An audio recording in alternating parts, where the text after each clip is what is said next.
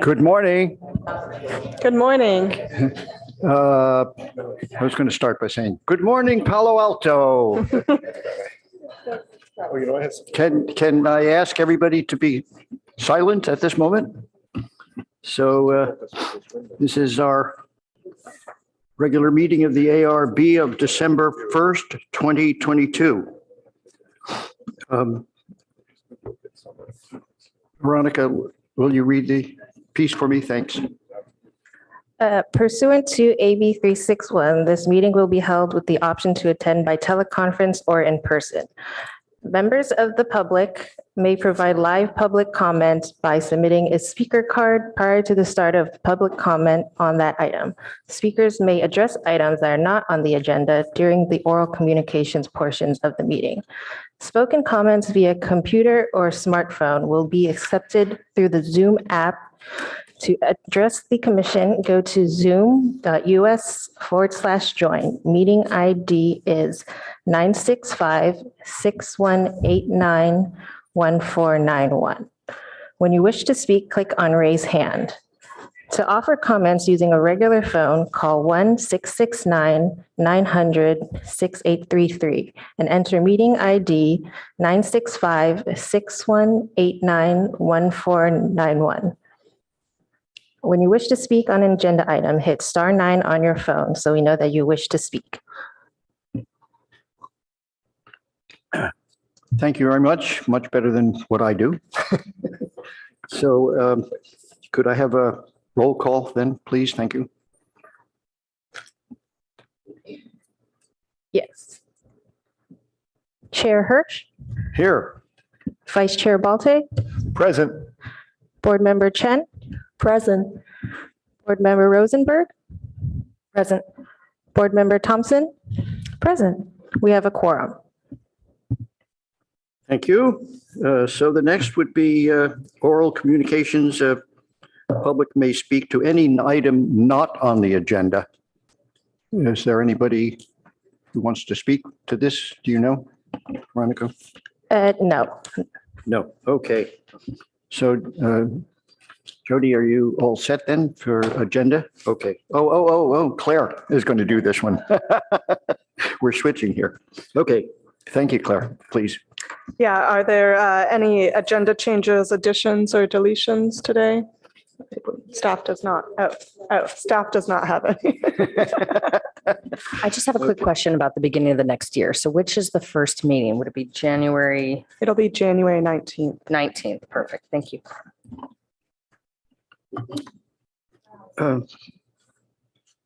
City official reports. Oh, hey, David, do we still discuss about the townhouse today? The townhouse slide? No? Oh, did you receive the slides? I hope.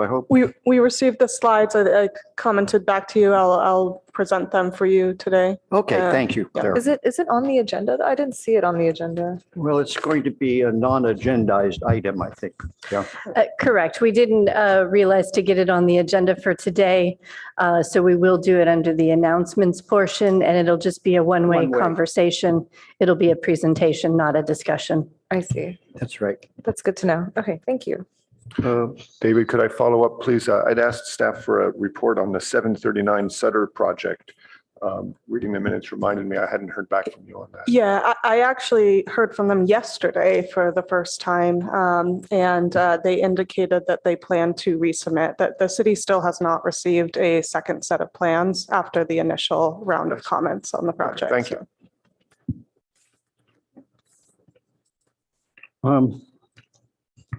So just a ARB meeting schedule. The next hearing will be on the 15th. Board Member Rosenberg will be absent at that meeting. Are there any other members that will be absent to ensure we have a quorum? And we do normally skip that first hearing in January. And so that's why the first January hearing would be the 19th.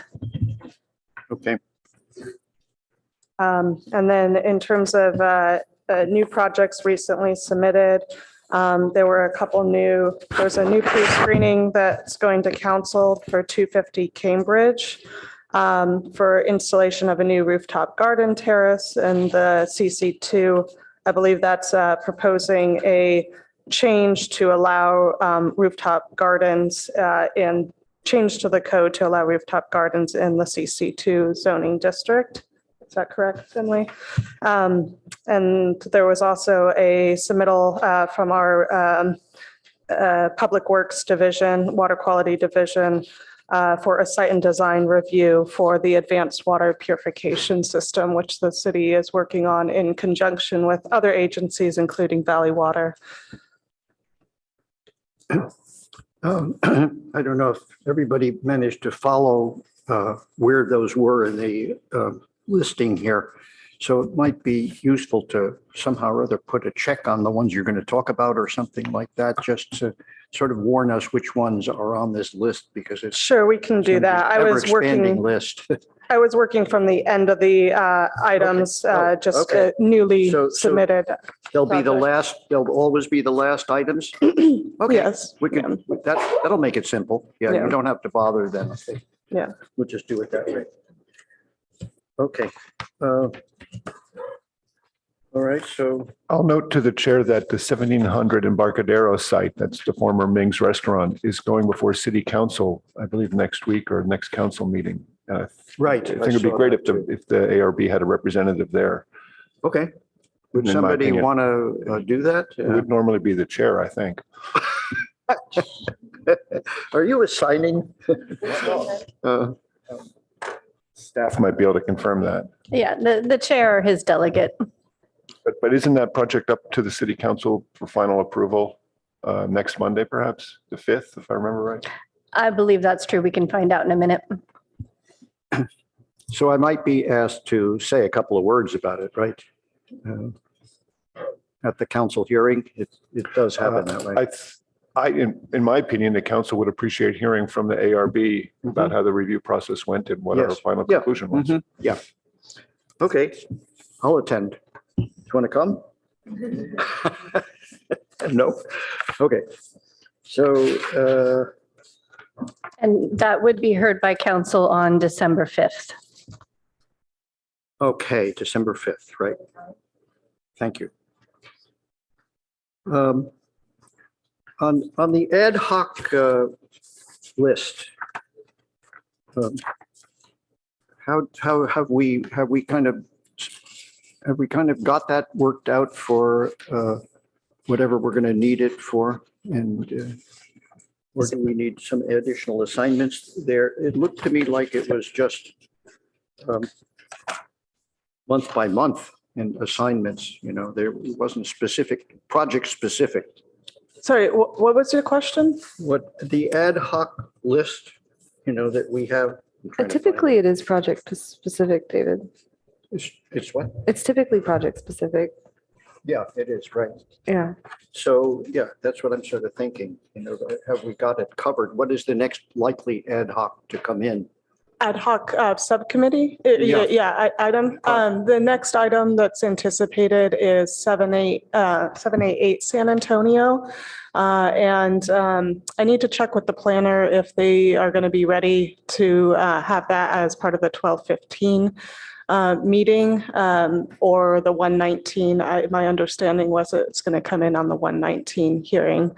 But there were some ad hoc committee items related to that project, which was a major housing project on San Antonio.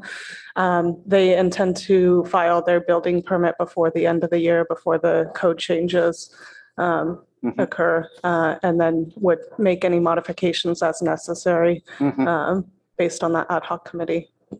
Okay, so that project really, the new members were not here for those hearings, right? So if I could, I would have Peter and Ozma on that committee. We'll check if a decision has already been made, but you're right that maybe the people that were on it aren't here anymore. So we'll keep all of that in mind and email you if we need to. Thank you. Okay, so let's begin with the first project. So let's Has the board been there to visit the site? And would you like to start it? Okay, Osma. Disclosures. Yeah, disclosure. I visited the site. Yes, I visited the site as well. Yeah, I disclosed that I visited 660 University this week. I disclosed that I visited the site this week as well. And I live nearby, so I visited the site 2 times. Okay, that being the case, I'm not loud enough? I want you to be super loud. Okay.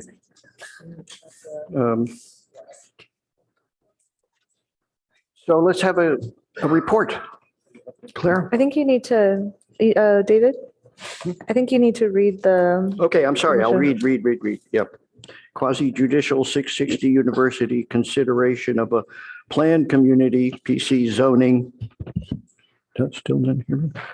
680 University Avenue and 500 Middlefield Road, demolish existing buildings, 9,216 square feet of office, and provide a new 4-story mixed-use building with ground floor office, 9,115 square feet, and multifamily residential all floors, including a 2-level below-grade parking garage proposed. Residential, 41,570 square feet will include 65 units, 47 studios, 12 one-bedrooms, 6 two-bedrooms, and a request for a comprehensive plan amendment to allow replacement of existing office floor area in a multi-family MF land use designation. Environmental assessment. A notice of preparation for an environmental impact report was circulated from November 4th, 2022 through December 5th, 2022. For more information, please contact the project planner, Emily Foley at cityofpaloalto.org. Okay, Emily? Okay, good morning. My name is Emily Foley. I'm the project planner for 660 University. As ARB Chair Hirsch explained, this is the overview of the project. 9,115 square feet of office, which is replacing existing office on the site, and 65 new residential units, 20% of which will be affordable. 2 levels of underground parking with 88 total parking stalls. And then in terms of it being a PC and comprehensive plan amendment, there is a height exception to the 35-foot special requirement for PC projects and reduced setbacks, including the Middlefield special setback. And this project also includes merging 3 existing parcels. The location of this project is mainly along University Avenue for the length of the block between Byron Street and Middlefield Road. And it is nearby to the Lytton Garden Senior Housing as well as the Hamilton Senior Housing. So this project is a PHZ or PC. So PC is Planned Community District, which is intended to allow flexibility not otherwise attainable under typical zoning requirements. It is required to provide a substantial public benefit and to conform with the Palo Alto Comprehensive Plan. And so there are also the PC section of the zoning code is PAMC 18.38. And so there are also special requirements that are in 1838-150.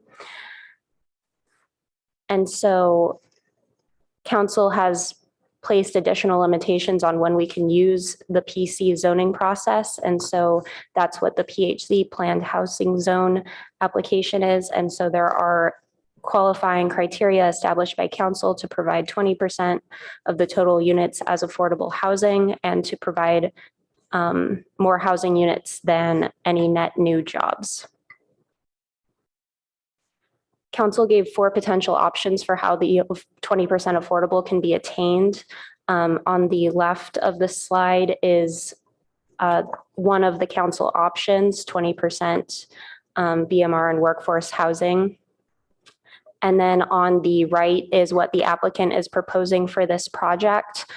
Using council's feedback from the pre-screening, there is not workforce housing, provided it is all, the 20% is all BMR units, with a total of 13 units out of the 65 being proposed as affordable.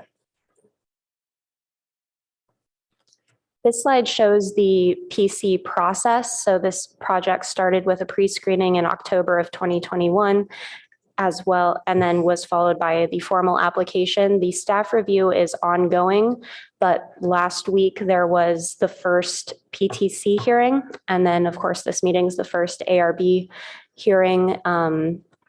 The recommendation, as we'll get to later, is for this item to be continued since the environmental review has not been completed. And I anticipate that you will have, some comments and feedback for the applicants. But after ARB provides a recommendation, then it will go back to the PTC for them to provide a recommendation, and then council makes the final decision. Simultaneous with this project is an environmental impact report, EIR, is being prepared. The notice of preparation is still currently circulating, so members of the public have until December 5th to provide, which is Monday, to provide any comments they have regarding scoping, which is kind of the content of the report. This is the site plan of the project. All of the proposed office is on the ground floor, as well as the lobby for the residential use and one owner's unit for the building. The other units will all be rental units. There's also outdoor space for the office. The parking circulation is entering and exiting off of Middlefield Road, but there are pedestrian entrances on all sides of the building. This shows an example floor plan. There are 3 levels of residential use. Each unit has a balcony.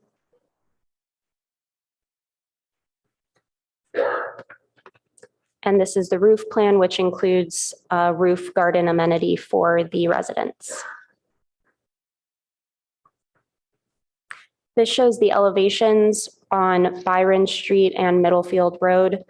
The left side is the Middlefield Road. You can see the entrance to the parking garage.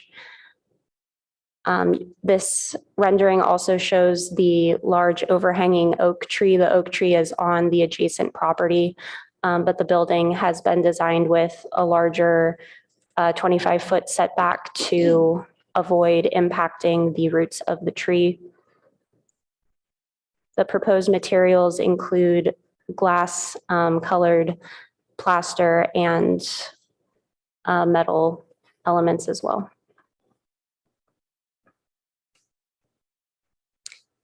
And so this shows the university frontage at the top and the rear interior frontage at the back.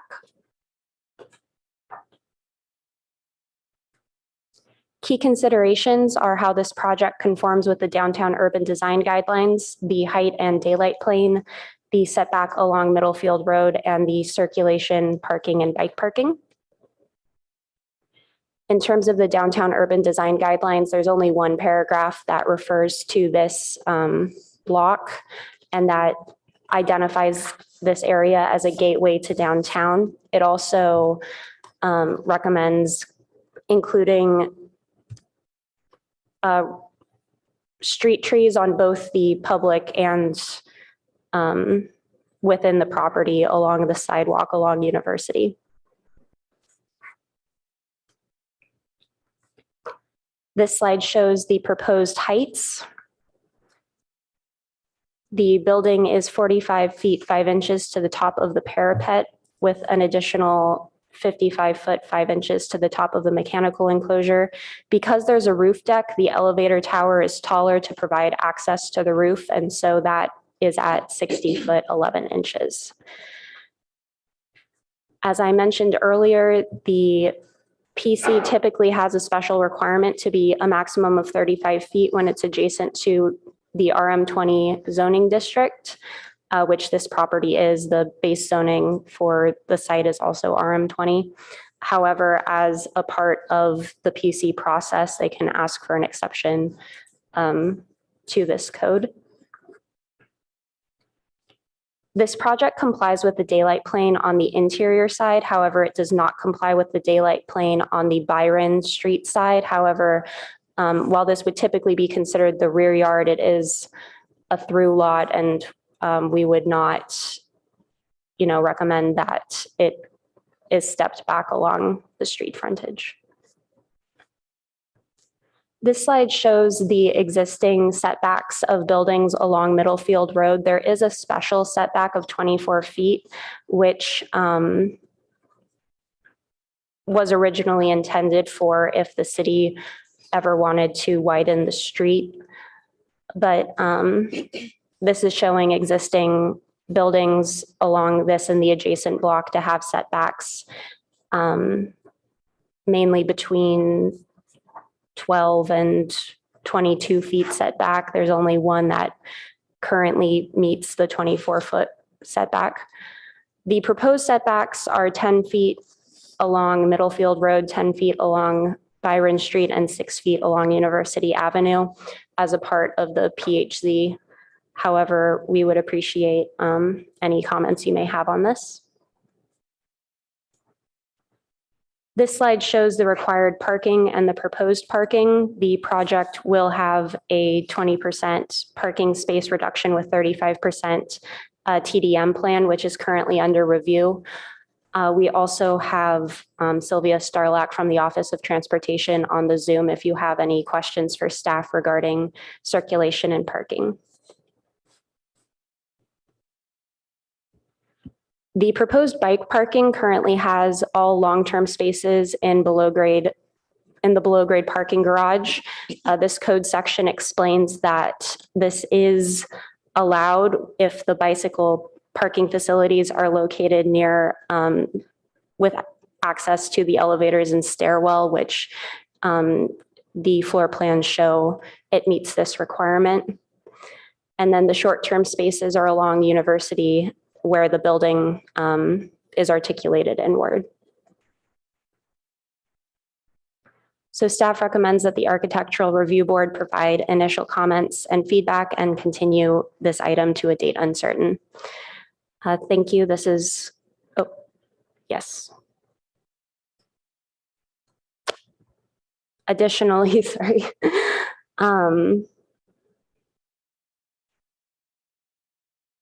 Another item to consider in terms of circulation is that under the recently adopted objective standards, which is this project is not required to comply with, residential and mixed use structures with 50 or more dwelling units should provide at least one on-site short-term loading space for taxi cabs, delivery services, et cetera.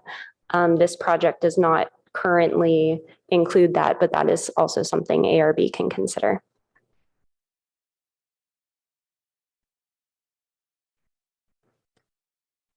Thank you. The applicant also has a presentation.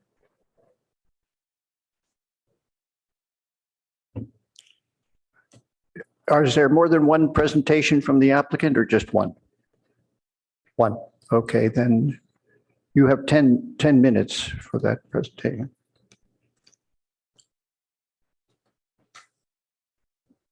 And you'll need to state and spell your name for the record. Yes, state your name and spell your name.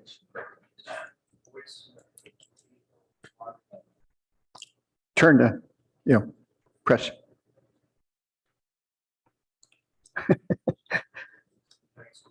No, we can't hear you.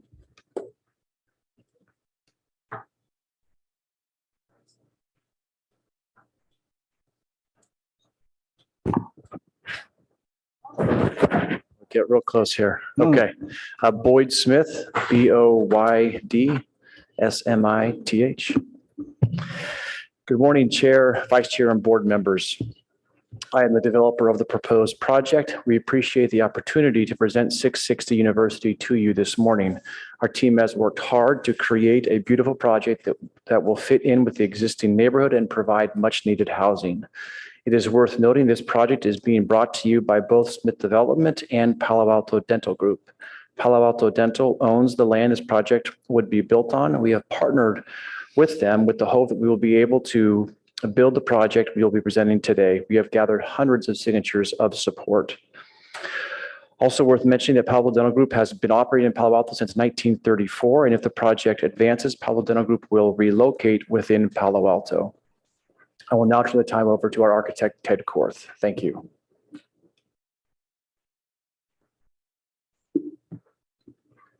Hi, my name is Ted Korth, TED, KORTH, with KSH Architects. We've done a number of buildings in Palo Alto, fortunately for us. I'll try not to repeat what Emily already went through. Maybe you could forward it, Amanda. So this is our team. Paul Lettieri from the Gazzardo Partnership will be attending by Zoom and have some words about the landscape. He's our landscape architect. Next, please. So this is a context plan. It shows our site in the center surrounded by blue, noting that there are a number of four-story buildings directly adjacent to the site where Amanda's showing that, also across the street and at some of the other corners in the vicinity. So it isn't the only four-story building that's being proposed. There are others in the neighborhood as it is right now. Next, please. These are just views of the existing site from various vantage points that we provided for you. You're familiar with this. Next, please. And then some of the other buildings that are in the neighborhood right now, the Hamilton in the upper right-hand corner, the building across the street in the lower right-hand corner. So that in context, there are some similar sized buildings. Next, please. Amanda. Thank you. So we wanted to mention this. This is that special setback along Littlefield that's 24 feet. The existing building on our site is set back 10 foot 9 inches.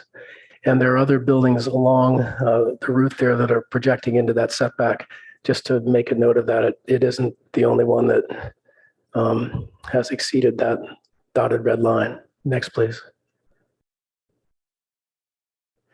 So the ground floor and the layout of the site, to note, along Middlefield, the sidewalk is 14 feet wide. The setback from the property line to our proposed building is 12 feet. So it's 24 feet from the curb line, actually 12 feet and 12 feet. It's 24 feet from the curb line on Middlefield to the face of the building. Along Byron, the proposed building setback 12 feet, and there is a 12-foot setback, so it's 24 feet from the curb line to the face of the building. And then along University, there's a 14-foot wide setback, 14-foot wide sidewalk and a 6-foot setback along University. There is a level change that is required by FEMA for flood control. So the floor of the first floor is about 30 inches above grade. So in order to make that transition, there are two gradual ramps that flank both entrances. So on the right side where the light blue material is, that's the office use. On the left with the yellow and the green, that's the residential use. So they each have a primary entrance on University with secondary access from the side, especially along Byron. There is a large oak tree on the bottom of the page that you can see. It's on the neighbor's property. Our building's been set back both for the building and the below grade garage. And Paul Lettieri will explain that we've done this to preserve that tree. It's a beautiful tree, and we've done everything we can to make sure it'll flourish in the future. Next, please. So this is the corner from University and Middlefield. It shows the scale of the project. There are setbacks, level changes, material changes, projecting balconies with glass railings.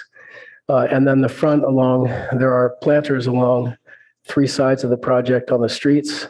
You can see the center of the building. There's a bright color, which is an opportunity for public art. At that point, there's a ramp to the right to go to the residential and a gradual ramp to go to the left to the office, as well as a staircase at the center. So it's kind of a nice welcoming feature.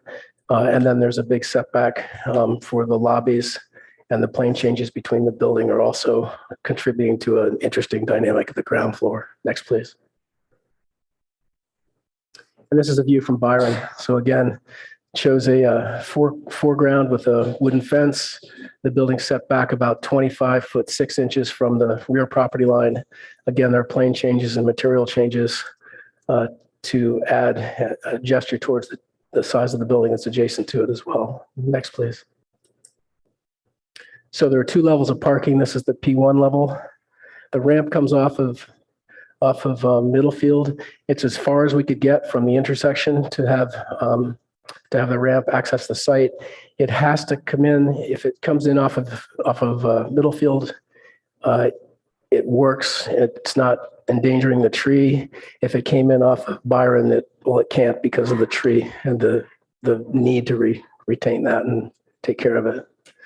It would be a right in, right out situation. So cars wouldn't be turning left as they leave the building. So we felt that that's a safe way of doing it. It's as far from the intersection as we can get. Next, please. The P2 level, ramp just continues down. Next, please. And again, the ground floor and off the ground floor, you can see that there's an outdoor terrace that Paul will explain in greater detail. There are 2 elevators that serve the residential and 1 elevator that serves the office coming up from the parking level below. Next, please. So again, mixture of studios, 1 bedrooms, 2 bedrooms, ins and outs. Everyone has their own balcony, private balcony. Next, please. And on the top floor of the residential, the building's set back so that this complies with the daylight plane and also adds an outdoor space for those units. They have a really nice outdoor space. Next one, please. Again, a mixture of units and details and dimensions of them. Next, please. Next, please. Trying to make sure we don't go over 10 minutes. And then the outdoor deck, Paul will explain in detail, but it's set back from the side facing the Hamilton. The mechanical enclosure is shown in that sort of tan color.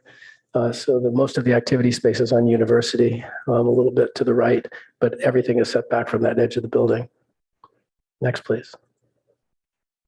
So these are context drawings.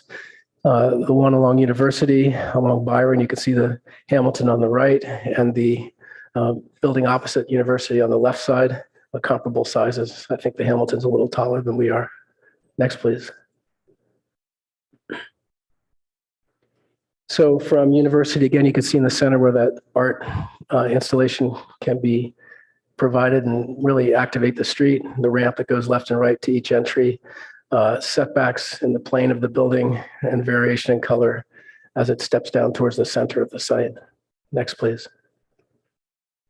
A view from, from Middlefield, and the entrance to the garage is on the left side. You can see the oak tree as well. Next, please. Again, this is from the other side of the site. This is from the side that faces the oak tree.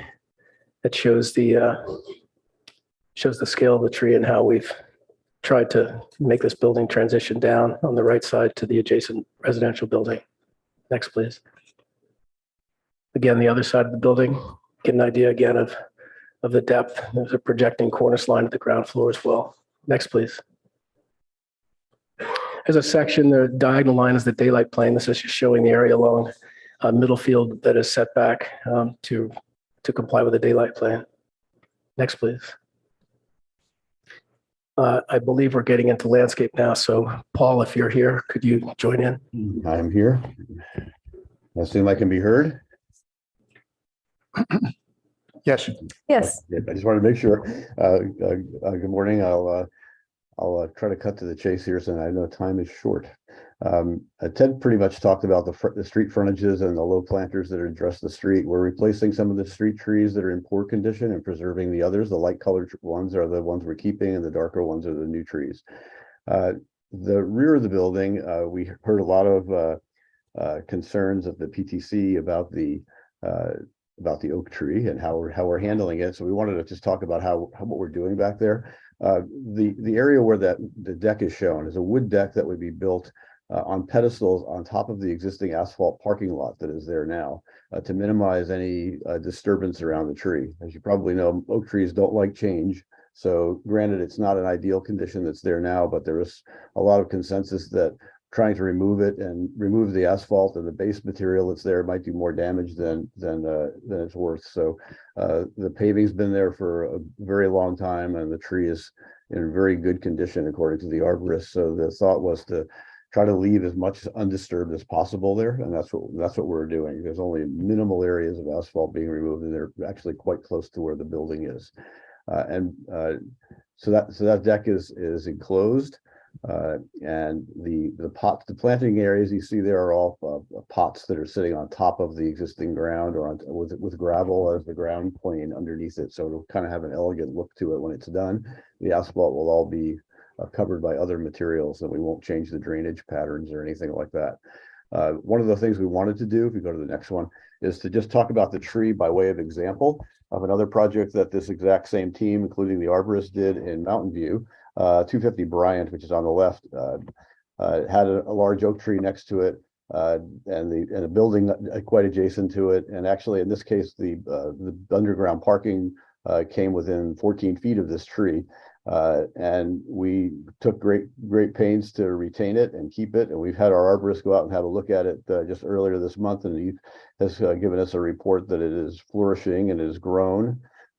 He's got some he talks about what its size was in 2012 when we started the project, and what its size is now. It's grown, I think, 6 inches in circumference and about 10 feet in spread, and it's done quite well. That one was actually on our site, and we built a deck right against that tree. And on our project here at 660 University, the tree is off-site. We're not touching the ground around the tree in any way, and you can see the existing condition. It's tree number 10. It's growing in less than ideal conditions, and it is doing very well. So our feeling was to not touch the retaining wall, not touch the asphalt, leave the ground alone. We will replace the fence in kind on top of the wall that's there now, or directly adjacent to it on its face, and not disturb the ground plane around the tree, just to minimize any disturbance that could happen to it during construction or otherwise. So that was a significant aspect of what our considerations were for the tree. We keep going. Yes, Ted already talked about the roof deck. It is the gray area is the mechanical equipment, and then the planters that are up there are designed to create little outdoor room spaces with seating area opportunities. And we sort of have two separate kind of use areas on each end with sort of the connecting quiet spaces. Keep going. And this, the imagery is, I won't go through all of these in the interest of time, but the paving materials on the ground, our bike racks, the open wire fencing that we have along part of the edge, as well as some of the wood fencing, the horizontal wood fencing that we've got shown, some of the lighting, and then the decking material down below. Okay, onward. This is just giving an indication of a plant material where I think we're at 90% plus natives on the site. And we think that's going to have a really great look with lots of different color variations, foliage, and all of that we can bring to the table. Yeah, we're running pretty late here. I think our time frame is done, and I tried to get through quickly. So we're happy to answer any questions you may have. Thank you. Okay, you did it. All right, so board members, do you have any questions? Do we hear from the public first and then? Do you want to hear from the First, public I'd like first to or know if there's any questions? questions for the staff on this project. I have questions, but I'll wait until after public comment. Anybody else have questions for the staff? I'll follow Osma's guidelines. I'll just wait till we hear from the public first, if that's okay. Okay. Well, I have questions as well, so we'll wait then, since the majority seem to want to do that. Okay, so let's open this up to the public. Quite a number of you. So are you going to speak individually? How do the cards read? Yes, I have first speaker Lee Prince, who's joining via Zoom. He has for people who donated their time to him: Leroy Barnes, Jane Hadley, Linda Chin, and Dick Smallwood. So, Mr. Prince, if you can unmute yourself, you can speak. Yeah. Good morning. My name is Lee Prince. Can you all hear me? Yes. Great. Yes, Lee, before you start, I just would like to confirm that the people that are giving up their time are present either in the room or online. Okay. If they can raise their hand or something similar. Yes, they're present in the chambers, but the speaker is on Zoom. Thank you. Okay, Ms. Oh. Prince. Okay, great. Thank you. I'm a land use attorney here on behalf of the Hamilton, the senior community adjacent to the proposed project, many of which are in person with you this morning. As you know, your job as the ARB is to consider whether as designed the project is consistent with the zoning and the comprehensive plan, whether it will create a desirable environment for the community, whether it is in harmony with adjacent uses, and whether its design is beneficial for pedestrian and bicycle safety.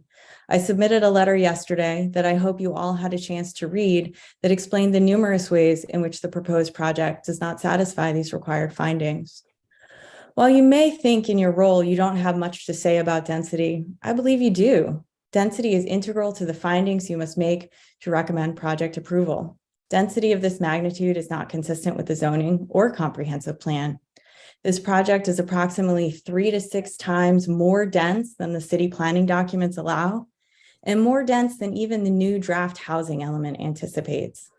While the planned community rezoning allows some flexibility, it does so in exchange for substantial public benefit. Previous planned community projects have provided far greater benefits for far less density.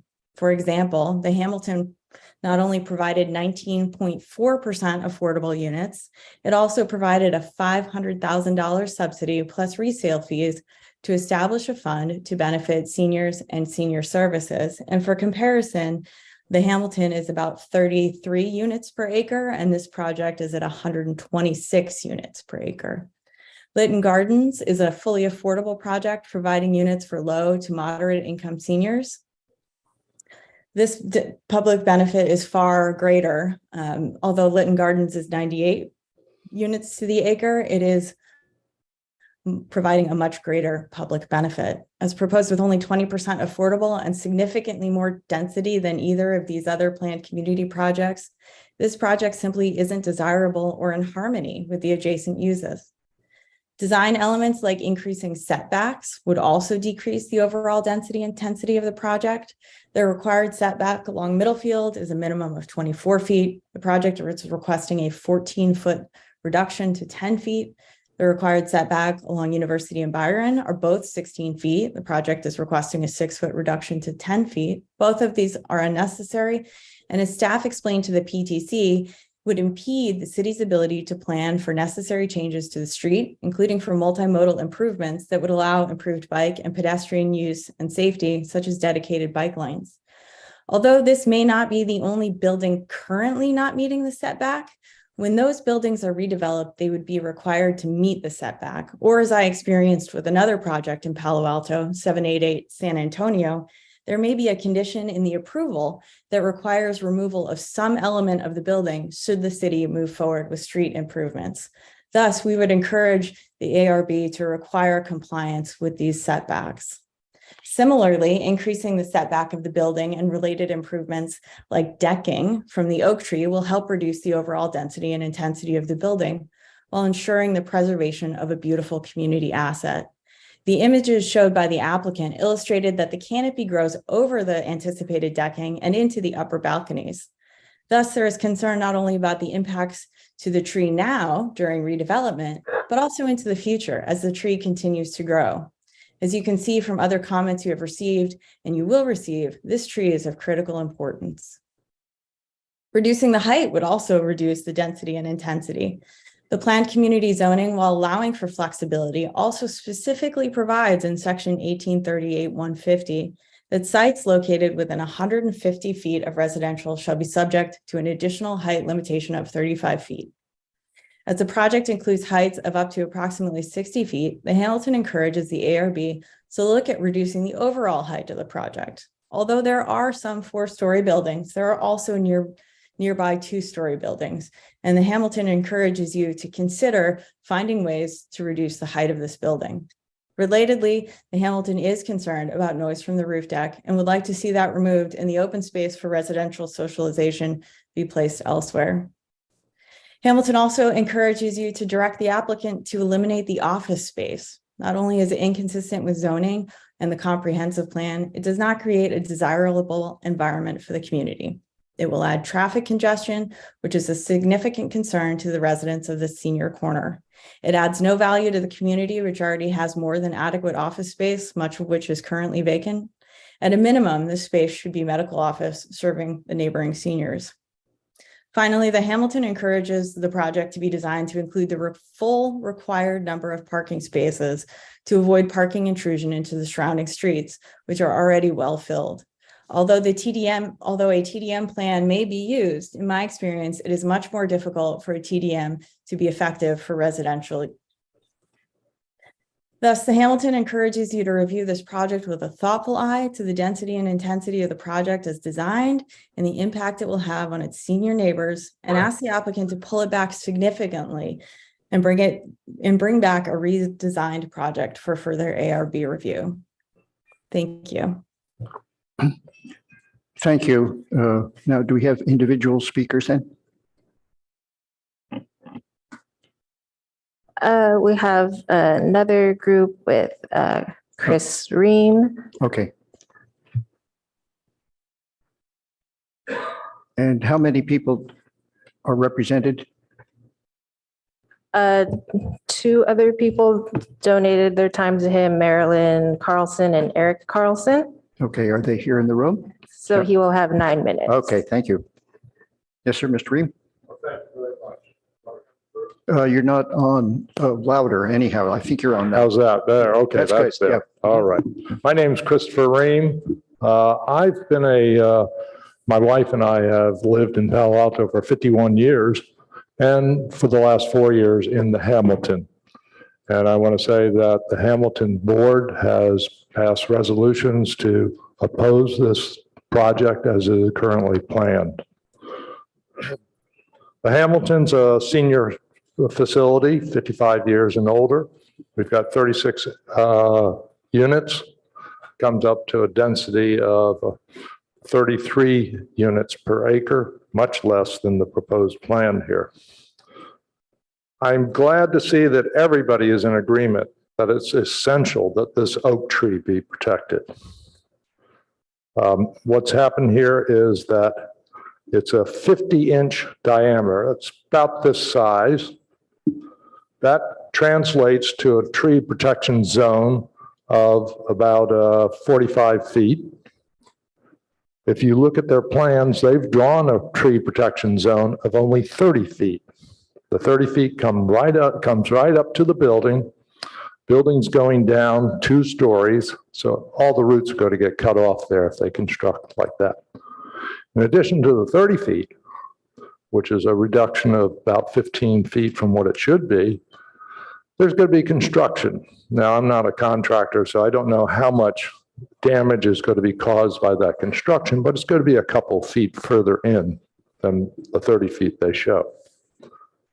Also consider the fact that it's not only the roots that we're worried about, it's the limbs, because they're coming right up to the building, but it's not just 30 feet there. They have 6-foot balconies coming out. So they're going to have to cut back another 6 feet. And then you know perfectly well that they're going to say, wait a second, we cannot have limbs coming right up to the balcony. So they're probably going to cut another 5 feet. 11 feet more off the 30 feet. So maybe only a 19-foot protection for those limbs. And their landscaper, their arborist admits that they're going to have to do pruning. And he mentions a 17-inch limb is going to have to be cut off. 17-inch, it's a big limb. Okay. Traffic on Middlefield. They mentioned that they've got traffic coming in and out of their garage onto Middlefield. There's a suggestion that it be only a right turn exiting. How are you going to enforce that? Because people are going to want to turn left to get right to University Avenue. Are they going to go to Stanford, I-280? Are they going to go to Safeway in Menlo Park or Costco? Or are they going to go out to the Bay Shore?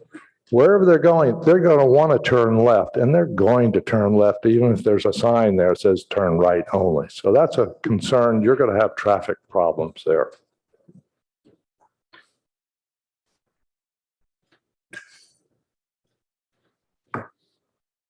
Construction. How are they going to do the construction? I don't know how long it's going to take, but they're not going to park their trucks on University, I don't think. They're not going to park them on Middlefield. They're going to park them on Byron. Byron's going to be shut down for a couple years while they do that construction, and that's going to cause some real problems. Bear that in mind. Parking.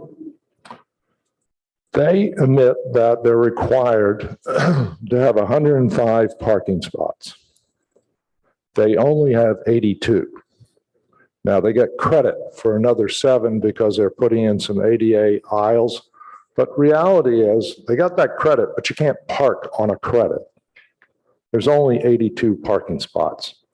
So we're looking at 23 extra cars who don't have a parking spot, who are going to circulate through the neighborhoods trying to find a parking spot. Parking is already a problem in downtown Palo Alto. It has been for years. They're just making it worse with this project. Okay, a new thing that they brought up just recently in their latest filing is this deck upstairs on the roof. I call it the party deck. Take a look at it. 2 barbecues, a wall-mounted TV, and consider who the residents are going to be. With little tiny studios, we're talking about young single people. What do young single people do? They like to party. The Hamilton is looking right at it.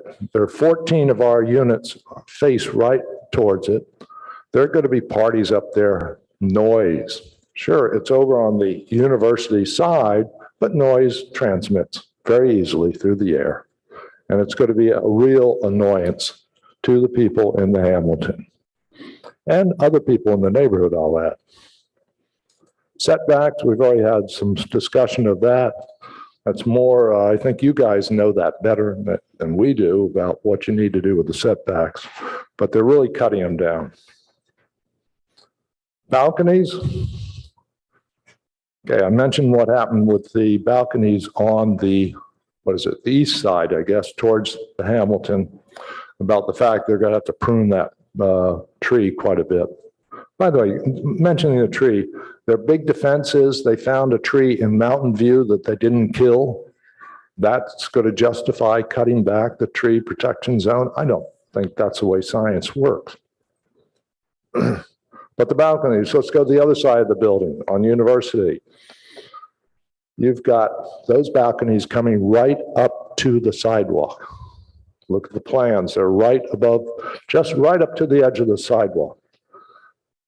My thought is they're unaesthetic, which is a fancy word for ugly.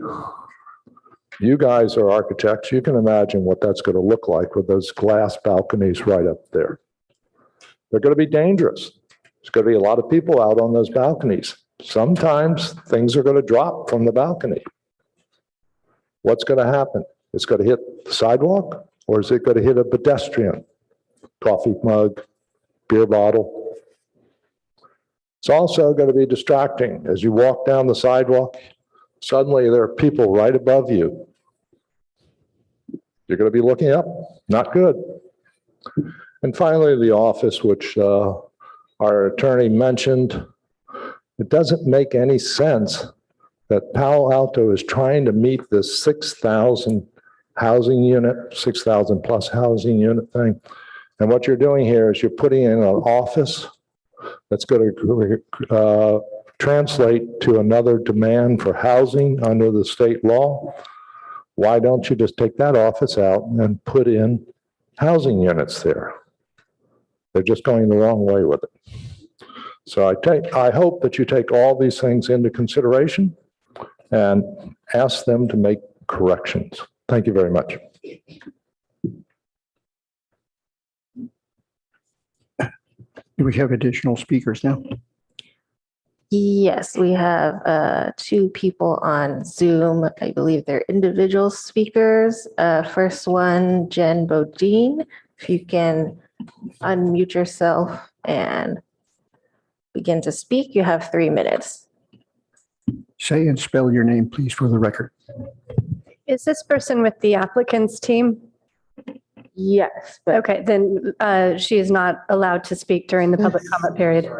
I'm actually, Oh, I'm Dr. Shachi Bal, part of the Palo Alto Dental Group. Okay, go ahead, please. If you can please spell and state your name. All right. My name is Shachi Bal. It's spelled as SHACHIBAHL.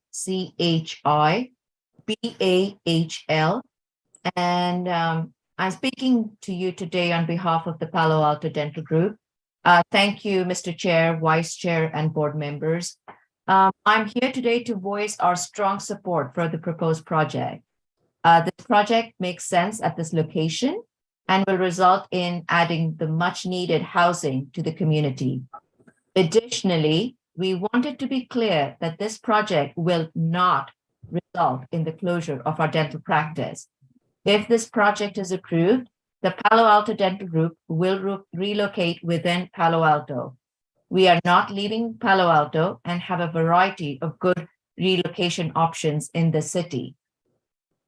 While this project represents change, it's positive change for the community. This project is appropriately located in downtown Palo Alto area with great proximity to the community serving retail and public transit. We hope it's clear that Palo Alto Dental Group is supportive of the project and will not close as a result of it. Thank you so much for your time. Could you tell us, is your facility immediately adjacent to this property?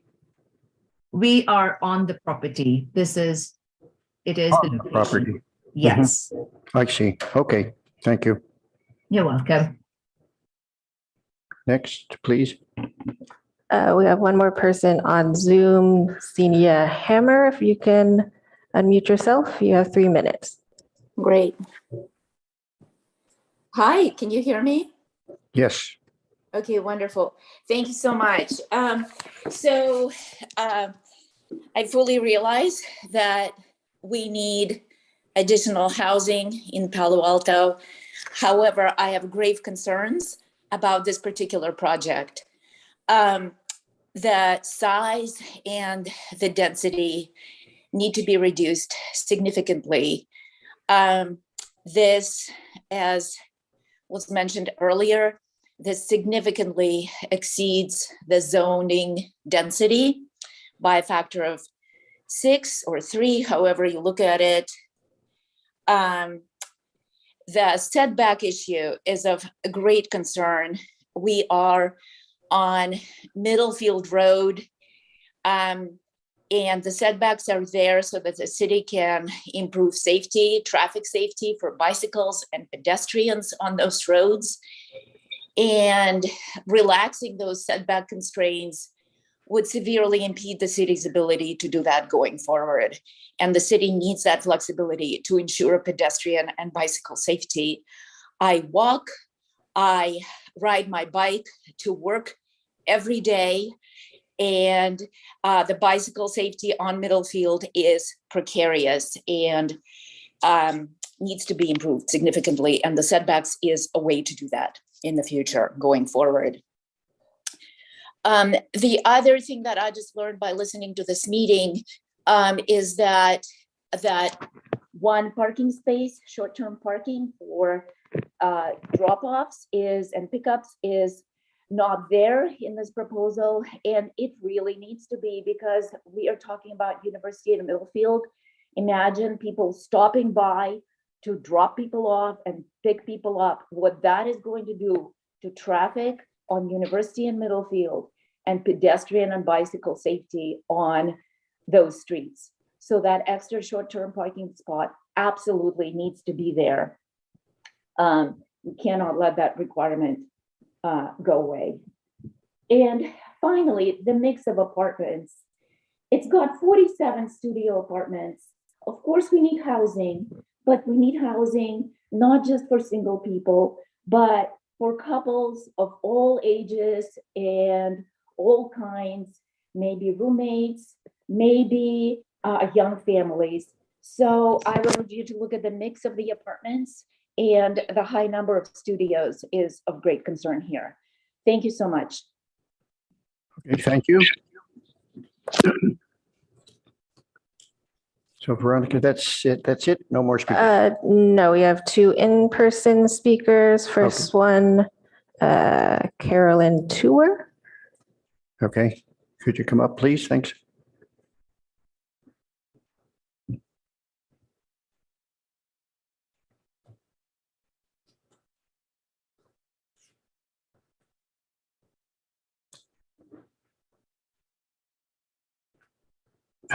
Please state your name and spell your name. Thank you.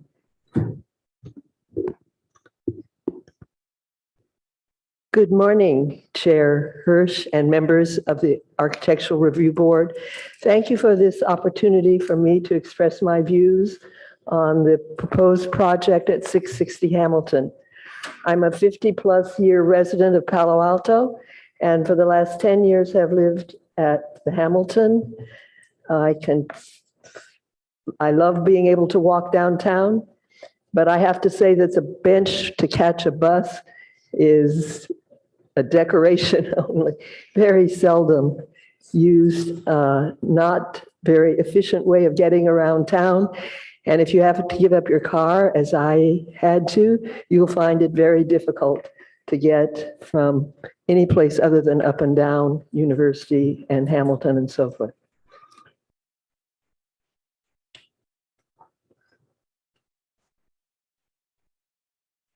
As I looked out my window last night, excuse me, I tried to imagine what the proposed development, can you still hear if I do that? Just get a little closer to the speak. Okay. As I looked out my window last night, I tried to imagine what the proposed development at 660 University would mean for future occupants. For some, it would be a place of their own, even if the studio apartments would scarcely be larger than the dorm room of their student days. For others, it would be the end of a horrible commute. We urgently need more homes, apartments in Palo Alto. But few would call these new apartments family-friendly, and fewer still would call them affordable. What will it take to build more affordable units? Family-friendly homes that bring children to our neighborhoods and trees to maintain our link to nature. Before the city moves ahead on any project, the community needs clear answers on the developer's very, very long list of requested exceptions. What lessons can we take on affordability from rental rates for the apartments at El Camino and Page Mill Road? Are they actually going to be at or near market rate? Are they now truly more affordable? I think there are a lot of questions about the affordability of those units at El Camino and Page Mill, and I presume they would apply to this project as well. I hope that you will look into that before you go on record on this project. Will the oak tree survive? It certainly has captured public fancy. For seniors who don't drive, a walk around the block is the best exercise they get in a day. Cutting setbacks from 24 to 10 feet affects their quality of life. For a community still grieving over the loss of two of our own Pali grads, waiting to make a left-hand turn, we have to worry about seniors trying to cross Middlefield, before the light changes. They are shorter and slower than most adults, often not easily visible. They don't all see the lights change as they watch cars whizzing past. Bicyclists, what about their place in the busy Middlefield University intersection and our pride in being a bicycle city? And won't Friday and Saturday nights be different at Senior Corner, as they call that area where Hamilton and this project are, when the residents pour out of their studios and head for the rooftop with their favorite music? It may be a bit rugged for patients at the Webster House Nursing Facility, a short block away. A 10:30 curfew? Hardly. What is the public benefit of the 660 University project? When penciling it out, I hope the ARB, the City Council, and the citizens of Palo Alto will use their own pencils. It is difficult to hear every idea put down with the phrase, doesn't pencil out. As for an alternate project to the EIR, how about low-cost senior housing?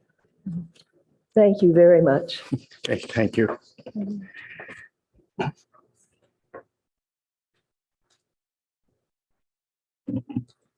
Last in-person speaker, Carol Gilbert.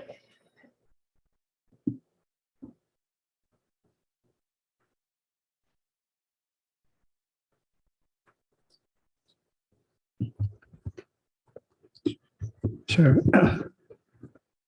say and speak your, spell your name, please. I'm Carol Gilbert, CarolGilbert. Thank you. And I'm a member of the board of the Hamilton, and I would like to thank all the Hamilton residents who have come in support of how we feel. I just have a note that really wasn't part of what I planned to say to you, and that is I just came to learn yesterday that apparently there were petitions in the dental offices for their dental patients to sign. So when you hear them say something like, we have, I don't know, hundreds of signatures loving this building, it's all their patients. And I'm not even sure that it's ethical for doctors and dentists to ask for patients to sign anything, as it's sort of a private relationship. But that's an aside from what I came to talk to you about. But consider that when you hear there's hundreds of people who love the idea. Okay, how does the proposed 660 University project fit with your responsibilities? Design review, architectural considerations. This location is considered the gateway to downtown. Tall buildings springing from narrow sidewalks fly in the face of aesthetic sensitivity. Please don't turn downtown Palo Alto into downtown San Jose. Harmonious development. A lot of talk about the setbacks. The request is for egregious variances to the normally required setbacks. Only 10 feet instead of 24 feet on Middlefield. It would forever eliminate the possibility of widening Middlefield and adding that safety to a bicycle route. Desirable use of the land. We've all been talking about density. 65 units where 40 per acre of land use is really the designation. Clearly, the city needs to add housing, and it is going to be more dense than previously. We understand that. But you must give it some consideration for its effect on the surrounding neighborhood. a tongue-in-cheek comment from Palo Alto Online just to add a little wry levity to my presentation. Why so small? 4 tiny stories and 65 units. Why not 8 stories and 150 units to get more folks downtown to support local businesses? At this rate, we need 101 of these exact projects to even get near meeting our housing goals for the next 10 years. Moving on to the serious stuff, parking.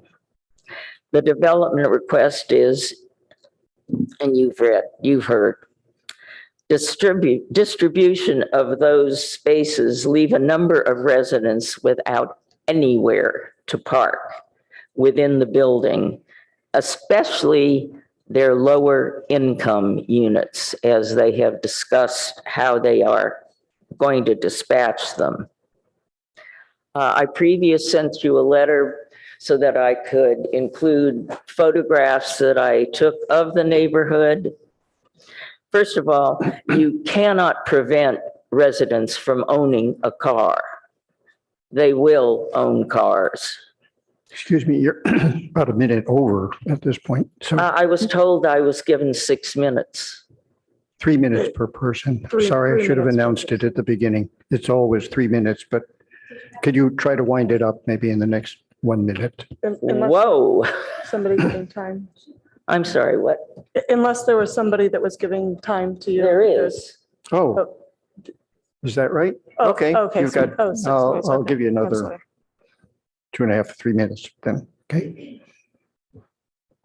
Okay, there are no parking spaces on the university side of the building. There are no parking spaces on the Middlefield side of the building. There are very limited parking spaces on the Byron side, which are fully parked most of the week. Even if they could get residential parking permits, the nearest residential spaces available are probably going to be a 3 to 4 minute walk. And I think Chris mentioned, and it's a big worry to us, where will the construction vehicles and heavy duty equipment be located during construction? Will it be on the 660 property? There is no space on any of the adjacent streets. I'd like to see that plan, and I think you should too. Office space, totally unneeded. Adjacent area, you know it's called Senior Corners, and why? We as seniors have a heightened sensitivity to air pollution and a greater desire to walk around the neighborhood and feel safe from bicycles and traffic. There is concern about the 4th floor balcony. The plan includes lounges, large screen TV, barbecues. Can you imagine Monday night football up there and living just opposite that? I actually have some alternatives which I'd like to share with the developer. How about no television, no speakers up there? How about build it as an enclosed solarium? Then we'd have the noise mitigated. And lastly, how about just create it as a garden respite with benches and the wonderful planting their landscape architect has put forth? You've heard plenty about the heritage oak tree. I think you need to listen to whatever our Palo Alto City arborist thinks about the plan. Affordability, designating 20% affordable units is really a handful. And only 4 of these would be very low income.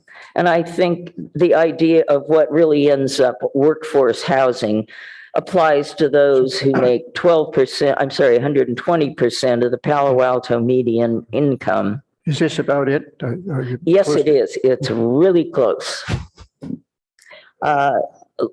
Alto Locale is $3,200 a month for a studio, $4,000 for a one-bedroom.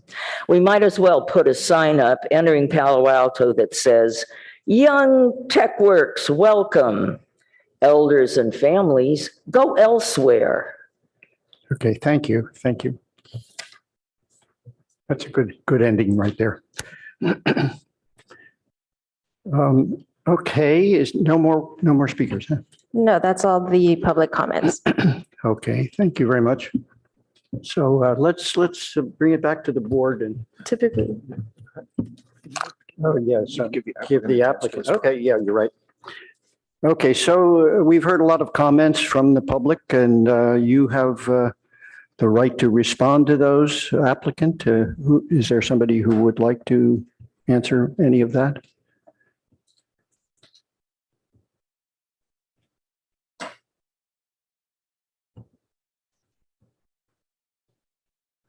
You're not required to, just to note, but if you'd like to. You pass on that. Okay, then let's bring it back to the board. We would maybe have questions for both Emily and staff, as well as comments that we will make. Who would like to start? You want to do that? What's with that hat, Esma? it's cold. You go first. Okay. A couple of questions for the applicant. Maybe some easy ones for the architect. What's the building type? Is it a type 1 project?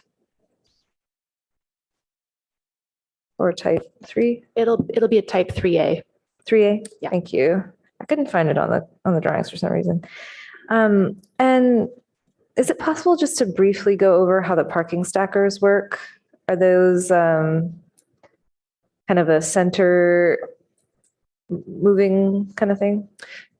Yeah, we've been looking at both two different types of independent systems, which means that you don't have to move one of the cars to get the other one out.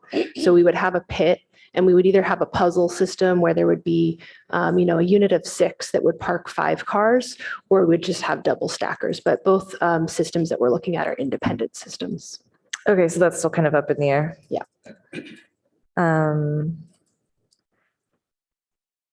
One more question on the building design.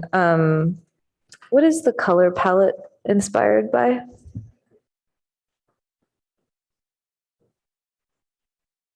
So we thought earth tones, that was the color for the almost wood colored tone in the upper floor where it sets back. We have clear glass. We have a fairly off-white color for a portion of it to kind of a lighter feel to it as well. And then the window frames are essentially kind of a wood color. They're not wooden window frames, but they're that tone. Okay, so like wood tones, but the facade is almost entirely plaster. Is that right? Yes. Had you considered using other materials? We could consider other materials. We thought plaster was a nice material that doesn't require a lot of joints to it, so it's a fairly smooth surface and nice texture to it. Thought it was a nice contrast to the windows and to the balconies, which are smooth and glass. I see. So the plaster is going to be a heavily textured. Medium texture to it, not heavily textured, not smooth though. I see. Okay. And it's a softer, plaster provides kind of a softer presence to it, and that's why we thought it would be appropriate appearance wise. Okay. The plaster is this sort of off-white. Yes. Color.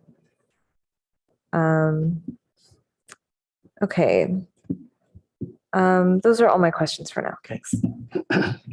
Peter, you want to go? I just wanted to follow up, if I could, that the sample seems to say a painted metal panel, and it's a paint sample. Am I missing something, or perhaps that's still to come? The balconies have a 1-foot band at the bottom for structure. Right. So we thought that would be clad in metal, and then the metal would then, the glass railing would key into a shoe behind that plane. But I'm sorry, I'm just wondering if we have a sample in front of us of this cement plaster finish. We don't. I'm sorry. I We don't. apologize. Am I right in thinking that's a majority of the exterior of the building, though? Yes. Fair enough. That's a very fair point. Thank you. Okay, a list of questions here, if I could, to the chair. This building is in the flood zone. Staff, is it permissible to have elevators and mechanical equipment below the floodplain in the parking garage here? And do they need a special floodgate of some kind on the parking ramp? Has this been looked into? Yes, this project has been reviewed by the Public Works Engineering Department. It will need a floodgate. I don't have specific information about the elevators and the stackers aside from it has been reviewed. Those are potentially significant issues, aren't they? It's normally the actual engines or motors themselves that need to be up out of the waterways. So we've had like electric chargers before where the charger itself was, down on the surface of the garage, but the equipment was above. So that, like a hose hanging down kind of thing. So there's probably some, unique solutions that need to be handled. Okay, well, I'm just flagging it as something that it seems to me is important. To the applicant, I notice Unit M is a corner unit on the ground floor as I read the plans right. I'm wondering if could you tell me, am I reading these plans right? There's a bedroom with a full height window right next to the street on the corner there. Is that what the plan is showing me? Maybe you could show up. Is it possible to put that plan even on the screen? I'm sorry, we get such small plans here. It's just really hard to read. But I wonder if you could just show me what's going on with that one unit, please. Is that possible? Yes. To the chair, if you'll indulge me on this, you'll see why I think this is important. Okay.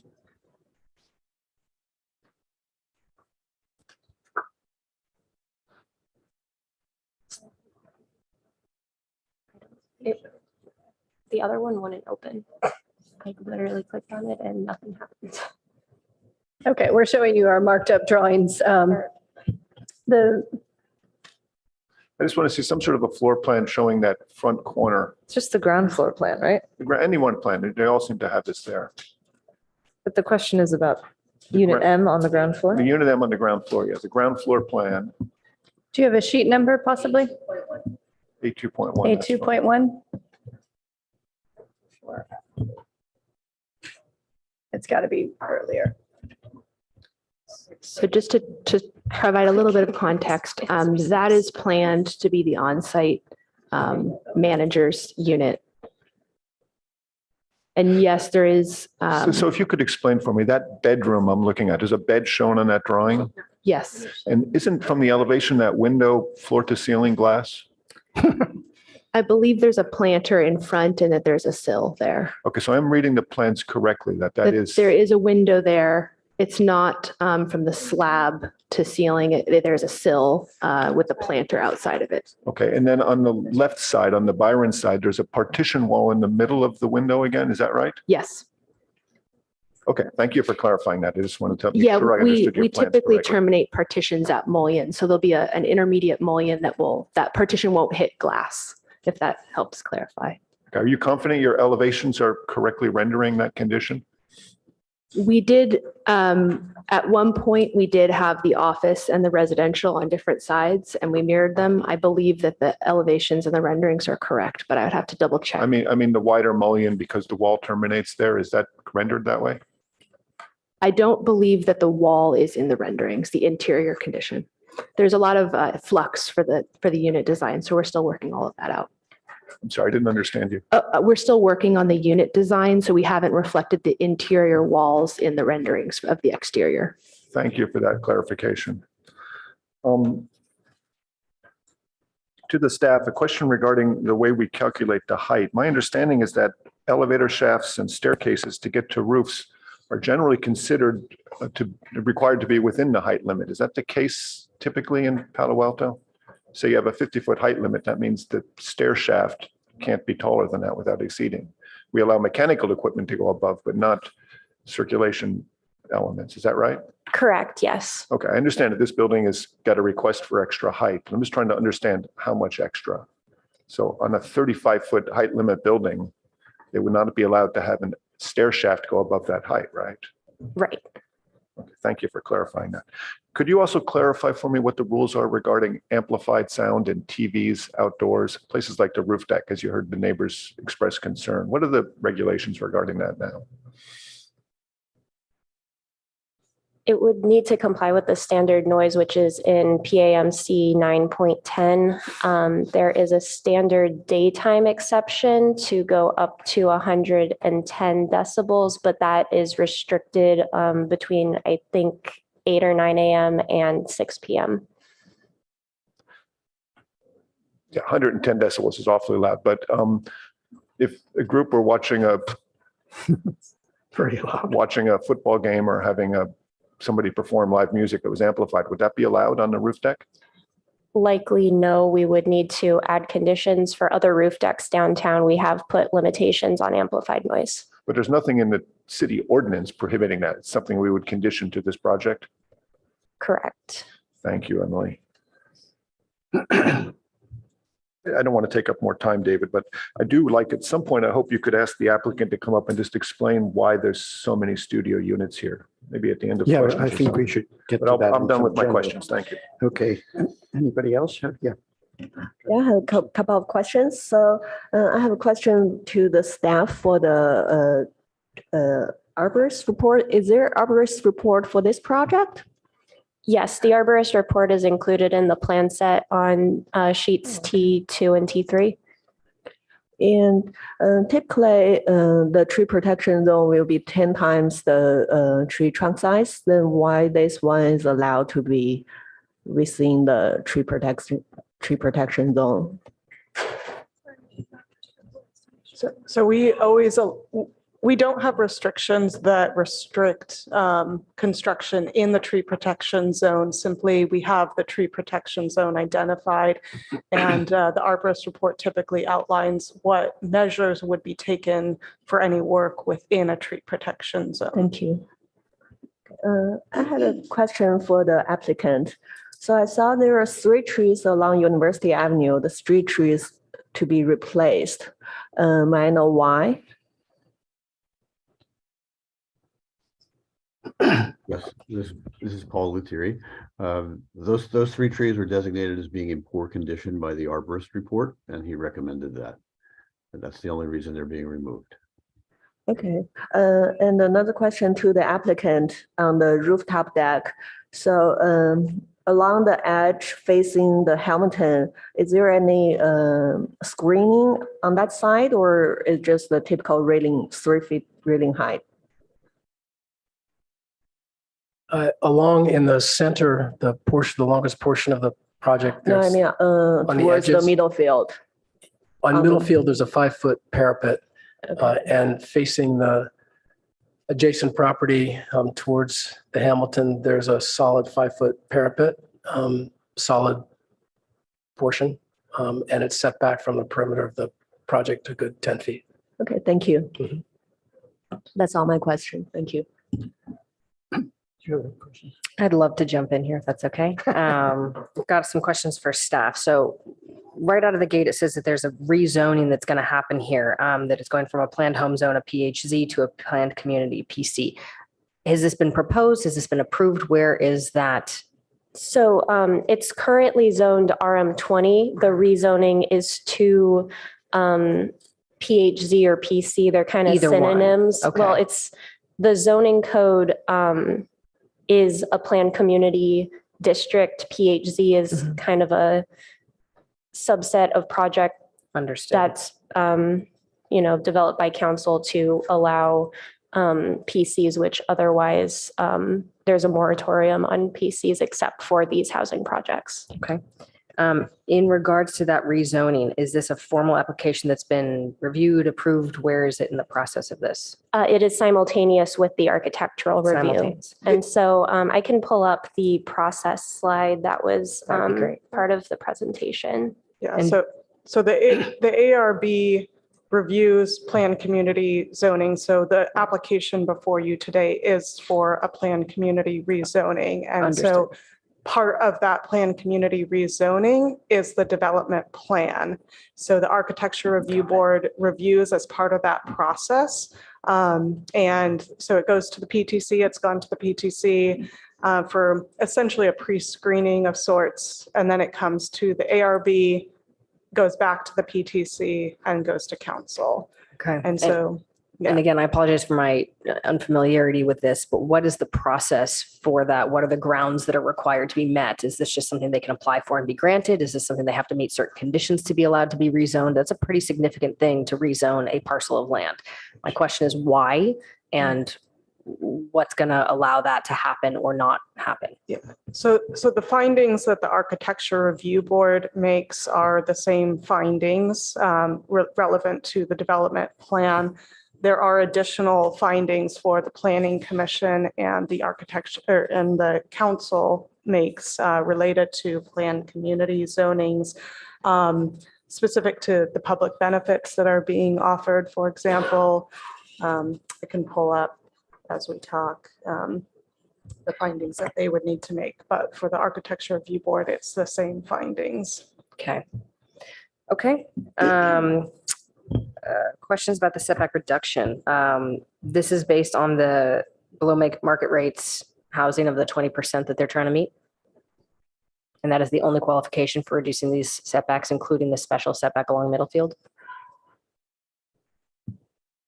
The council has indicated that they would be willing to consider projects that where the public benefit that's provided is the affordable, increased affordable component.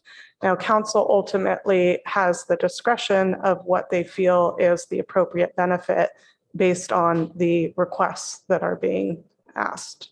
Okay. Sort of a nitpicky question, the parking stackers, do those qualify as tandem parking spaces or do they have a different designation?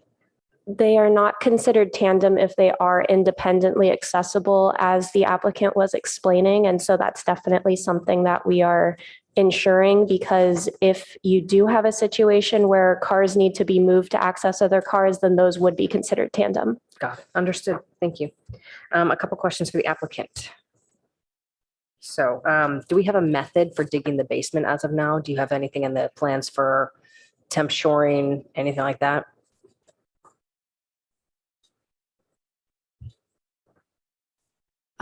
I believe a contractor has been engaged for some preliminary pre-construction review, but has not yet developed a construction logistics plan with shoring. The tree protection zone of 30 feet, though, does assume a 5-foot shoring and foundation thickness. So it's actually 25 feet of root protection. Okay, so you can confirm that they're not going to try and use an OSHA cut at that location because of the tree protection zone? I'm sorry, can you repeat that? Can you confirm that you're not going to try and use an OSHA cut for construction and digging of that basement along that side because the tree protection zone is there? I can't confirm that. I would have to engage with the contractor. Sorry, Fair not my area of expertise. Okay, understood. In terms of the landscaping at the Oak as well, a comment was made by the landscape architect. Hopefully he's still on the call and can make a comment to this, that the existing asphalt would be remaining in place. And yet there's a deck going over that. Could you just provide some clarification, please? Sure. Yeah, Paul Lettieri again. We're leaving the asphalt. We're putting pedestals on the asphalt, much as you would do on a roof deck, for how the deck would be supported, so we don't have to disturb the asphalt. Then the decking would be on top of it. Remember, the building is raised a bit because of the FEMA flooding, so Right. there is room there for a deck cross section to be able to be put on the asphalt itself, so we don't have to disturb it. Would there be any benefit to the health of the tree to remove that asphalt and allow for natural percolation into the ground? It's an arguable one because it's a change to what the tree has experienced for most of its life. well, not most of its life, but a big chunk of its life. And changing these things can be more of a problem. And there was a bit of a worry that the process of removing the material could damage the tree. So we kind of are erring towards the side of saying, let's not disturb anything there.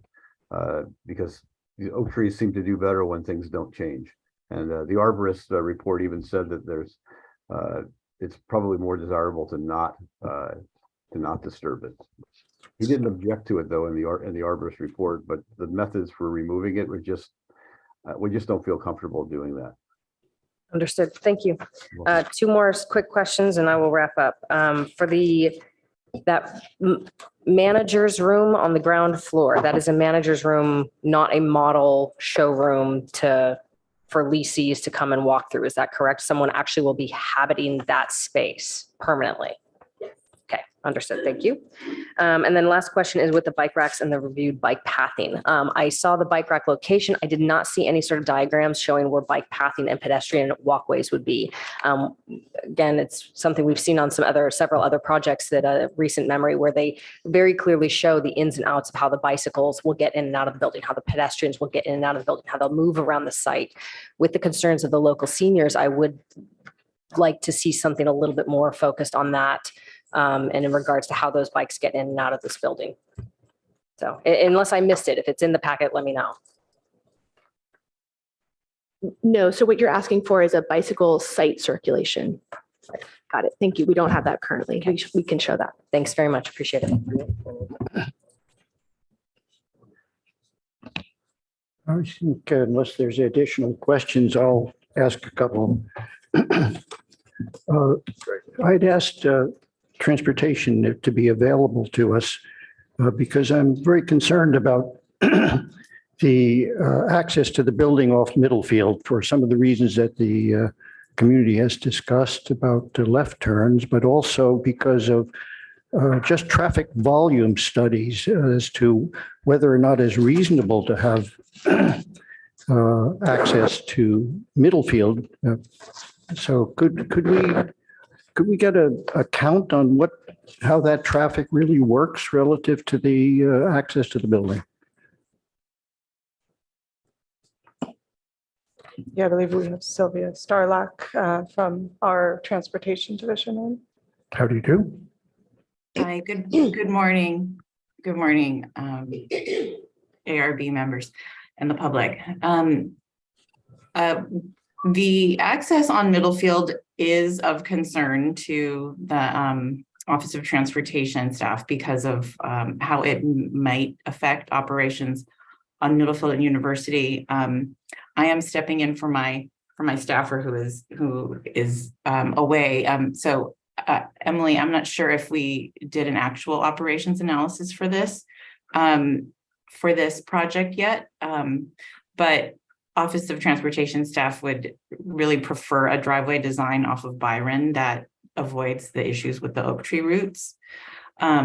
Moving the driveway to Byron eliminates the right in, right out situation. And it appears that access off of University into Byron is that there's space for drivers turning left into Byron if they're going westbound on University. So that would be our preference. I'm also noting that that Hamilton's main driveway is also on Byron. So Byron is already supporting access to a major development like this. Thank you. Yes.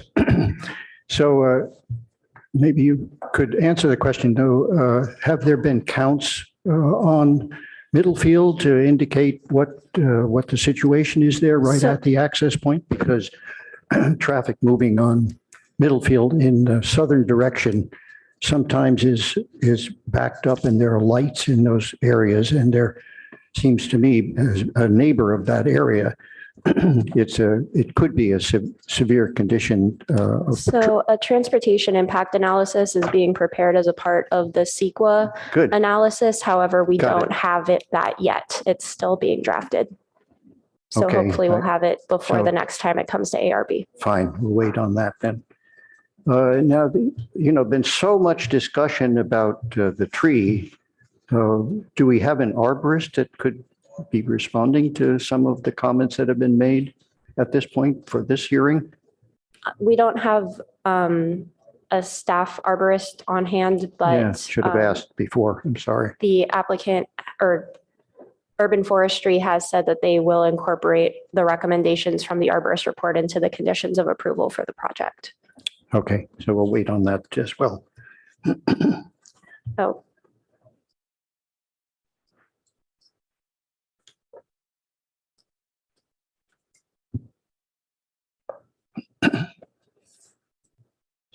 Is there some other comment? We also, I mean, we do have the project arborist on call, if there were questions, and we can verify that with staff, between hearings.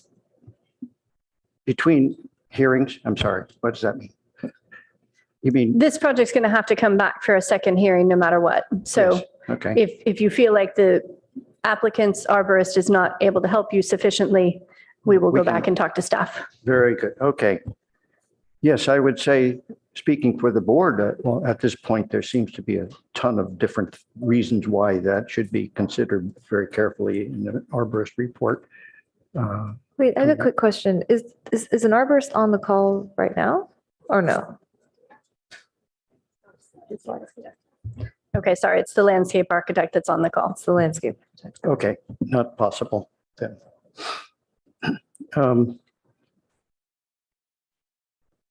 I wanted to ask, I didn't see any cover over the stairwells leading down to the garage on the two ends of the building. Is there going to be a cover over the stairwell, or is it open to the air?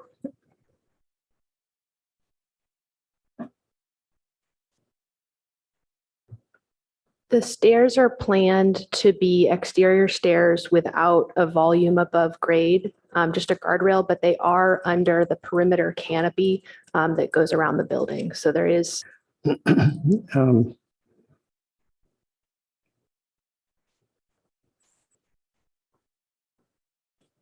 Let's see. Well, I think that's all the questions that I have for the moment. So, yeah. Through the chair, if I could have two things. One, a quick technical question. When I'm looking at the storm management plan, this is addressed to the applicant, I guess. I believe I'm reading that there's some stormwater retention areas near the wood deck at the back under the drip line of the oak tree. Am I reading that correctly?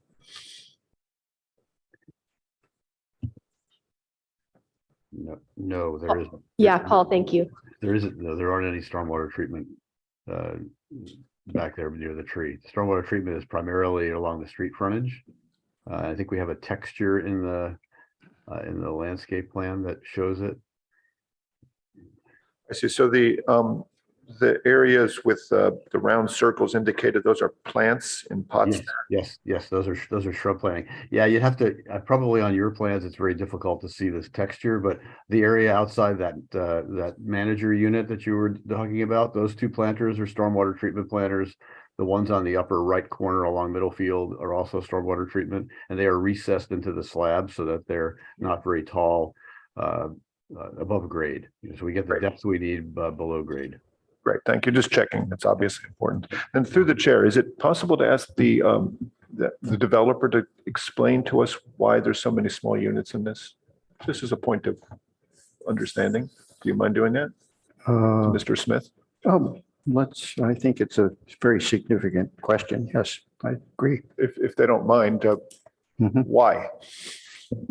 Yeah, no problem. So part of our exploratory phases after we went to the pre-screening hearing, they advised us to look at the unit mix and to, first of all, they're actually encouraging in general of the smaller unit mix, given the location.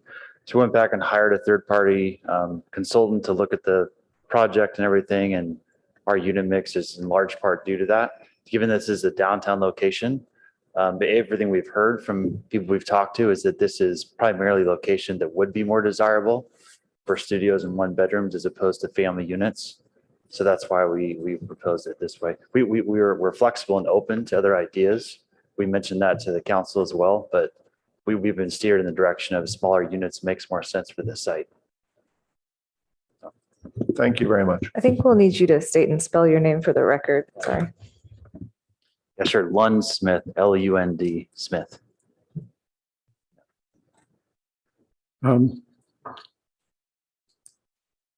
Okay, I think, any other questions at all for any other? No.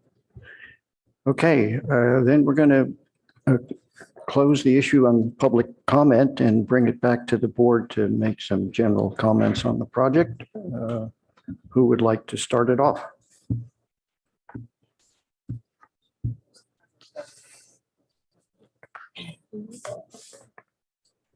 Okay, I'll try to keep this brief as best I can. Well, thanks so much. Thank you to the applicant for your presentation. Thank you to the members of the public for coming out and letting us know your thoughts. It's actually very helpful for us here on the board. In general, I think a project here would be great. I'm in support of the project in general, but there are some caveats that I'd like the applicant to consider next time we see them. In general, I am supportive of the setback along Middlefield, given that Middlefield is quite slim.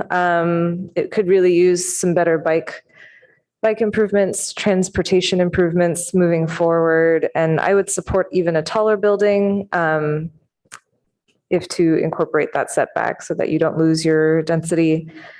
In general, in terms of, most of my comments are on the facade and on the building design. I do find plaster is quite a low quality material, and part of our findings are that the building needs to be of high quality materials. I'm really glad to hear that there was thought behind wanting to use earth tones, and sort of, I think that design intent is really great. And I would encourage the applicant to follow that even further and bring wood in as a material. There's some really great engineered woods out there that are great for weathering. That part along the street, across the street, you've got those wood shingles, you've got a lot of greenery and foliage. And I think this building design-wise, I think needs to push into that a little bit more. It needs to push into sort of having a better relationship with nature. Currently, I think the two colors of the plaster are a bit, in some ways, I don't know that they provide the contrast and texture that you were hoping it might, because they will appear very smooth and the glass will appear very smooth and you won't get that contrast. Also, in terms of like articulation along the facade, I find that the facade's a bit lacking.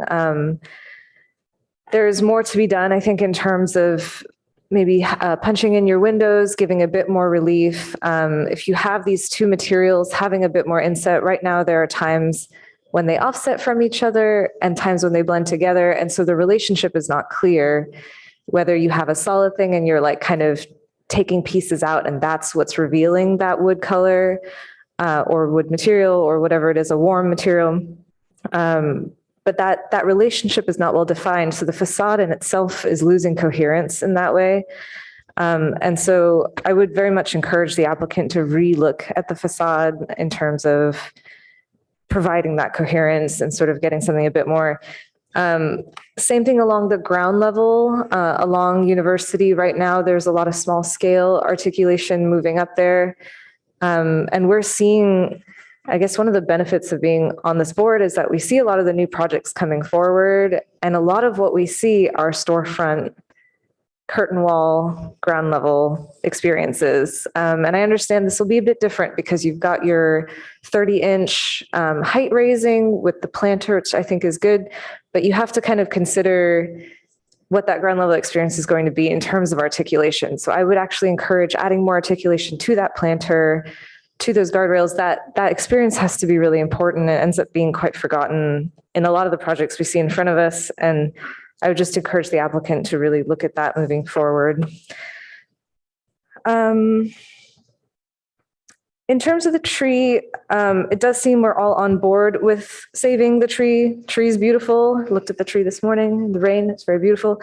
I would ask either the landscape architects or the architect to kind of consider structurally what adding a deck back there does. So I know right now there's a desire not to disturb the asphalt, but I do think that there will be a disturbance in adding a deck. So there's going to be extra loading on those routes on the asphalt. And so it would be good to know what that really does to those routes, if it does make sense to reconsider the treatment underneath there.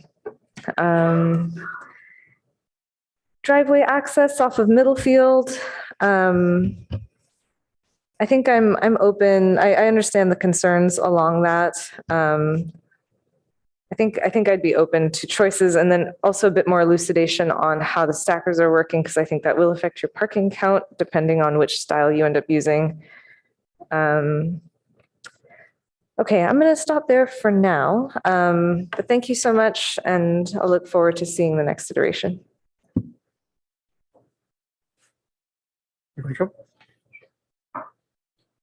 Thank you to the applicant. Thanks, Ozma. I agree with most of what you're saying there. I'm going to start, I've made a long series of notes here. I'll try to go quickly, but I'm going to start with the basic site planning of the building. I give you credit for pulling your building back from the oak tree. That's the right move to try to ensure the tree's success. However, I think the drive entrance from Middlefield is poorly positioned. It would be much better to come in from Byron Street. Middlefield is just a very busy street, and it'll cause backup that way. When you have a floodgate, that's potentially an issue as well. And then people will try to make a left turn across Middlefield just before the traffic light. That won't be very good. Byron's a much better way to come in. That will challenge you because you do need to stay away from the tree. So I don't know what answer that is, but I suspect it's possible. I think you need much better service loading areas, things like ride sharing pickup, package delivery. These are small units. You've got a lot of people living in this building, and you have right now zero provision for that. Where do you meet the Uber driver? On University? Do they stop and block traffic? Where does the FedEx truck stop? On Byron Street and block the traffic? Nobody can stop on Middlefield. It's just too dangerous.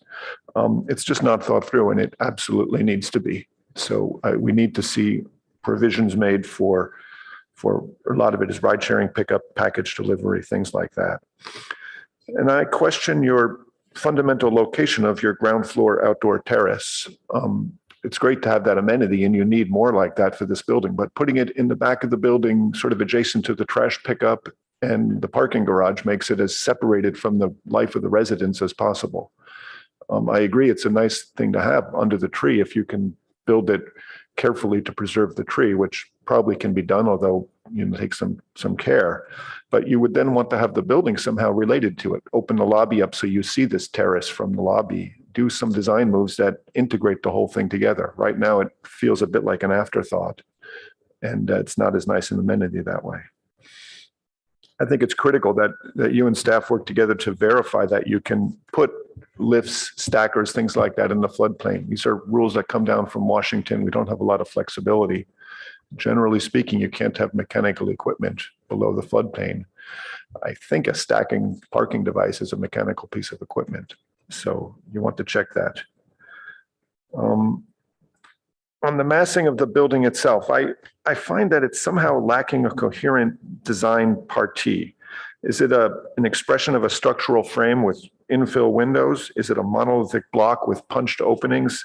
It seems to me just lacking an overall je ne sais quoi, some sort of sense of what the design wants to be.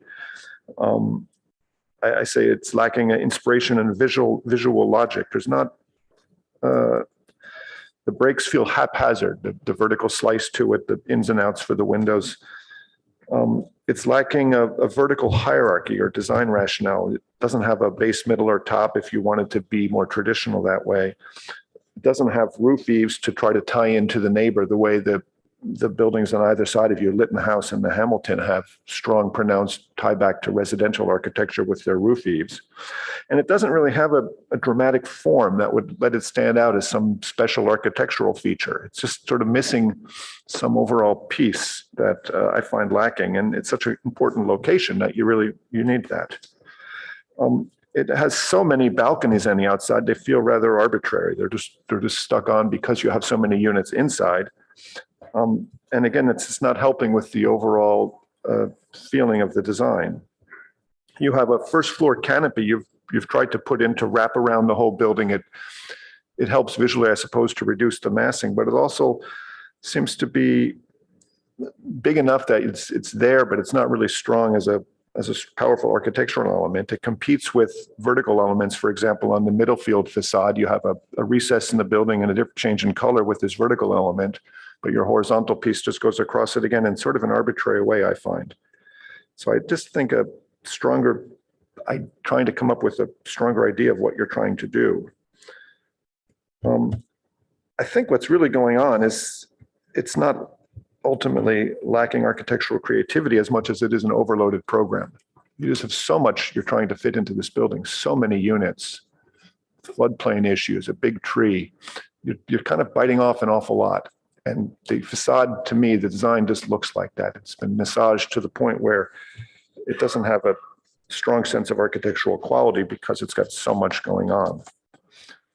From a functional point of view, we have to make a finding that the building has got a functional design. Again, I come back to needing better vehicle service loading areas, things like that. That's just an absolute functional requirement for this.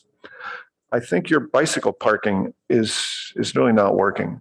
I suggest you need approximately 50% of your parking at grade close to the primary entrance or primary building access.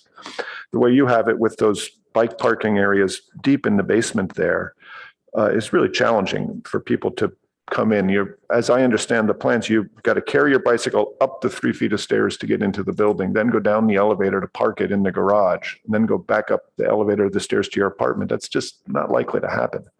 And yet there's just no place else. They're going to have bicycles tied to street lamps out of the street.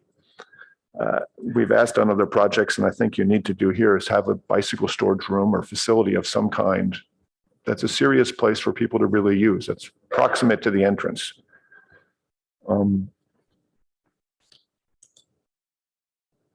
I have many issues with your unit layouts. I went through drawing A5.1. I pointed out 2 of them with apartment M at the ground floor lobby. But as I understand it, you said these are still in flux. So maybe I don't need to go through that now, but about half the units, if I look at 5.1 here,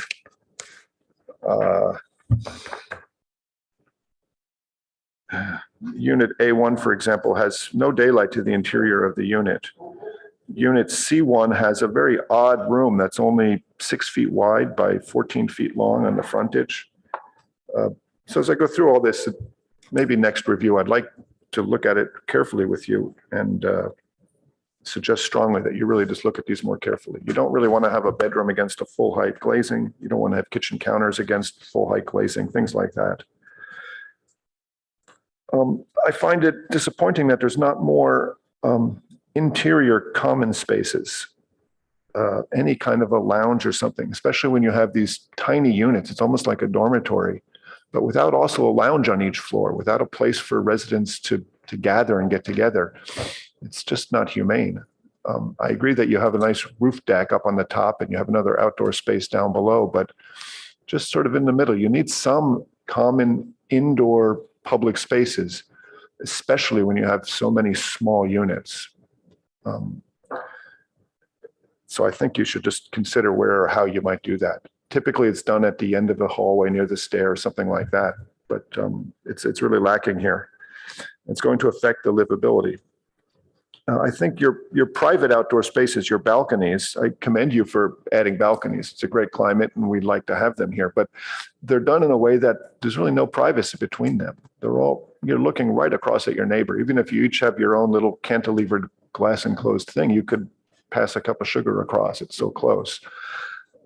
The outdoor spaces, the rooftop ones up above, that's shown on A2.3, you have 3 outdoor terraces outside the units. They're just right next to each other in a way that, again, the privacy between them is really lacking. I think it's just a matter of a little bit more thought going into your unit designs and how these privacy things work better. But hopefully, if you could give that more thought, that would be really great, just to see them come together better. On the rooftop deck up above, I think that you've bought into a very long linear layout. It seems to me almost at the demand of the mechanical engineers who took a block of space and then said, this is what's left. But I would think if you could think of a more cohesive space for the outdoor stuff and force the mechanical engineers to work in what's left, your building would be better. I'm concerned that you're forcing this space to be very close to the edge of the roof, and you're not leaving much space for any kind of vegetation or shading or anything like that. And then I think you should address the neighbors' concerns about sound. I support having a roof deck. I think it's a good amenity, especially in a building with many smaller units.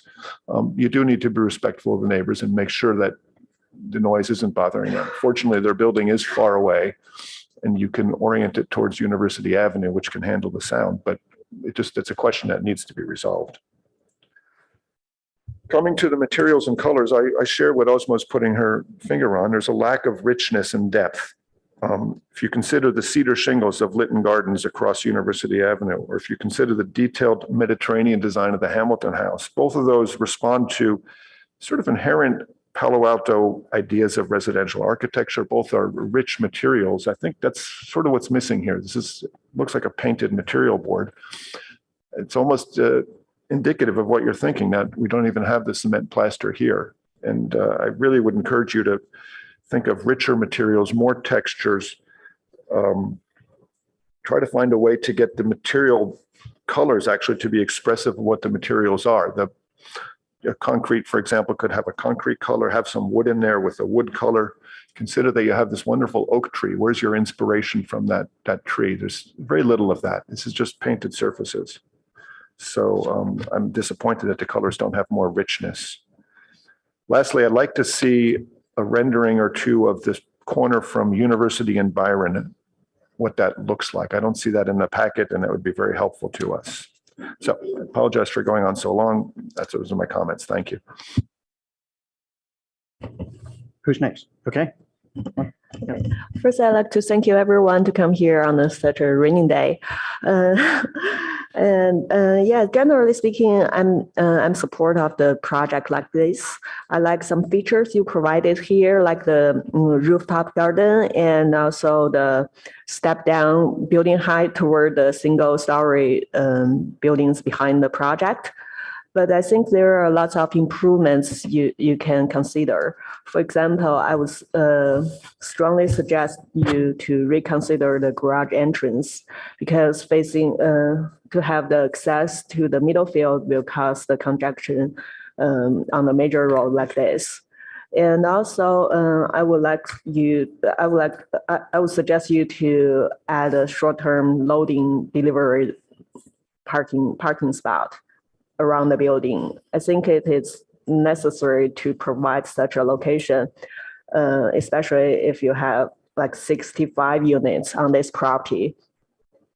And also for a balcony, I do appreciate you provide both the common open space and the private open space for all the residents here. Thank you. However, I would encourage you to reconsider whether all the units would need the balconies, like especially for the balconies located within the tree canopies, and also maybe all those balconies that just above the ramps to the entrance. And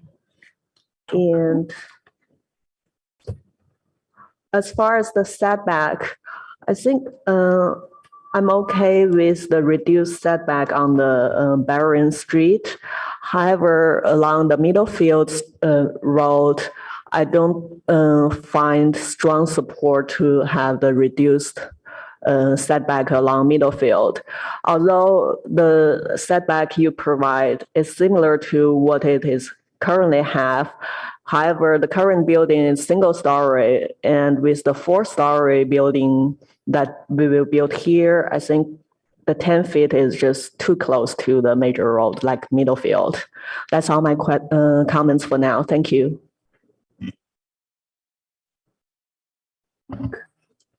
Thank you to the applicant for bringing this project forward. Thank you to the local residents for coming out and voicing your concerns today. I appreciate everyone coming out and taking the time. I fully support everything that my fellow board members have said to this point. However, I admit I'm a bit more pessimistic about this project for a couple of reasons. Is that one of them is that this feels inherently flawed in a deep-seated way.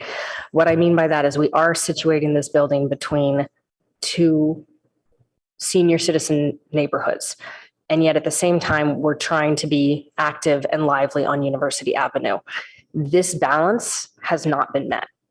Trying to find an interstitial point as a gateway to downtown with the visual form of this building, it just feels borrowed. And I don't know how else to explain that. There's that je ne sais quoi that is missing. It feels like it's not an office building. It's not a residential building. It's kind of just nothing. It sort of falls in between all these spaces and it doesn't really hit any solid ground to stand on. So I'm really encouraging something to move forward with housing, with retail, with medical offices. But this project specifically really is sort of falling short for me.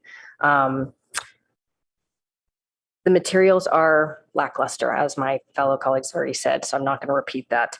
The forms, the balconies, all of it just feels a little underthought or maybe borrowed from something else and tried to be applied in this situation, and it's falling short. I think that the traffic is going to be a big issue. I'd love to see a rethinking of this, and that, of course, will fundamentally change the entire design of your building. I think that the setback on Middlefield is, we don't have good grounds to reduce that setback so significantly. That is a major thoroughfare of Palo Alto. Every other building on that street, while they may not be meeting the 24-foot setback, they're not 10 feet from the setback. That would be an encroachment beyond the neighboring buildings. I have a hard time supporting that, especially when thinking of future use for bicycle pathing down Middlefield, especially thinking about the potential that Middlefield could be wide. Now, that being said, we don't plan projects for what could be. We plan for what they are. I don't find a significant reason for that setback to be granted. In general, the height, not a problem. I think it's compatible with the neighborhoods. As one of my fellow board members said, that they would support an increase in height so that you guys can maintain some amount of your residential density while maintaining a bigger setback on Middlefield. I don't see an issue with that. The roof deck on University, I think that's a nice thing. I think it's a beautiful feature. I understand the concerns for the noise from the residential neighbors. However, I think on University side is the most appropriate place for it. I don't have an issue with being long and linear. I get that it feels sort of surrounded by the mechanical. However, I think that that's sort of so those things are positives in my mind. I'm not a fan of the manager's suite on the ground floor. I think it's sort of inappropriate to have the floor to ceiling windows and this living space in an area that really is a very active corner. So I'd urge you to sort of reconsider the location of that. The sheer amount of studios and the size of them is also problematic. It does end up feeling like a dorm. And to really, again, to situate a dorm between two senior facilities feels a little out of place, feels a little out of context. Having more family friendly, again, we need the housing desperately. Really want to encourage that, really want that to move forward. But the thoughtfulness of this housing feels a little lacking. Some of the orientations of the spaces, the lack of sunlight into some of the rooms, it just, again, it feels a little out of place. Like it was brought from somewhere and placed here and tried to make work instead of digging into the design from the ground up. I've heard colleagues discuss the entrance on Byron Avenue in terms of traffic flow. I do think that that's a much superior solution than Middlefield. However, Byron's also a neighborhood, residential, a little bit quieter. And I wonder if there's a solution for University Avenue inlet drop off. It all combines into a down basement. We've seen other local projects that have come up with pretty creative solutions for how to get people in off the street. That driver can come in and pick up their Lyft ride. They can pick up their Uber. They can drop off the Amazon packages without impeding traffic on University. The flip side of that coin is that on the back side of this project, you have that oak tree that we are contending with, right? So I understand the concerns. I understand this is a very constrained site. And now I'm telling you, push in from University, push in from the oak tree, and push in from Middlefield. It's a lot to ask. It is. And I understand that. And that's where my concerns are stemming from, is that it's a lot for this site. It's a lot for this location. And I don't have solutions for you. right? However, you have a very competent team. You guys have very good resources at hand, and I'm very excited to see what you guys can creatively come up with in terms of solutions for the next round and the next presentation. I guess my last item would be, I'd love to see the needs for next time. I'd love to see the pedestrian and bicycle pathing, just some thought for that, how people are going to get in, how they're going to get out, where they're going to get their bikes, things like that. I'd love to have some sort of idea for the plan of digging around that oak tree, whether it's a temp shoring, secant wall, soldier pier, whatever. Somebody with some thought as to how they're going to really maintain that with a little bit more concreteness as to what's going to happen along that border and to make sure that preservation of the oak tree happens. Better samples. It's going to be material quality of this building is going to be important. It is a very notable I mean, it's really on 3 streets. So you're going to see it from 3 sides of the building. These are going to be important. And then, sorry. And then last but not least, it's just the reassessment of the traffic design. And I apologize if I stepped away from my mic there. Reassessment of the traffic design in addition to those pedestrian pathings and just a rethought of how that will function. That's all my comments for today. Again, thank you for your time and efforts. Appreciate it. I'm always the one at the end, so I get to say the least, I guess. But my cohorts here have done a great job. I'd like to actually mention something about materiality, but I don't want to get into the detail, which I think they have properly dealt with that. But in reference to the shingles on the opposite side of the street, which I love actually, and we have already approved fiber cement panels to replace those shingles. But I want to comment about fiber cement. You know, it's a material that has a detail to it, a variety of color, textures to it. And it's a reasonable material that brings the scale down to something you can almost touch and feel. And I think that most of them have been saying that this is something that's absolutely missing on this project. And I want to emphasize something that Ozma has mentioned that I think is something you really should consider, because the project, it lacks form. It's a repetition of an answer to a plan. You have the plan, now let's do the outside. So we step it back and out and back and out and back and out, and that'll give it scale. Well, I don't think you've gone through a process that's appropriate here.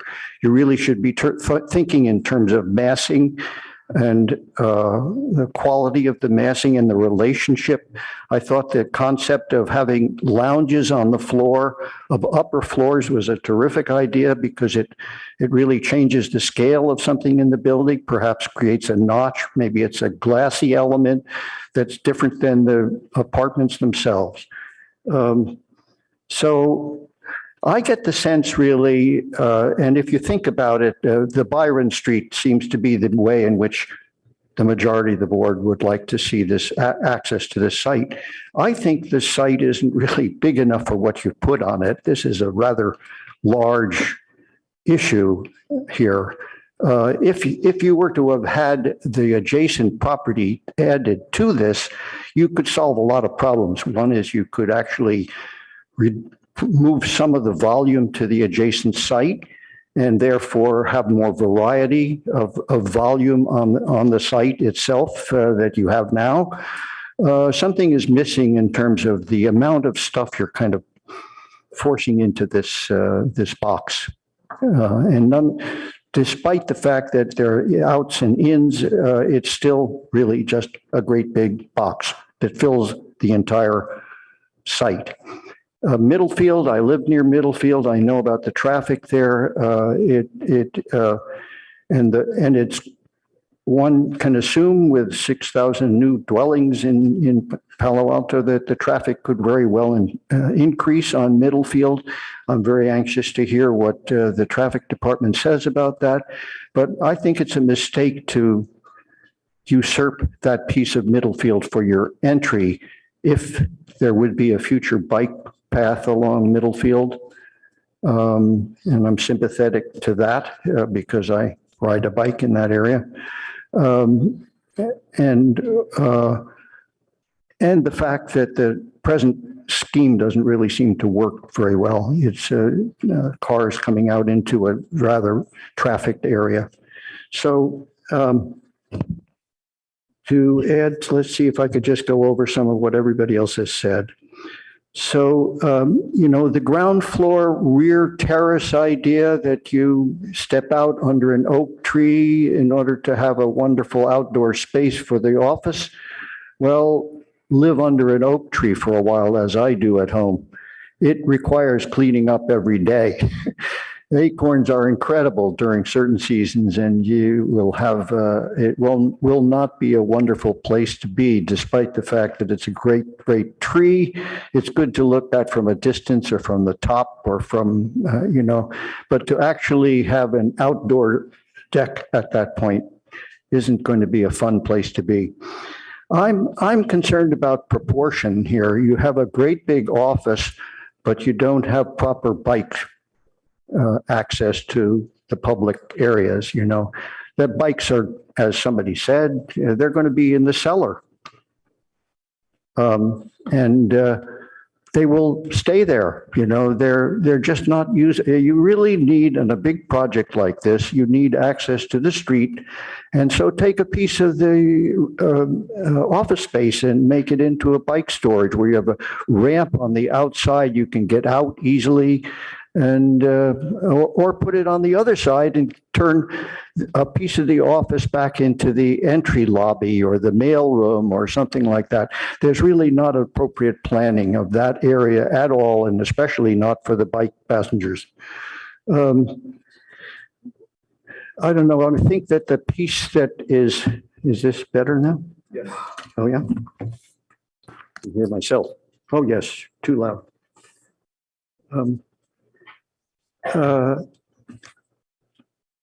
So that horizontal kind of piece that covers over the canopy over the stairwells, well, it probably doesn't really provide the weather cover that you need.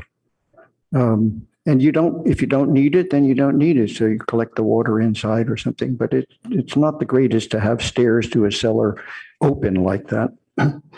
Minor item though. But I really don't think that just creating a horizontal line at that point is really sufficient transfer between a ground floor and an upper part of the building. It should be more of a separation of materials or cantilever of the whole structure off of the ground floor. So you lose a little space and you create a little more dynamic looking building. This is really missing, so this speaks to the air. And a lot of that begins by taking a step back and redoing the form of the building in some way, creating the entry off of Byron and massing the building, and come back and think about how you differentiate the forms, because it really shouldn't be just one long form with 100 balconies on it. The balconies are all there for one purpose, because the tiny apartments need more feel of open space. That's really not sufficient reason for creating balconies, in my mind. I've spent most of my life designing supportive housing, and I hate to tell you, but some of these apartments are even smaller than the supportive housing that I've designed. The kitchens are so small that you're going to have lots and lots of food deliveries to this building. So bicycle sign roof. Well, I think the roof deck, as Peter noted here, this roof deck is a great thing, that you'll have views all over the place. I recommend that you keep the roof deck and push hard for that. That will be a place for communal experiences within the building. And I like the idea of that, but it really should be accompanied by lounges on each floor as well. So the materiality was very well addressed, and quality materials, textures, fibers. So articulation, articulation is a nice general word, but it's very important for this building, this particular building, because really there isn't any articulation here. Articulation in terms of the form of the building just doesn't doesn't make it. Tree impact, we'll wait for the tree arborist report, but I have a sense that that tree somehow should be putting a dent in the building where it needs protection and distance. And that's a form-giving piece to it that you could consider. So I'm not so concerned as the community seems to be about the traffic and admittedly that the time for construction, you'll probably take a larger piece of Byron in order to do the project. But sometimes these projects move pretty quickly, and you guys know how you've done this before, so I have a feeling that you'll do a good job. So those are I think that we in some have said an awful lot about the building, and hope that you will really go in the next step to something more exciting that we could look at, that will be something that you will be proud of because you're adding something to Palo Alto. It is such an important area. And what is the benefit here? You know, the benefit, as the council says, is that we get the affordable units. But the board here, this board, needs a really great building. And you have that opportunity. I hope you really take advantage of it.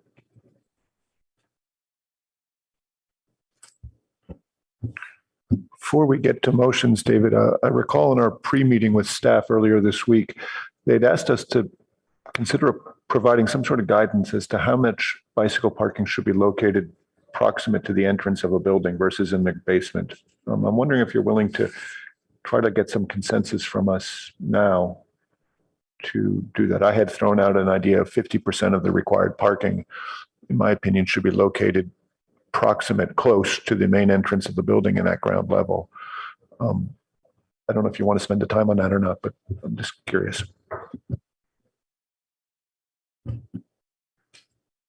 Well, I don't know, the code requirements, Yeah, so Emily's going to bring up the code requirement that we have already.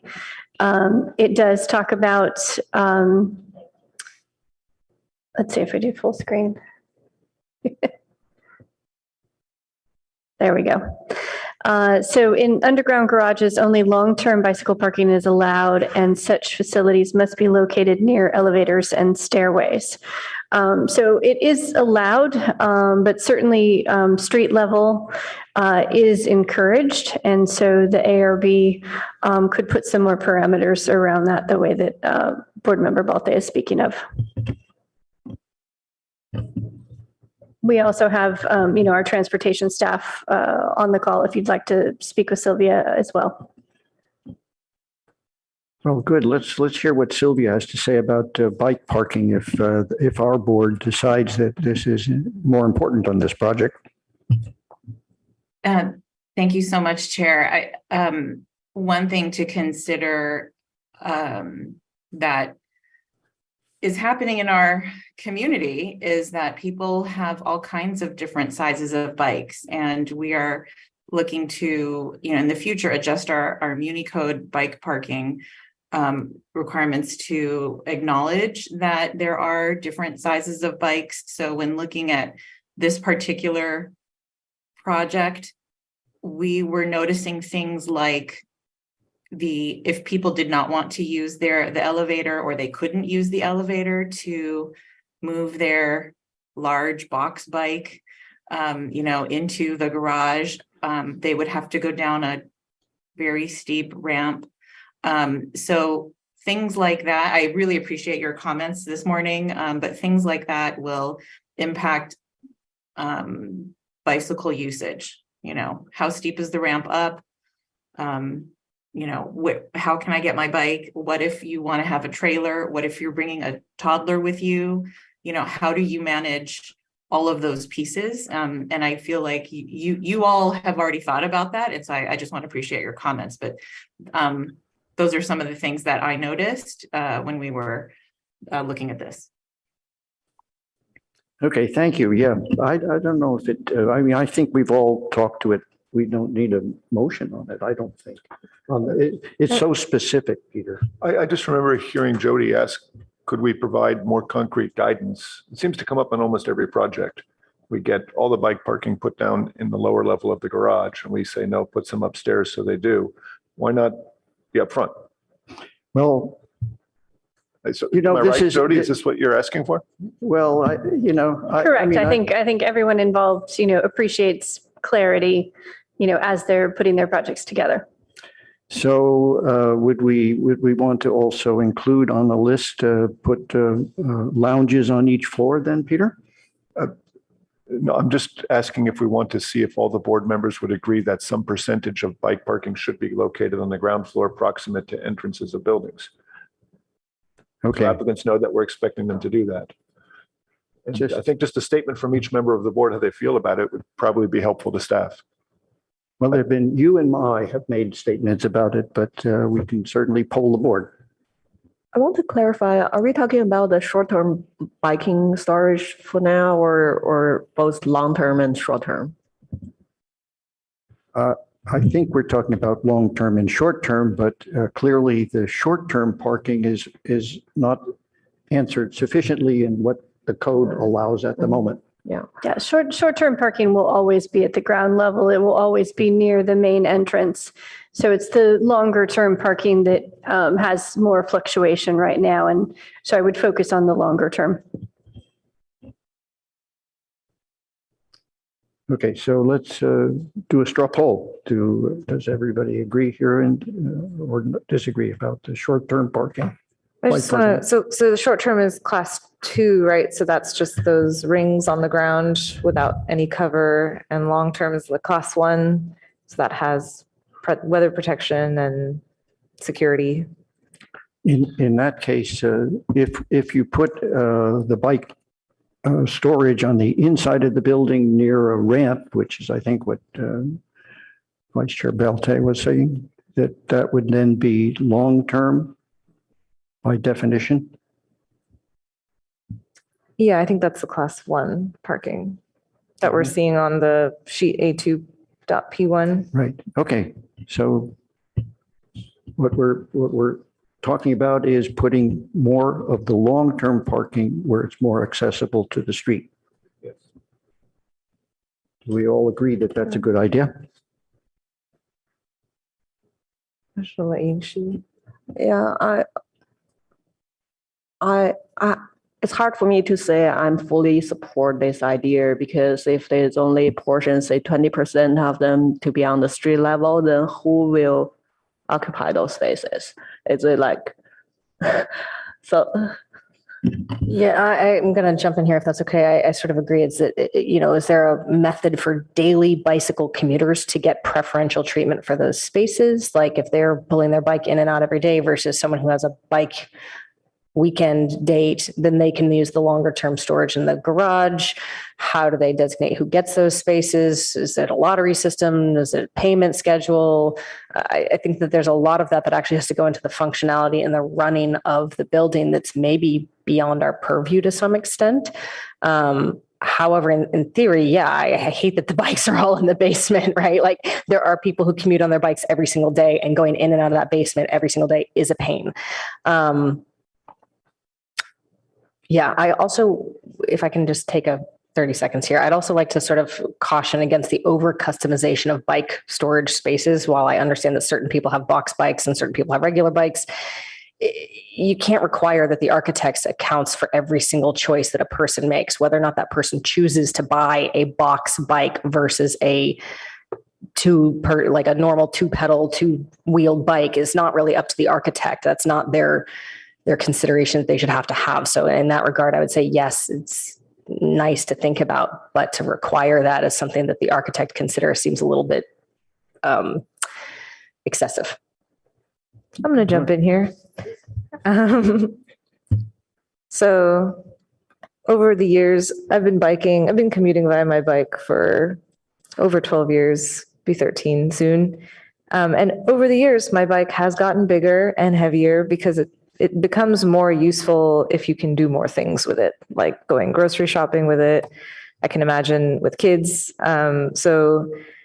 And yeah, I mean, I've gotten quite jaded with bike parking locations over the years because it's true, it's this forgotten location. I would advocate 100% of bike parking should be on the ground level right next to the entrance. That is what I would advocate for because I do think it'll be used. And when it's put in a forgotten corner far away from the elevator, that is going to become storage and it's not going to be used. And I think we want to encourage use. So 50% sounds nice. I'll advocate for anything. Give me anything, but I'll go for 100 if people will go for it. And I would encourage more space. People with road bikes. I mean, if you look at Caltrain and the bikers that use Caltrain, more often than not, they have panniers. They have people Caltrain with their toddlers, like they have, little toddler seats on them. Whoever made bike parking regulations, whenever they made them, they don't bike today. And so I think it's important as we're designing for the future that we consider what the future looks like. I think this is an important issue. I'd like to make a statement that this is not the only issue here that we've been talking about. And so if we end up with a 15 minutes discussion about bike parking, I think it would be inappropriate to think of this as that significant here. However, I agree with you, Ozma. And I think that we even know by the way in which the objective study was made that the biking methods of mobility are changing daily, just about. You can see it on the street every day. So it has to be dealt with. And so, let's leave it up in the air. I think that we want to see a proper solution. And for you, architects and developers, think about the fact that this is going to happen and needs to be addressed. And let's leave it like that for the moment. I'd like to, if we could, kind of close up this one at the moment here. I think that we don't have anything more to add. Sure. I'd like to make a motion that we continue this project to a date uncertain, subject to the comments that we've already made. Do we have a second? I'll second that. Take the roll, please. Thank you. Vice Chair Balte, Yes. Board Member Chen, Yes. Chair Hirsch, Yes. Board Member Rosenberg, Yes. Board Member Thompson, Yes. motion passes 5-0. Thank you all. Thank you, applicants. Thank you, community, for coming out. I hope we addressed everybody's interest in this project. We look forward to the next submission. 10-minute break. Yep. Okay. We're going to take a 10-minute.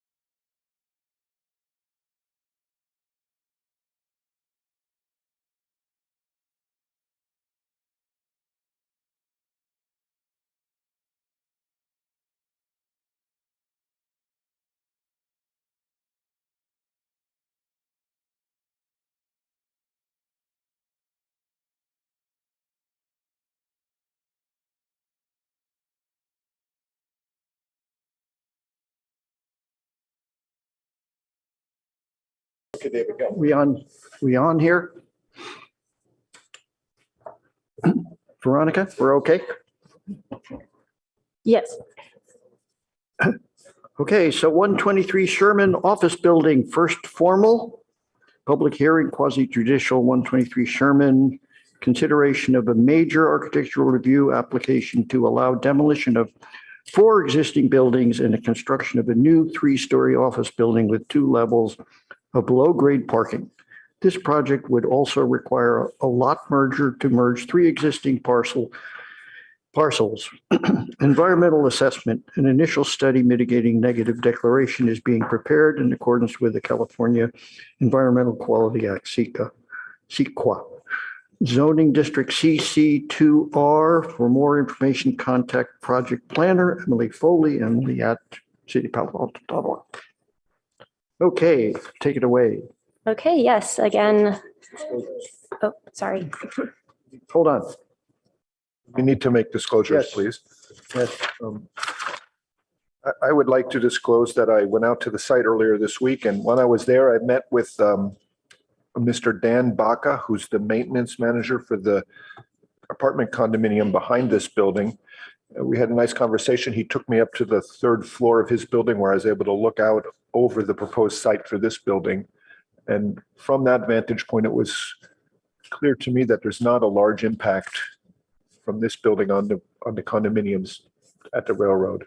So I thought that was very important to see that. Secondly, he mentioned to me that he believes the water table is about 15 feet below the ground at this site, based on his experience worked with the building next door that was recently built. So those are both interesting pieces of information I thought I should share with the board. Thank you. Okay. I disclose I visited the site early this week. I have nothing to disclose. Okay. Working too hard.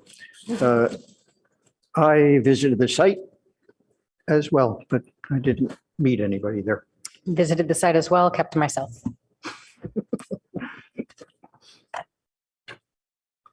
Okay, Emily.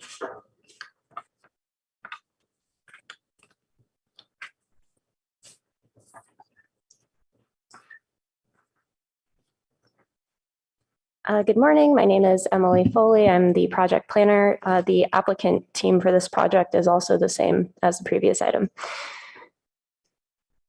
This project includes demolition of 2 existing office buildings and 1 existing vacant single-family residence. The proposed building includes 4,123 square feet of retail on the ground floor, and for the 8,330 square feet of office space, about 35,000 of which is new office space, plus approximately 1,600 square feet of amenity space. The project location has frontages on Park Boulevard, Sherman, and Grant Avenue. It wraps the 2555 Park Boulevard office building. It is also within half a mile. It's almost adjacent to the Caltrain California Avenue station. There are residential condominiums on 3 sides of this project. It is also close to the new public safety building. It is in the CC2R zoning district and the CN comprehensive plan designation. This project had a pre-screening application early last year, but it was withdrawn before going to council. It did include a residential component. However, in order to accommodate that, it was about 50 feet tall, which was not supported by neighbors or the city. And so the application was withdrawn and replaced with this fully code compliant office building application. The site plan shows that in addition to the ground floor retail, there is some amount of ground floor parking as well as ground floor bicycle parking, as well as 2 below grade levels of parking. The setback along the interior rear side is increased from what currently exists. The existing office building is right up against the property line, and this proposes a 10-foot setback to where the excavation for the parking begins and a 20-foot setback to the building footprint. The second and third floors of the building are office, and there are some exterior terrace areas provided as amenity space for the office. These are the elevations. There is proposed to be landscape screening along the interior side. The proposed materials include perforated metal and solid metal, as well as glass. This rendering shows the existing condos that are along the rear interior side and how that massing aligns with the proposed massing of the building.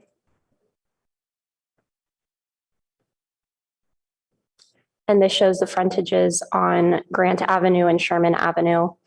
The top one is the Grant Avenue side and the bottom is the Sherman Avenue side. This section shows the proposed heights. The proposed height is 35 feet, which complies with the CC2 zoning district, along with the elevator overrun and mechanical screening that goes up to a total of 47 feet, which again, there's a 15-foot allowance in the zoning for mechanical screening.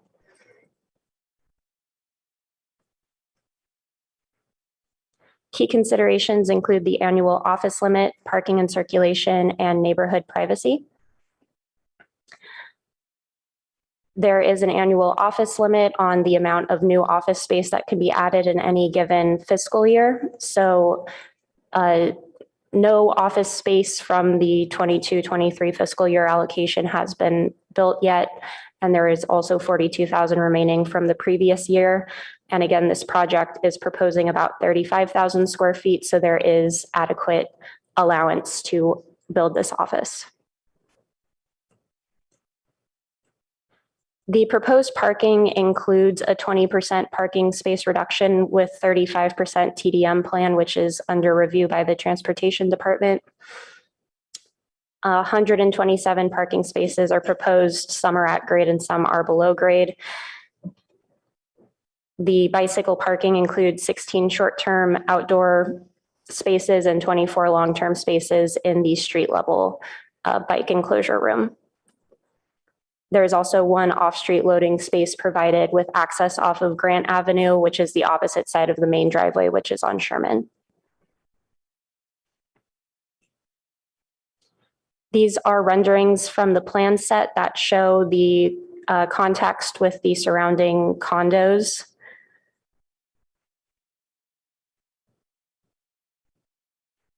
And these are photographs around the site.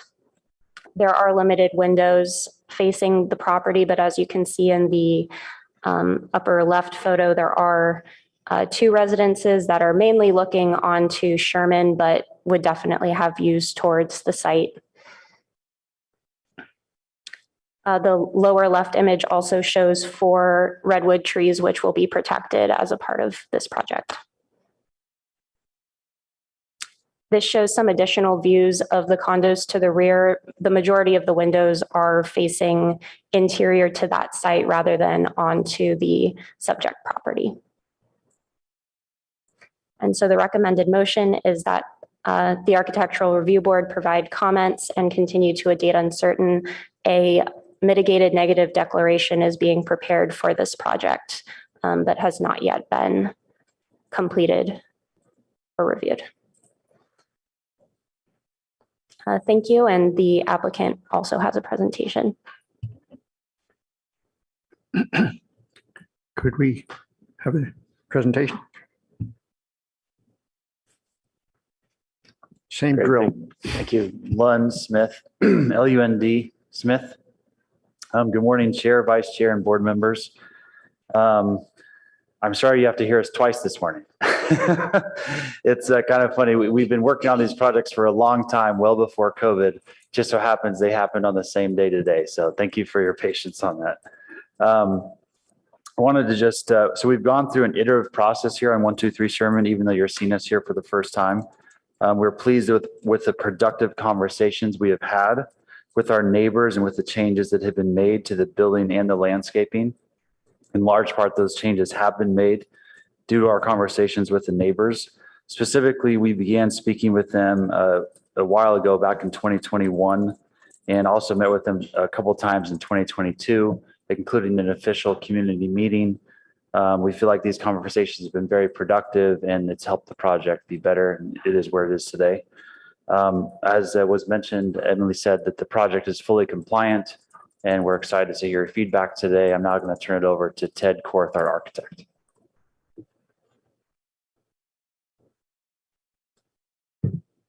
Uh-oh.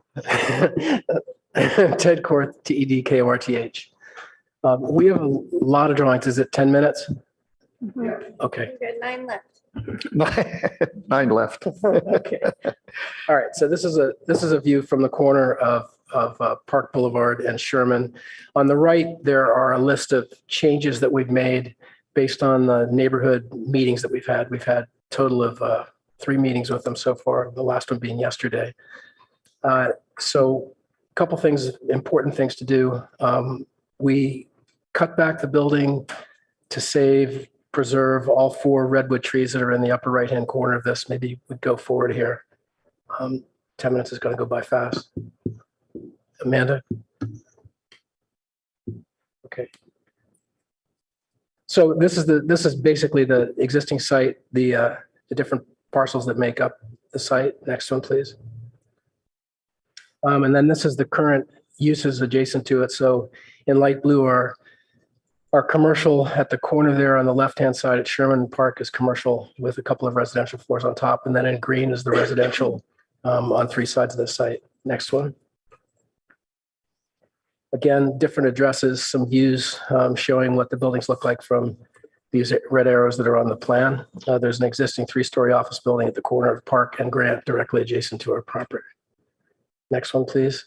Again, an aerial view showing this. We'll show you in a little bit later. We've notated where the windows are. You can see them here in the adjacent residential project. The existing building on 150 Grant is literally on the property line near the long linear building. That's about 20 feet high. Next, please. Again, there's a red line there that shows the required setbacks, 10 feet at the top, 10 feet on the left, 10 feet on the right. And then it cuts back to 0 lot line closer to Park Boulevard. You can see where that line is. Next, please. This is showing the trees that would be preserved, which is in green. The upper right-hand corner of the redwood trees, street trees on the lower right side. The trees in yellow would be removed. These are existing trash location pickup places for the residential projects, because they're interested in how this will still be serviced. Right now, currently, the trash vehicle can cut through the existing site. Next, please. Again, so there are 5 curb cuts along Sherman, Park, and Grant today.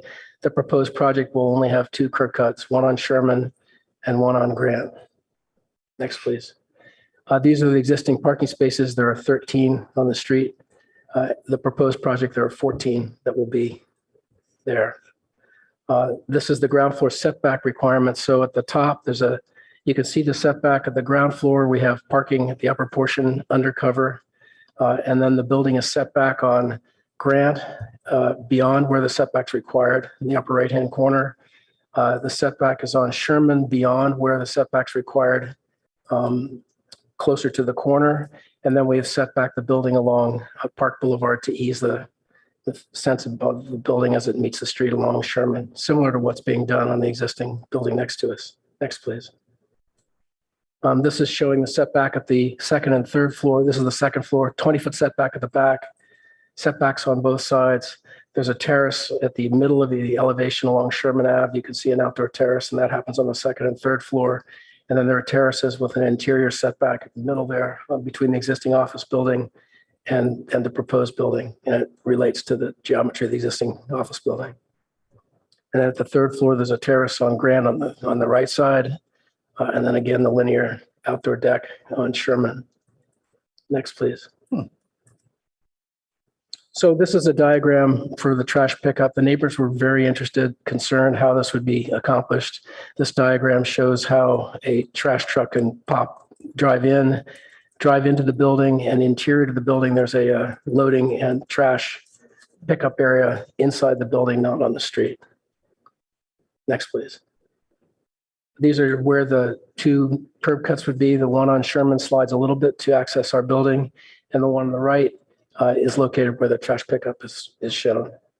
Next one, please. And this is the diagram showing where some of the existing spaces, scoot around from the existing curb cut to where what's proposed today. You end up with 14 cars parked on street as opposed to 13. The next view is an aerial view. Maybe Amanda, you could point out there are yellow windows outlined for the windows that are part of the existing residential project. So in the upper left-hand corner, you can see some. In the far right-hand corner, you can see some. We were sensitive to that, and we've designed the building to respond to the neighbors' concerns. Next one, please. And then this is a view from the Caltrain, above Caltrain, that shows how the building steps back for these setbacks. It shows there are breaks between those residential buildings. And in those areas, we've cut the amount of window line in half and inserted opaque panels so that there would be less exposure from both sides across that gap between the buildings. Next, please. And then again, another aerial, it shows how the building's cut back, all the redwood trees remain, and there's a tree cover designed to go left, right along that linear space. And our landscape architect will describe that in detail. Next, please. There's an elevation. Our building's 35 feet high. The adjacent office building on Park Boulevard is 37 feet high. So we tried to make this building contextually sensitive to that building. There's a deep recessed corner at Park and Sherman, which is the entrance to the office building. There's a landscape strip along the street. It's a horizontal expression. Our thought was that a horizontal expression would again, accentuate that the building is low and not a more vertical composition. Next one, please. And this is a view along Sherman. Building's broken into 3 segments, one at the right, the recess area in the corner with the balconies, and the one on the left. We've added more solid panels on the left-hand version because it's opposite a residential deck across the street. Changes we've made, that railing used to be glass. It used to be 3'6" high. Now it's 4'6" high, and it's a stenciled metal. These the gray panels are stenciled metal that will be opaque to provide privacy and interest and almost act as an abstract foliage behind these trees. Next, please. And this is a view along Grant. It shows green stencil panels where the service zone is. The first 2 layers of that vertically are the door that would be open during use only and otherwise down all the time. You can see the existing trees and the gap between the building. Next, please. And this is a view looking from above towards the building that's being proposed. And I'm going to hand this over to Morgan to talk through that. Hey, my name is Morgan Burke. I'm with the Guzzardo Partnership for the Landscape Architects. And as Ted said here, privacy along the backside of the building is paramount to the project. So we are providing a vegetated screen here. Our initial design idea was to provide bamboo planting back there because of the tight spatial constraints. You can see the existing redwoods to remain on the left side. Next slide, please. Here you see a time-lapse elevation. At the top is the bamboo at installation height, and then the bottom slide at year 3, it'll reach the top of the building, providing a full screen. Next slide, please. And we got through our discussions with the neighborhood, we got a great comment about could you use a native species instead of bamboo back there to provide the screen. We thought that's an excellent comment, and we actually can. Catalina ironwood is a tree that would fit back there as a tight upright canopy, and you can see on the top image that is the tree height at installation. And then at the bottom image, I believe that's year, I'm blanking on the year. It's like year 10. Thank you. Year 10. The difference here is that the Catalina ironwood, although native, is a slower grower than the bamboo, but can achieve that screening over time. Ted.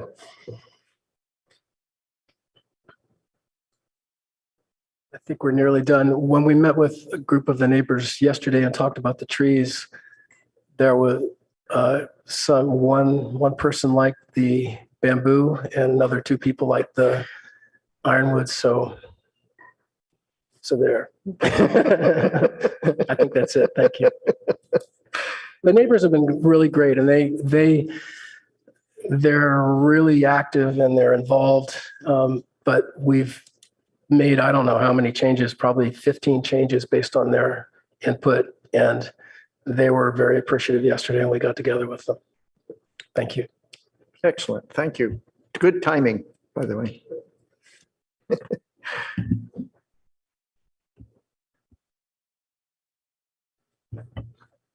Okay, so we've had. Do you want to hear from the public now? Yeah, I guess we're there. Is there a public? Anybody? We have one raised hand on Zoom, David Huber, and another one, Patience Young. So David, I will unmute you and you have 3 minutes to talk. Thank you. Hello there. Hi, my name is David Huber. I'm a resident at 149 California, Suite A304, which is part of this complex that actually resides basically between California Park and Sherman. So it's the side, in fact, my unit overlooks this whole area. So I had a couple specific comments and a couple sort of general ones. The general philosophical comment to the prior development that proposed a mix of housing and commercial in the area. I was actually very supportive of the housing component. It's true that development was very large and definitely loomed over the entire complex. So got a lot of pushback. But I would say philosophically, and I understand that's not the point of this board addressing it now, but this definitely seems like an area that would be well appropriate for a high density housing. It's surrounded on 3 sides by housing. It's within a block from bus and train transit, grocery stores, the California Avenue Business District, short bike rides to both the junior high and elementary schools. So I realize this is sort of not the topic here, but I just wanted to throw that out as a philosophical comment. Now, to the specific development, my concern is a lot of attention has been paid to what we call in our complex, the phase 2 part of the development, which is the all residential part that runs along the train tracks and will be immediately adjacent to this development. And as the team has been saying, they've been addressing comments from them. It doesn't appear there's been really a lot of thought given to the impact on the people directly across the street on Sherman. We have 5 units that directly overlook the unit. And in fact, the way the units are configured, in my unit, I have bedroom windows that overlook and living room windows that overlook. And that's pretty much the bulk of my outdoor viewage from my unit. I can definitely say this development will be a significant impact on both sightline and daylight plane. And I appreciate that the team has given access, given thought to what's going on the other side, but I didn't see any indications of the windows of the units that were overlooking from Sherman. And I think the architectural board needs to give more consideration to the impact on these units on this side. It's very easy to sort of push us aside in saying that we're part of a commercial residential part of that development. The commercial sides, the commercial part is on floors 1 and 2. They have very little viewage out to the Sherman side, but the residential units on the 3rd and 4th floor, those are the only windows we have. And so we are definitely impacted by this development, and privacy will be a real concern. There didn't seem to be any addressing of street trees and or any other screenage to keep people from looking into our bedrooms. So I would like the ARB to definitely take that into account. That's all I had to say. Thank you. Okay, a second. Yes, second speaker, Patience Young. You can unmute yourself. And 3 minutes. You have 3 minutes. Hello, thank you. I'm also a resident of the community. The last slide that we looked at with the backside view from Grant Avenue, there's a transformer box, and the architects have told us that the specifications for those transformers come from the city. So my inquiry is, how can we be assured that whatever noise and hum from that transformer box is controlled and modified and minimized because there are people who will be living right across the fence from it. Also, we applaud the architects for making many changes in our requests, and one of them was putting the garage garbage trash pickup into the building. And in doing that, they moved one parking space further into Grant Avenue. And there are people who live at that end of that of the community who are concerned that the Grant Avenue end that meets our buildings accommodate pickup, drop-off, deliveries, Uber, Lyft pickups, so that there's sufficient turnaround space. So that parking space may not be well situated for that. That's it. Thank you. Thank you. That's it. That's all. Yes, that's all our public speakers. Okay, does the board have some questions they would like to ask the city or the applicant? Yes. I do. Go ahead. Okay, I'll start. Yes, thank you. Some questions. Is there a visible soffit on the ground level, on the street level? I see the green walls, but is there like a soffit material? Is it the white material? Just wanted to confirm. It's currently planned as white outdoor, sheetrock, cement board for that ceiling.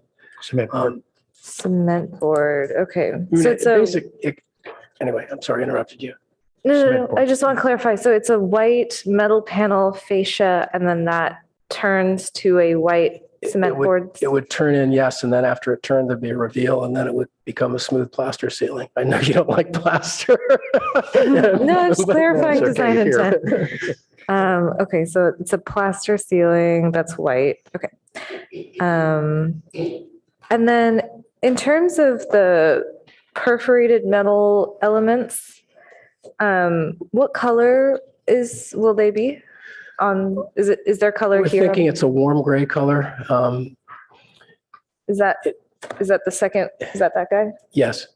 And we did a similar panel on a project recently, only, different pattern, but we did a stencil with a laser cut stencil it was an abstraction of foliage, and it gives kind of a nice shadowy effect to it.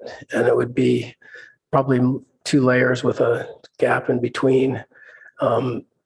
We did it on a project in Sunnyvale at 520 Albanor, which was with Corten finish. And it adds a lot of depth and detail and kind of an abstract reference back to the leaf pattern. And thought that would be a nice thing. What was the address? 520 Almanor. Alman. Sorry, Almanor Boulevard. Thank you. Okay, so just to clarify, the design intent for the metal panel, is it going to be a similar thing that you just described where it's 2 layers with different? The one that you'll be seeing is on actually on a parking structure, and it was part of the public art program for that project. So we came up with an idea of a foliage abstraction that this wouldn't be the same as that, but it would give you an idea of the depth that would be possible. There would be a second layer behind this because it's sealing interior space. The foliage abstraction is done with circles. No, it's in a kind of a very random, irregular pattern deliberately so that it's not geometric. More of a natural texture. I see. Okay. And in terms of the rhythm of them on the facade, I heard that at least for the facade that's facing the Caltrain, there was a privacy element that indicated the rhythm, but for the other sides, what was the design intent for the rhythm on the panel? The idea was that the floors would be defined and there would be more of a sense of movement on the upper levels. And so it wouldn't be a rigid rectangular pattern. It would be almost a sporadic or a regular pattern of where they would be located, to kind of add some just some softness to the facade or some movement to the facade. Okay, so there isn't anything otherwise external that they're responding to on the other three No. facades. It's just the No. intention is to feel random. Yes. Ish. Okay. What color is it the loading dock screen? Yes. Green. Is that a green? I don't know if we have that in our sample board. that guy?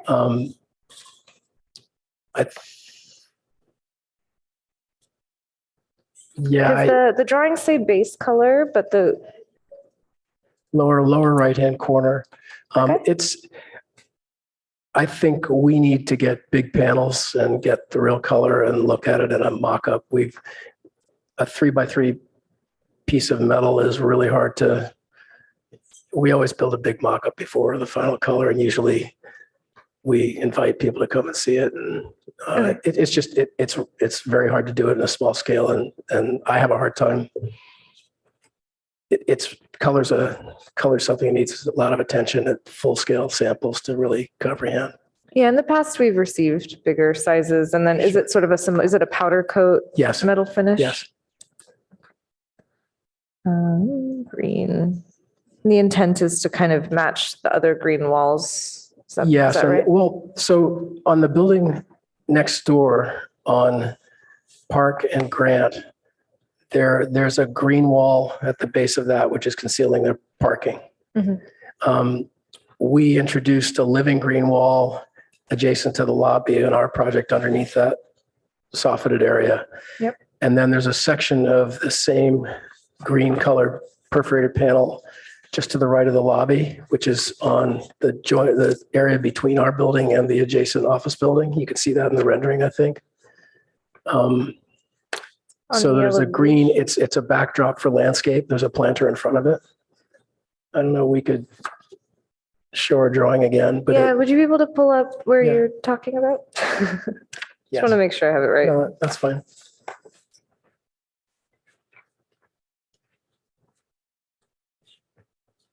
It'd be even the air.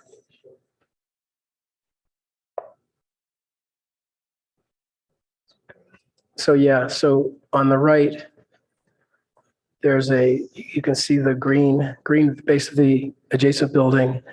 And then there's an opaque area on the wall there. So we've proposed the same green stencil pattern there that would be on the loading area. And then this one actually has a layer of planting in front of it as well. So it's another green wall. And then the one beneath the overhang would be a living green wall that's a very manicured interpretation of a green wall. Okay, so the one on the left is the living green wall, and the one on the right is just the perforated metal screen with no planting on it. With planting in front of it. So below it, Oh, just on the ground, but nothing climbing up the walls. Could climb up the walls. What's the planting intent? Is there We could plants ask that Morgan. climb I don't know there? what he specified for that. No, I think it's low shrub planting just to continue the character that you're seeing on the neighboring property. But to Ted's point, we could grow something up on that wall right now. It's just foreground planting in front of the building. Okay. This is very helpful. Okay. Just want to make sure I go through all of these.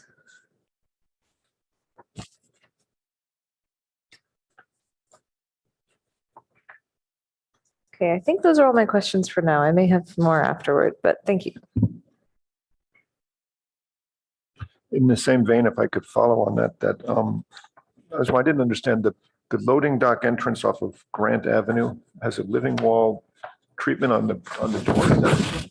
I think that's the metal panel. I don't think there's a living wall there. So that's a green, it's the same, is it the same green metal stuff that's happening on the ground level Yes. on Park? Yes. So But there isn't. What is that? Stenciled, it would be a sandwich of a stenciled panel in the front that had holes cut in it in a regular pattern. That's the same idea for the gray panels on the floors above. And then there'd be an air gap with a solid panel behind it. And so it has depth to it, but it's ceiling space. It's possible that the upper portion of that could be open without the second layer so that ventilation could occur through the wall. But it'd be a panel that's got depth and stencils cut out of it. It's not planted on Grant because the first two layers you see there are 3 horizontal panels. The first 2 are an operable door that will be open when they're servicing the trash or for loading. Details aren't completely resolved at this point.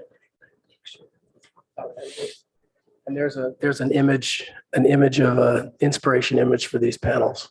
Is the design intent to mimic the appearance of a living wall? The idea would be that it's an abstraction of planting, and I know that's a wide open range of what that could be. The project in Almanor that we did is a good example of that, it's similar to this, but that would be the idea. It's not a literal interpretation of an image. It's more of an abstraction with depth, like a tree would have foliage or planting would have depth to it. It's a little esoteric. So sorry, just one more time to clarify. So the image, so below what we're seeing here, there's an actual pattern identified as pattern B10. So is this not the actual pattern that will be there? I think that we would probably develop the exact actual pattern on our own. This is an inspiration. It's almost an artistic panel in a sense, but yes, I guess that's the best I can do. That's the intention. And the panel behind, you said the solid panel behind the perforated metal, do we have a material for that? Is that just a white? It would be the same color. It would be green. But it would be set back, say 3 inches, couple inches, so that you get the sense of depth to it. It could be a contrasting color to further emphasize the pattern on the foreground too. I see. Okay, so not 100% defined yet. Yes. Okay. Yes, true. That's good to know.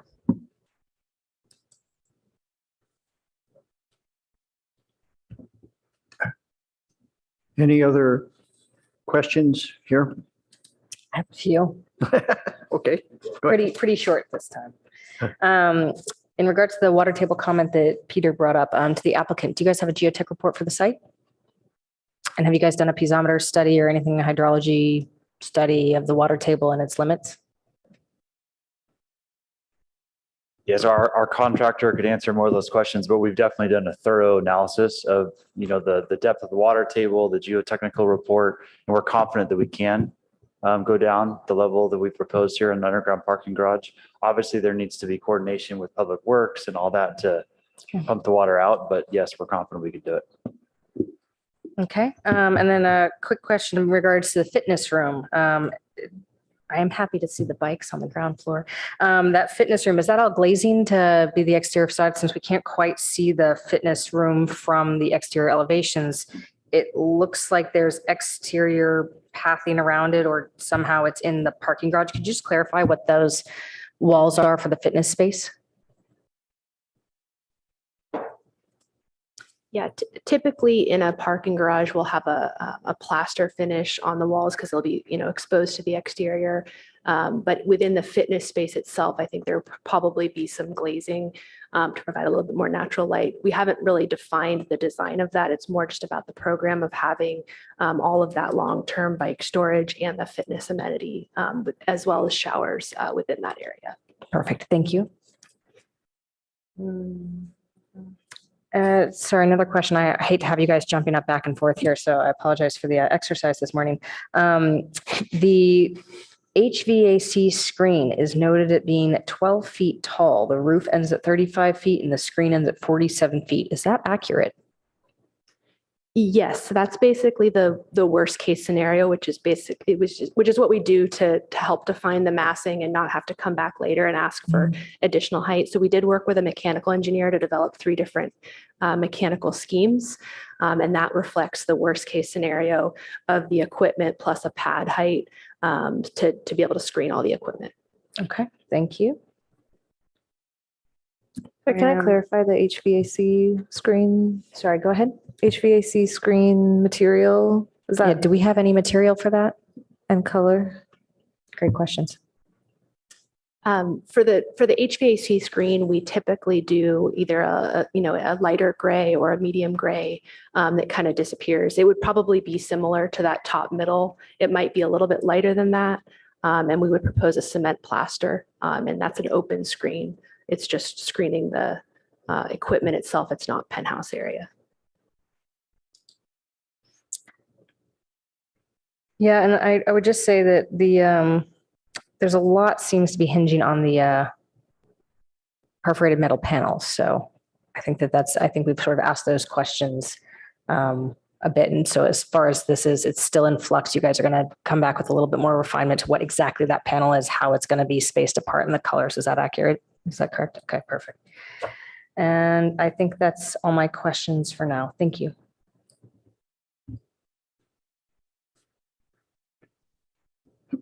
Oh, sorry, I have one more. I'm sorry. I just saw my own notes. The height of the front building that's not your property. Do you have that offhand? 37 feet. Okay, perfect. And then your interior courtyard is at that terrace is at the second floor level. I'm trying to understand what the shading and shadow effect will be on that interior courtyard terrace. Will it get sunlight? The terrace on Grant is at the 3rd level.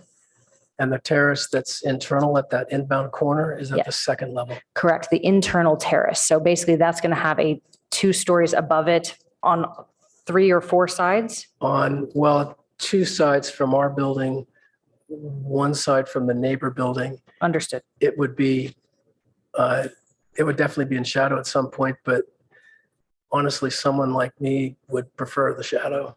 Fair enough. All right. Thank you for the clarification. The sun's pretty brutal, especially on my head. Thanks for hearing me, Board Member Chen. I have a couple of questions. So first is I want to, could you please clarify the floor to ceiling height for the retail on the ground floor?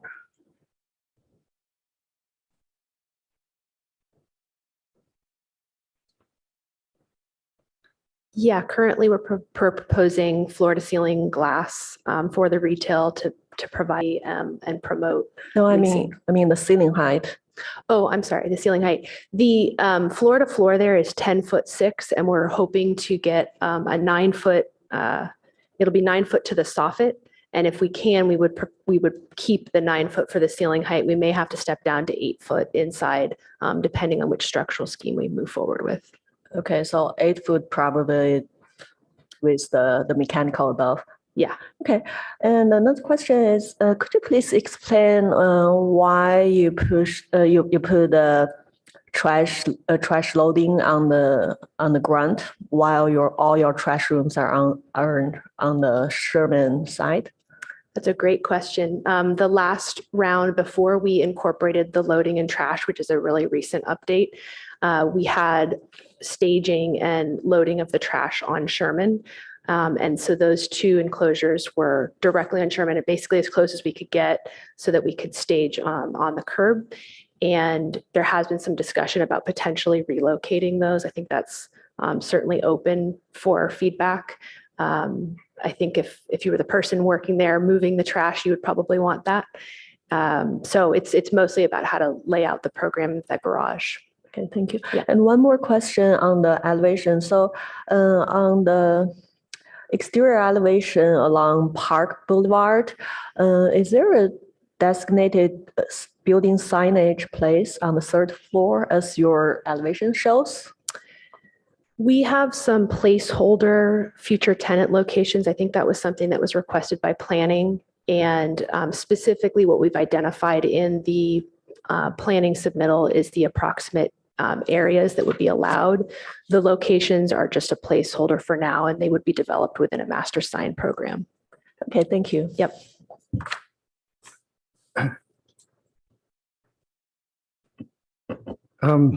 I have one question is, I think I saw a note somewhere in the text about the location of the plume in this area. Is it correct or incorrect that it is within the plume? It is? Oh, Emily, yes? Yes, it is in the Coe plume. Okay, so how is it proposed that the basement level is, how is the building protected from the plume? Is there a methodology for protection? Okay, yes. So we have an environmental consultant we're working with heavily on this, and so we're going through the process with the county to make sure we're actually voluntarily going and cleaning it up. So as part of digging out the underground parking garage, we will be mitigating any of those impacts. There's different things you can do, soil vapor barriers and other things like that. So it very much will be involved with the county to make that decision. But yes, we're very aware of that. Part of that. Okay, thank you very much. Just another kind of general question is you've decided on retail on the ground floor. And of course, we're a couple blocks from California Avenue. What kind of retail is intended for this location?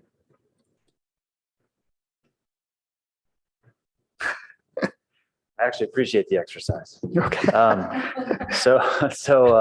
Should have let you stay up. It's an interesting question. One thing that we still would like to engage the neighbors with is actually what type of retail they would like to see. So that was part of the conversation we had with them back in 2021, kind of refocus on other things that they were more concerned about. We're open to ideas. It's kind of a unique location, not a great location for retail. No. Truthfully, we wouldn't like to be retail because, but as part of the zoning code, we have to be retail there. So we're open to ideas. We want to make it a vibrant, cool spot, but we want to be creative about it. Open to your ideas as well. Yeah, just to clarify, it is in the retail zoning overlay, so it's CC2R. Yes, yes. And that requires for approval for them to show this as commercial that way then, huh? Yes, they're required to have ground floor retail. Okay, so I hope I don't have to make you stand up again. But in terms of the neighbors, all of those neighbors that are kind of immediately behind you at the back of the building there have pretty much signed on to what you're planning on for planting and privacy and et cetera. How does that work? I don't think it would be fair for us to speak on their behalf. They're not here, so. Yeah, they're not here. We did meet with them yesterday. It was a great meeting. They've been really helpful and they've had some really good suggestions. I think that they were a predominant number of them were more interested in the native species of the planting back there, but they also admitted that they were not the direct neighbors adjacent to the property line that would be the most impacted. And the neighbor, her name was Marcia, that is directly on that property line. She, I think, favored the timber bamboo, potentially because it grows faster. So I think that that's still in discussion. We certainly want your feedback. We certainly want theirs. I think we do plan on taking some of the comments that we heard from them yesterday and incorporating those into the plan. So I would say it's an ongoing discussion. Thank you. One more quick question about the bamboo being proposed. Is it a running or a clumping bamboo? It's clumping. Clumping, perfect, thank you. Sorry, one more question. Is it a type 1 building, concrete? Yep, okay. Okay. I think that's it for questions. We're done. All right, let's, Sorry, I should clarify. It'll be a concrete slab. It may be a concrete concrete framed, or it may be steel framed, but it will be a type 1B probably. Thank you. okay, here we go. Who's first? Peter? Sure.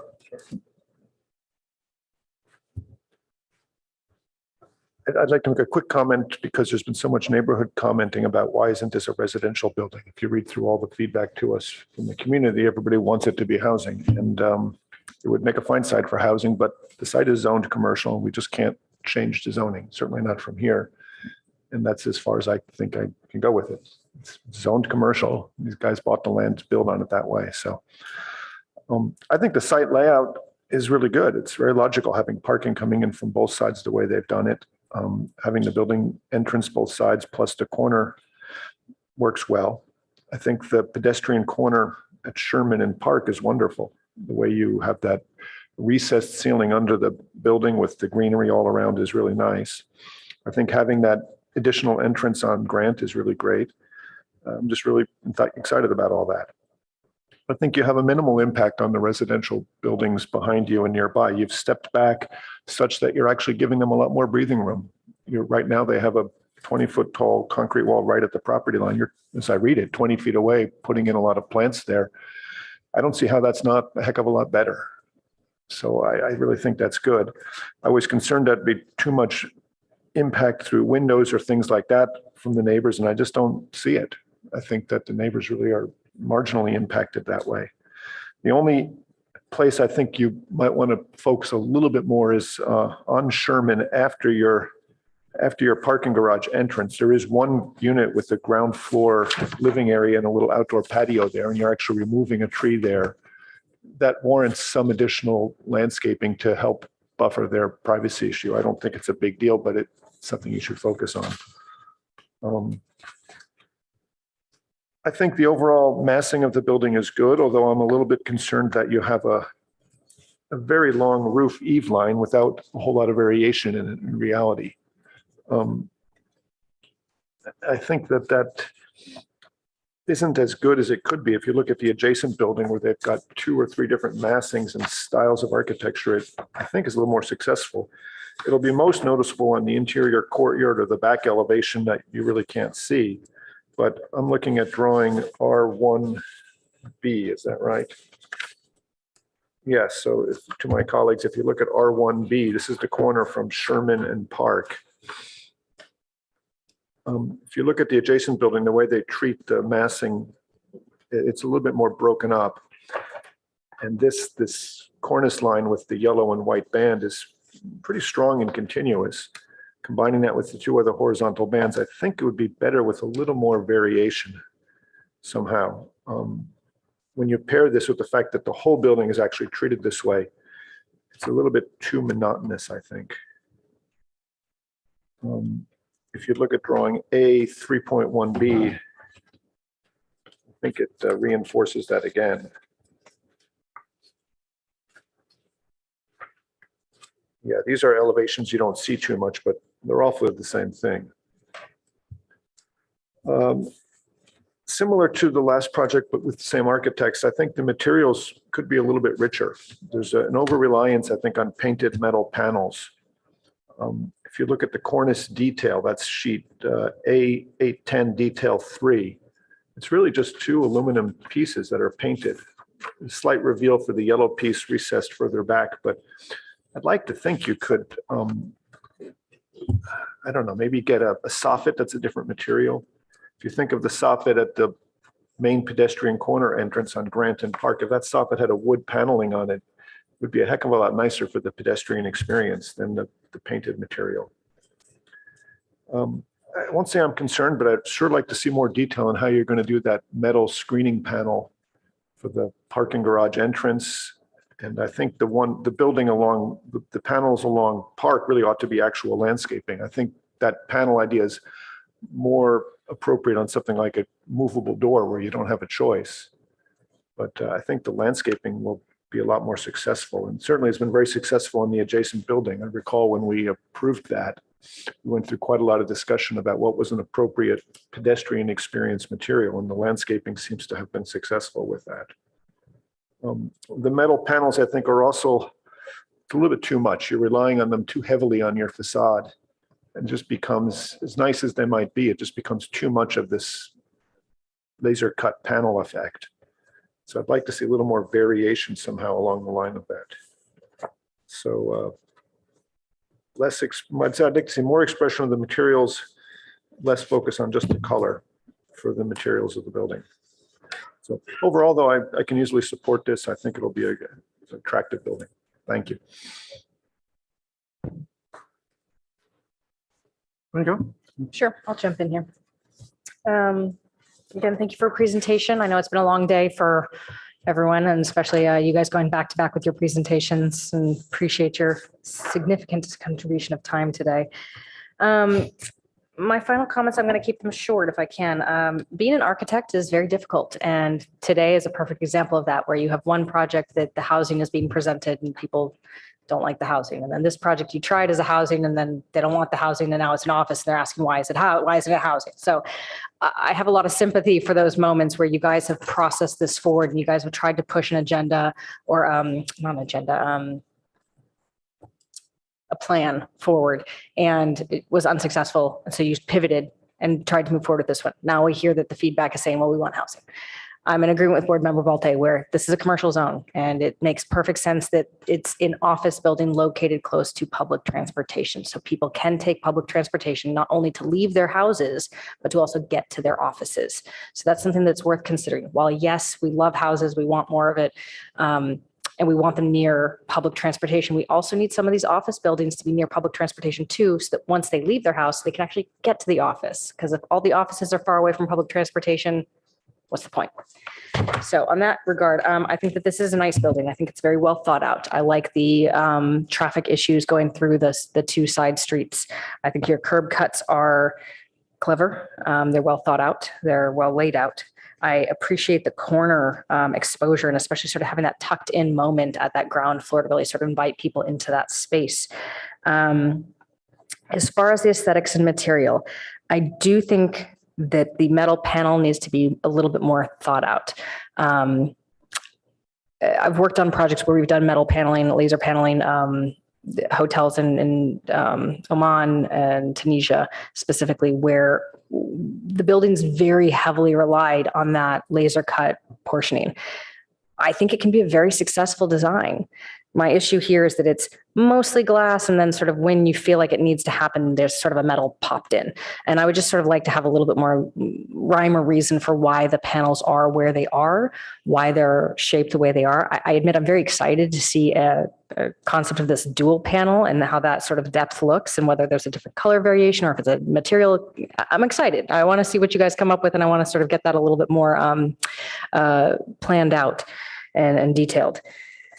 But just long and short, I think that it's a great idea. I just want to see it thoughtfully executed. The retail, I think, is great. We're always asking for more retail, coffee shops, things like that. I know it's a difficult location because it is sort of off the main drag there. However, it would probably service the neighborhoods that are right there. It would probably service the office building itself. I think it's a good idea. Fully support that.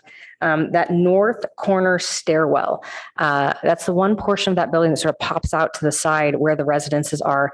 I noticed that it was sort of a big blank wall, and then the ends were both open. And I assume that that's to sort of prevent privacy to the residences. I just want to make sure that big blank wall is pretty, whether it's a metal panel or it's some type of growing or something there, just because it is going to be sort of the closest element of this building to those residences. Make sure it's got some thought to it, some neighborly aesthetic. I love the setbacks. I think that was really nicely done. My 2 cents on the species is I'd probably go for the native, just for what that's worth if I had to vote. So just throwing my 2 cents in there. And then my last comment is really the rear facade. I think that the rear facade is just, it falls a little flat for me. I mean, I know it's not really visible, it's, but it's just this one really long, uninterrupted flat plane. So I really would love to see a bit more variation there, a bit more texture, something. Even though it's sort of the least of your concerns facade, and I understand that we always say there's always an ugly side to a building, but it's just uninterrupted. So I'd like to see something to sort of break that up a bit. Now, if you guys will indulge me for 1 minute, I do have a comment. We did read through all the public letters. They were emailed to us, given to us in our packets. And one letter in particular stood out to me that I would just like to make sure I put on record. I have a thought on it. There's an accusation made that the staff was either mistaken in some information they presented to this person, and a possible accusation that they were outright lying. I find this troubling, that that this comment was made towards our staff who diligently work hard every day at the jobs that they do. I would like to just formally say I fully support our staff and what they do here, and I appreciate all of your hard work and efforts. Thank you.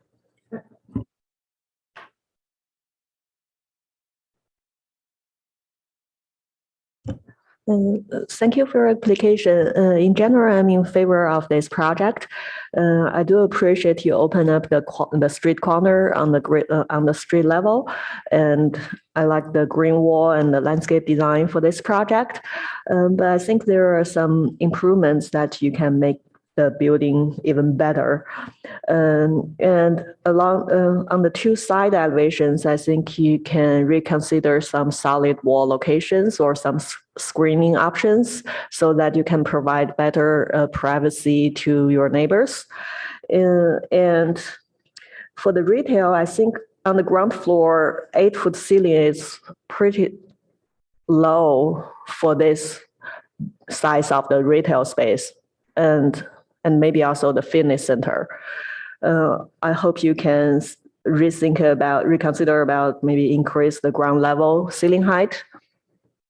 And minor things about the bike parking in front of the retail. I know people mentioned that it is always preferred to have the bike parking just at the door, but I think is it necessary to be just off the entrance? I'm not sure, because for retails, maybe lots of times they also want to use that place for some outdoor display.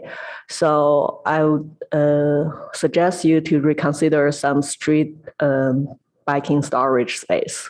And as far as materiality, I agree with my colleague. I would like you to rethink to add some richness to the materials, especially like the banding, the yellow and the white banding, maybe add some depth and more details to that. And I think that's all my that's all my comments for now. Thank you. Thanks. Thank you to the applicant for your presentation, and thanks to the members of the public that spoke.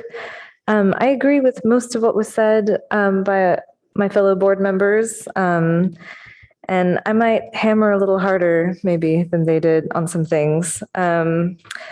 So on the housing, it's funny, yeah, that was my first thought too. Why isn't there housing here? I will remind our board that we had another project come in front of us that was also not zoned for housing, that we were also pushing for housing, that we ended up acquiescing to the zoning that was there. But this would be a great place for housing. And I didn't ask this question. I sort of regret not asking it, but one could still have a development like this where you have one level of office and then maybe housing above it. And maybe there's a way to design this building for future proofing in case more housing could get added later on, in case zoning changes and heights are allowed to get higher. The way that this building is currently designed would be a great base for something to come above it. So in that vein, I know that you guys have been through a long process, but don't give up. It'd be great to see housing here, and this is a great place for it, and there's a lot of good neighbors. I might encourage, something that I'm sort of struggling with this project, and the other one was more of a sustainability story about this design. Office buildings take up a lot of energy. This building doesn't appear to have any operable windows for passive ventilation. So I would encourage operable windows. I might also encourage mass timber. And we see a lot of like concrete is kind of, I want to say like in the future, it's just not as sustainable as mass timber. And if you're doing something that is like this project where you're doing a core and shell, mass timber would add a bunch of warmth and richness. I mean, I see on a 10.1, you've got these conceptual imagery of wood, which I love, but it's not coming through in your design. If that is your design intent, the execution isn't following through. And so I would encourage you to consider a type 4 mass building way of moving forward. In terms of the massing, I would agree with Board Member Balte that the elevations do appear a bit relentless and in terms of sort of a long, steady, unchanging form. I do think there are ways to mitigate these things. Fins, shading elements that protrude, even having balcony elements, having outside spaces for your office tenants that look onto park, that look, those might be nice ways of modulating the facade to, and even the parapet, I am talking about future proofing, but the parapet could also use a bit more modulation in terms of just adding more visual interest. It does seem a bit too plain, especially given the adjacent buildings that have fins and that have things that sort of add to pedestrian interest. Speaking of pedestrian interest, the retail location is not the right location for retail. Your retail needs to go up against Park. The office entrance can be inside Sherman because everyone has to get to the office, right? But that retail is going to be hidden. No one's going to see it. We want it to be successful, right? If you have to have it, you want it to be successful. And that retail needs to come to the front. I think there's that aspect and the height. I would agree with Board Member Chen that retail needs to be 14 feet minimum to ceiling to feel good. So these are some basic things that I would very much push you to consider. And I would also, on top of it, to push you consider not just to make it a curtain wall retail facade, add something that, creates character on that street that's not just a glass curtain wall. We're seeing that a ton everywhere. I don't want my future to look just like glass curtain walls everywhere on the ground floor. The green walls are amazing. I love it. I was really disappointed to hear that the main one on Park Street is not actually a green wall, especially when the one next to it is. So I would very much encourage that one to be a real green wall to the extent that you're able to. And I can sort of understand the perforated metal screen in the back being not really green. I would agree that there is a lot of heavy lifting happening on the middle screen panel. I'm a fan of the idea. I think in theory it sounds really nice. It'd be really great to see it. And maybe also see what it can do to modulate your facade, not just in that plane, but in another plane as well. So that looking down the street, you're getting some variation versus just an elevation. Wood soffit, big fan. I like that suggestion. I thought about that as well. I'm sure you thought about that while I was asking about it as well. Just something to add warmth. There's a lot of cold colors here, and I see that that's not in your design intent. You've got some greenery and you've got some wood. So the palette in itself is not helping you in achieving that. And it'd be really great to see that. Okay, what else? Materials.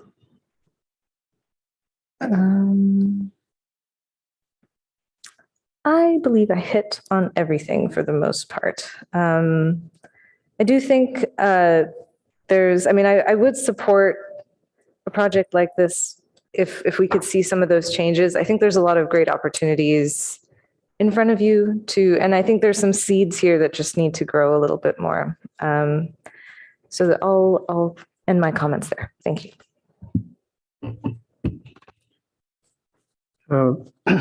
Yes, I just in general support the massing of the building. I think it addresses each of the streets pretty well. Certainly Sherman with the notch in the middle is a good one. I definitely think that the retail is a hard sell where it is. And I appreciate the green walls and repeating what the previous neighbor has done. I actually like the idea of sort of the privacy issue being addressed by the perforated metal elements that you're inserting. Seems like a sensible idea. In reference to what Vice Chair Bolte said about the size of the length of the long wall there, actually, if you take a look at it in plan view, you see it's about the same as what you would see if you took that view from your neighbor's side. So it's not any longer than that piece of the facade. But I do feel that an opportunity is kind of lost here, and sort of taking what Commissioner Thompson said, that I could imagine you could create a much more interesting corner up above if you actually made a small balcony at that corner, and it became kind of the place for the internal offices to take a step out, get some fresh air, look up and down the street. I won't say smoke a cigarette because I just don't believe in that. Take your coffee cup out there and go have a drink. But it might make a really dynamic corner and break up that facade. And it is the major corner in your building here, that you have the major elevation and it opens up below. So what you could do with that corner is an exciting possibility.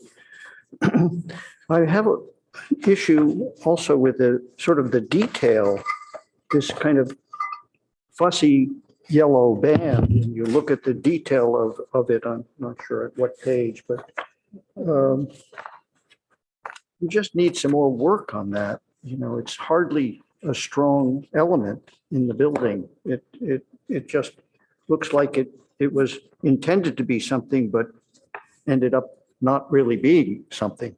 Not quite sure how you do it, whether you make the whole entire top of that into this similar shape, but it just doesn't make it in my image, my imagination. It will be insignificant. The rear elevation, it's all kind of functional. So I think that the patterning of it, basically by using the perforated metal elements, will be breaking it up. I really like the little interior courts, even if some people don't want to be there during the hotter periods. It's certainly good during other periods of time. You know, those little balconies add a lot to breaking up the mass on the inside. But I don't, you know, I listened to the comments about the retail and, you know, it's kind of one of those unfortunate things. The zoning kind of forces you into it. You would say that, well, why not put the commercial right there on the corner?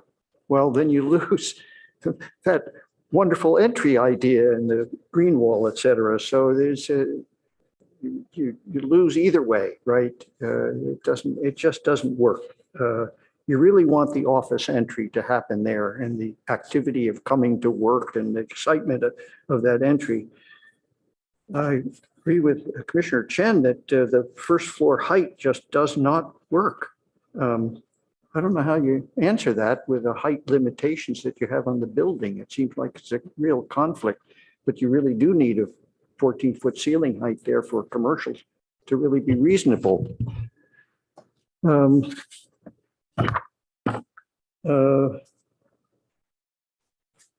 I think that other than those comments and the few comments that we've had, you know, that I think the comments have been good, but that this is going to be a very successful project, and it has all the feelings of a proper successful project as a office building. I think people know office buildings pretty well who are working on this one and have done an excellent job overall in planning, certainly in respect for how you use the offices, in taking care of the parking in a way that is appropriate, in dealing with the neighbors, all of that stuff is difficult to go through, and I think you've done a really good job of it. But I think also some of the comments on the board has made here are really quite applicable, and hope you can improve it somewhat next time you come. I have a quick follow-up. Follow-up. Do you have a quick follow-up? I would just like to go on record that I agree completely that the ground floor is too low. You need a taller ceiling height for the retail space or to be successful, and you need to take it out of the office ceilings. There's more than 10 foot of office space ceiling, and that's what's got to give, I believe. Yep. So I have another comment, just on the facade, and I mentioned I have a little bit of a gripe with curtain walls, but I would encourage the design team to consider sculptural elements of solid on the wall as well.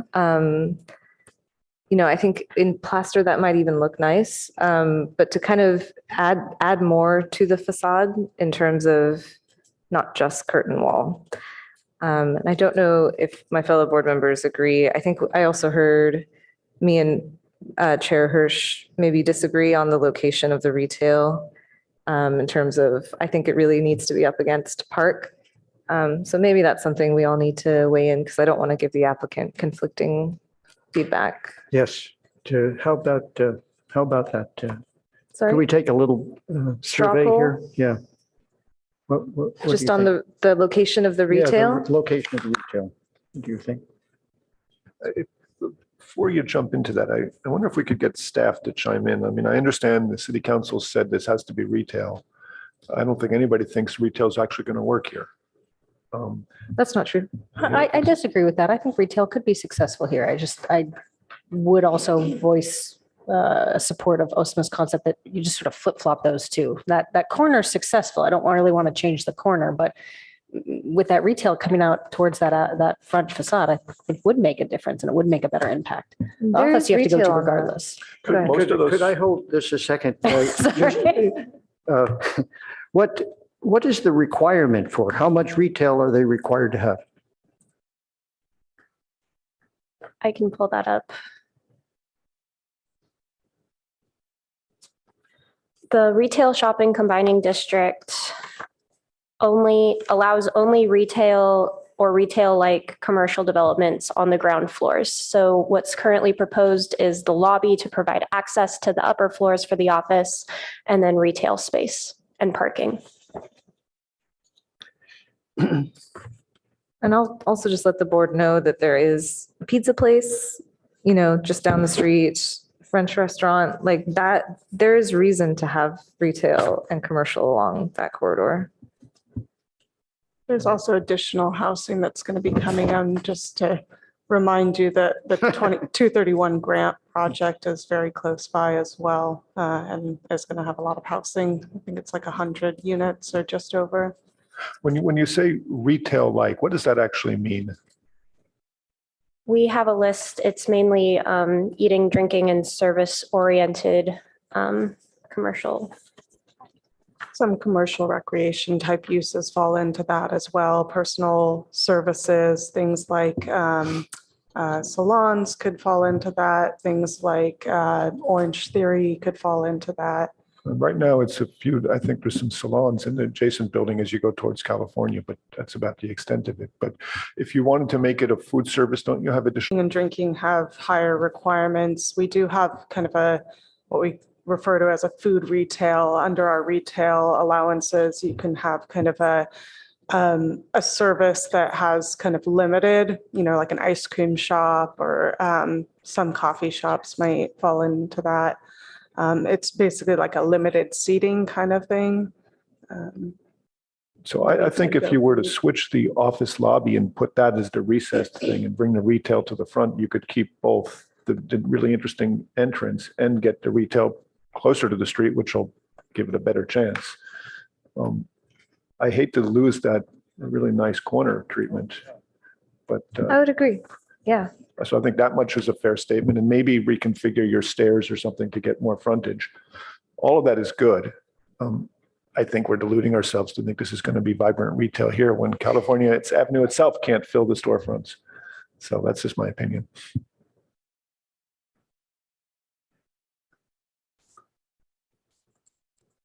I think, so did we all speak? I didn't hear you on the straw poll. Yeah, no more comments. Yeah, I would support the idea to relocate the retail to facing the major street while keeping the corner open.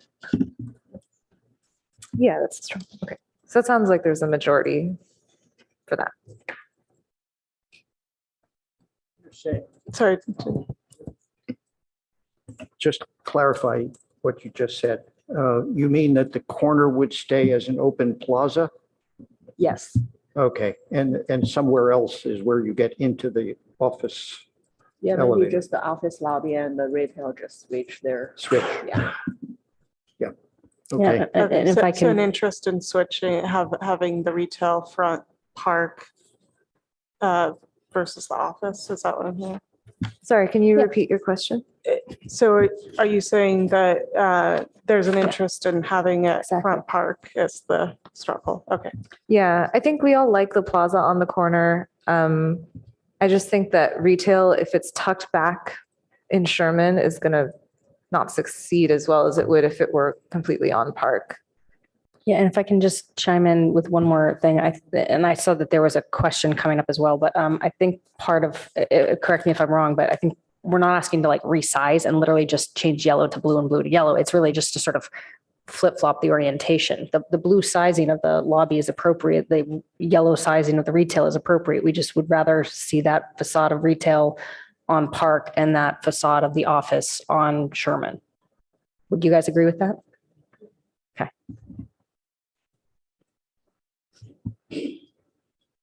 Okay. Was there a question?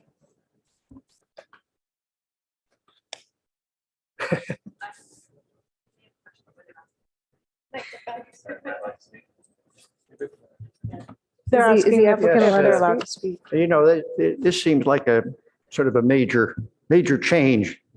Is it possible? So I think probably the appropriate answer is we can study it. I will say one thing that's tricky, and some of you have alluded to this. Retail is possible here, but it's a major change that potentially dramatically impacts the project. So I just wanted to say that out loud. We're happy to study it, but there, for instance, the ceiling heights and the location and all that, like has a huge impact on the office, but on the retail, making a little change for a little space can impact everything dramatically. So we just need to study it thoroughly, but we're happy to look into it further. I think we're looking out for your best interests as well. I sort of see that as well. It seemed like it came up very naturally from all of us here that, you know, and we are looking after your interest because we want the retail to succeed as well as the entire building. So we're keen on you studying it. Don't underestimate what we're saying, though. We really want to see more than just we'll think about it. It really, you need to have some kind of retail there, and it's not just us, it's the city council, it's the whole town. To succeed at that, it does need to be closer to the street. You do need to have a taller ceiling. You probably should find a way to get more parking so you can make it a food service, because that's the thing that's really going to succeed there. You know that. And in the end, there'll be some kind of food service, and if you don't have the parking, it doesn't work. Now is the time to solve that problem. Ask the guys who built the Protege restaurant. They'll tell you how difficult it is to figure that out later. You've got the space to make that work here. Thanks. Well, we know you follow directions very well. So on this one, it really is in general, a very successful project. And we think that this may be kind of the most difficult part of the problem right here, which has just been described. The height just doesn't work for retail, just not possible. Go ahead.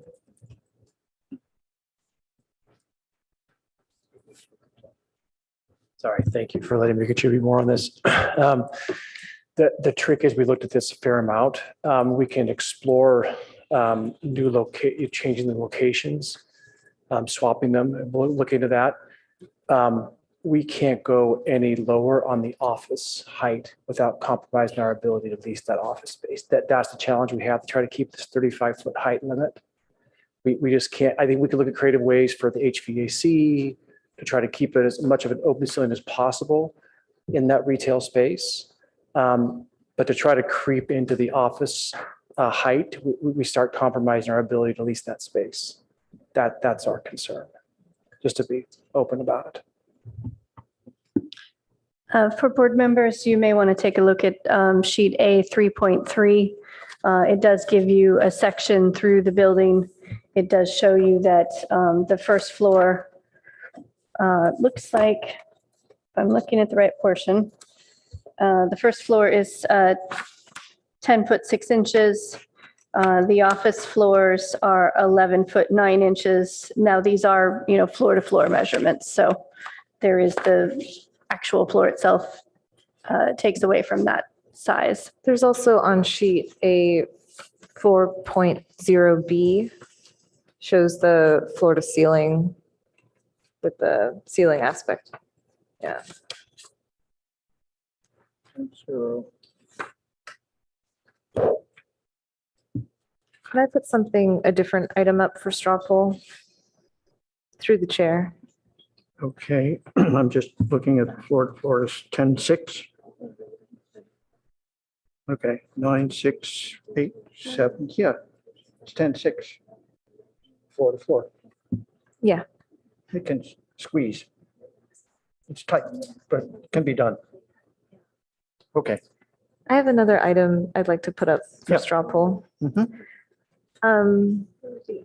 This is a bit more of a conceptual idea if we would want to encourage the applicant to explore this. So we live here in the South Bay in Silicon Valley. We see a lot of office buildings that are curtain wall on slab that are articulated as such on the facade.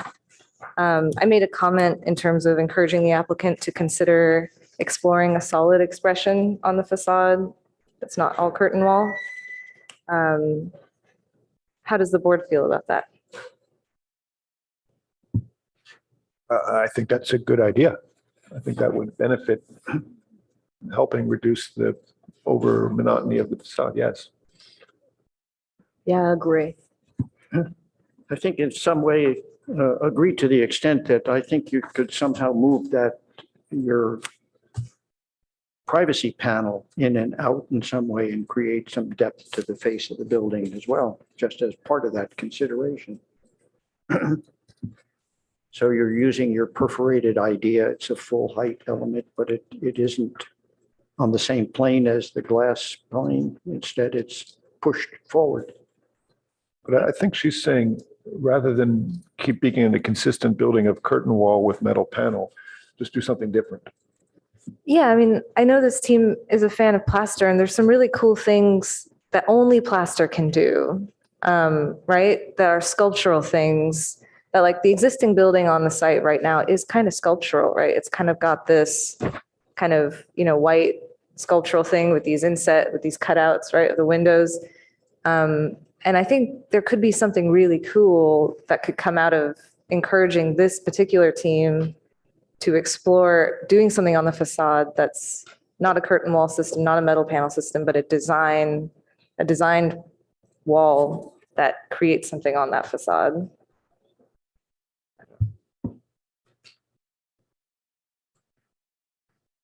You can certainly throw that out there for them to think about. Okay. Thank you. Clap. More questions? Yeah, Claire? If you guys have any final thoughts or questions, I was just going to provide a quick summary of kind of the things that I heard, if Yeah. you'd like. Yep, fine.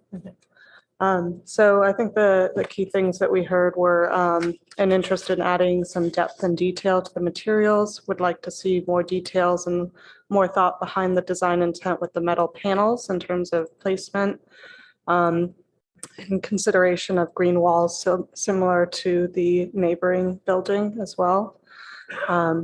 In order to provide a more viable retail space, look into increasing the floor to ceiling height of the ground floor retail and consider locating it more visibly along Park rather than on Sherman.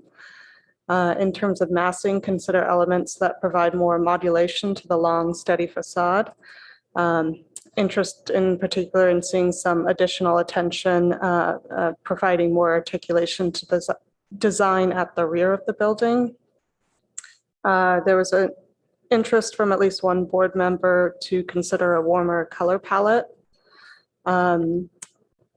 There was also an interest from at least one board member to consider designing in a way that could accommodate housing above in the future. And then consideration from the board about board members about the sculptural elements of solid wall on the wall rather than just curtain wall. Is any additions? I think several members expressed a desire for a warmer color palette, not just at Okay. least one. When you phrase it that way, they don't quite hear the same message. Mhm. Did Claire say retail? Did you mention the retail thing? Yeah, okay, I missed it, sorry. Okay, I think that that sums it up. Yeah. I move that we continue this project to a date uncertain. Do I have a second? Second. Take a vote. Vice Chair Balte, Yes. Board Member Chen, Yes. Chair Hirsch, Yes. Board Member Rosenberg, Yes. Board Member Thompson. Yes. Motion passes 5-0. Thank you. Thank you. Almost. We have one more item. We have an Or, announcement. sorry, announcement, sorry. Did-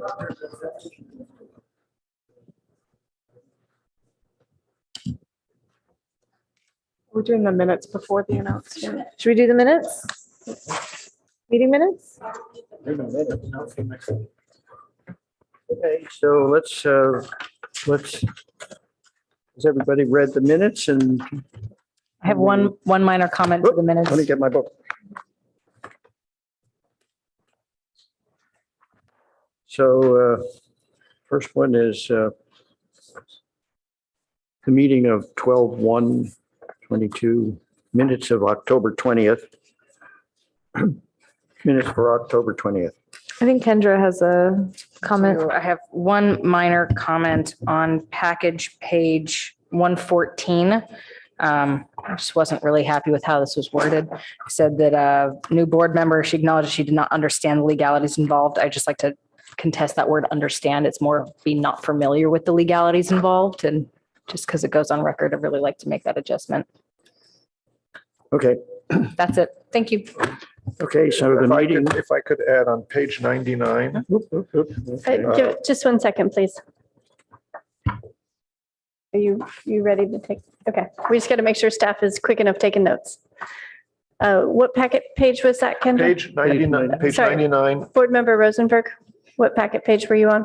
Page number 114. It's the- 114, okay. It says Chair Hirsch, and then the second segment, it's the last sentence. As a newer board member, she acknowledged that she did not understand the legalities involved. I would just like to say she was not familiar with the legalities involved. And if anyone has any issue with that, happy to discuss it. Just I recall that being what Board Member Rosenberg said. Thank you. Appreciate that. Wow. On page 99, the 1, 2, 3, 4th line up from the bottom, Vice Chair Balte suggested Mr. Liu take the comparison to Louis Kahn, the architect I was referring to. Louis Kahn. Louiskahn. Khan or Kaahn? Because it's spelled both ways, and my cousin's is one, and Just if we could correct that for the record, please. So how are we spelling it for clarification? Louis, Louiskahn, is an architect who deserves our respect. Yes. Thank you. With that, I'll move we approve these minutes. Wait a minute, who's Louis Kahn? He was this. I don't know of an architect with that name. This dude who lived when George Kahn. Washington was president, right? I move that we approve these minutes. Second. If I can do that. All in favor? Yes. Oh, cheers. Not yet. Vice Chair Balte, Yes. Board Member Chen. Yes. Chair Hirsch, Yes. Board Member Rosenberg. Yes. And Board Member Thompson. Yes. Motion passes 5-0.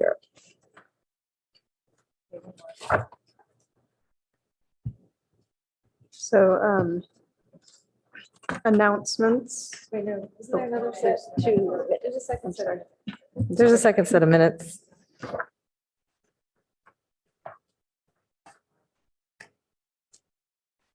Any comments? All right. Is that there? I move that we approve the minutes from November 3rd as written. Second.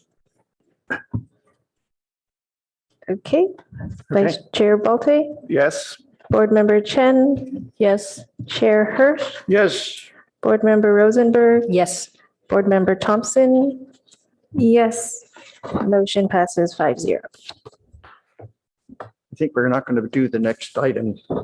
We have to put it off. How much time will it take to do that, David? Well, it's going to take at least 15, 20 minutes. I think we should push lunch half an hour and. Yeah, if you can do it. Yeah. What does the board? I guess it's up to the chair, really. Well, I mean, I'm prepared. We could move forward with it. We'll try to zip through.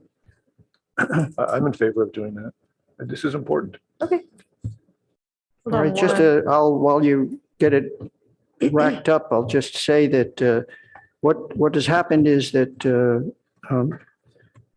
Commissioner Chen and myself have sort of changed horses in the midstream here. We were looking at the entire objective standards, and then along came a project that is a townhouse project, and so we shifted and took views of many projects here, which we'll show you,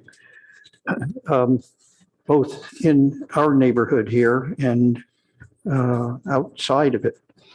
So soon as they can come up on the board here. And we met many times and took little side trips, townhome study. So here are the areas. Next slide. Next slide, I guess. Huh? Overview, case studies. Keep moving on here. Oh, we won't get through. Next. Okay, so there's, Sterling Court was one, East Meadow was another one, JCC, another one, Arbor Real at El Camino in Charleston was another, Alma Village off of the grocery outlet, Oak Court. So a distinction should be made here in the first groups that I'm describing, which are all Palo Alto, that a couple of them are slab structures with the housing on top of parking, but the rest of them are on the ground projects. So let's move to the next slide, please. So these, including Foster City, there's Laguna Verde and Menlo, there's Menlo Park East and Senal Street, a small project, Dublin Perch project, Livermore Tranquility Center. They're all the ones that are in blue there. In Mountain View, some on Lansby, the new project off San Antonio Road. Next slide. So these are the categories we studied these separate projects with. I guess I'll just run quickly, neighborhood context, community circulation. These are the various titles that we put on the various parts of our study here. So you can have a look at images that will reflect these particular, in these particular projects. So then let's start with neighborhood context. Oh, you're going to just move to the next slide, I guess. So historic district building, major street or boulevard, low density residential zones, and keep going. So this is a historic context project where it's in an industrial area. So it has a vernacular that would fit well within that kind of a neighborhood. and use of materials that would look good in that neighborhood. It's a rather dramatic street scene and strange in some ways, but interesting in those respects. Next slide. This one is, which one is this? Lansby, a piece of the Lansby project. I want to point out a corner detail. Also point out the fact that there are really no street trees here shown, or maybe they're very small at this point. Are they? Yeah. Yeah, they're very, very small. Yeah, this is So this is all a brand new project, right? Yeah, it's coming up. two major streets. But on major streets, right? This major street does have, in fact, the trees that aren't just not grown up yet, but a very powerful corner treatment here. Okay, next slide. So this is, it's called, what's it called? Arboreal. Arboreal, right? Arboreal. This is the corner. It's a rather setback corner. The building, it almost looks like a single building, but it really is several different residences, and it has a kind of a hierarchy of roof lines and turns the corner onto Charleston from El Camino Real. And it does have significant trees which have grown up on the street edge there.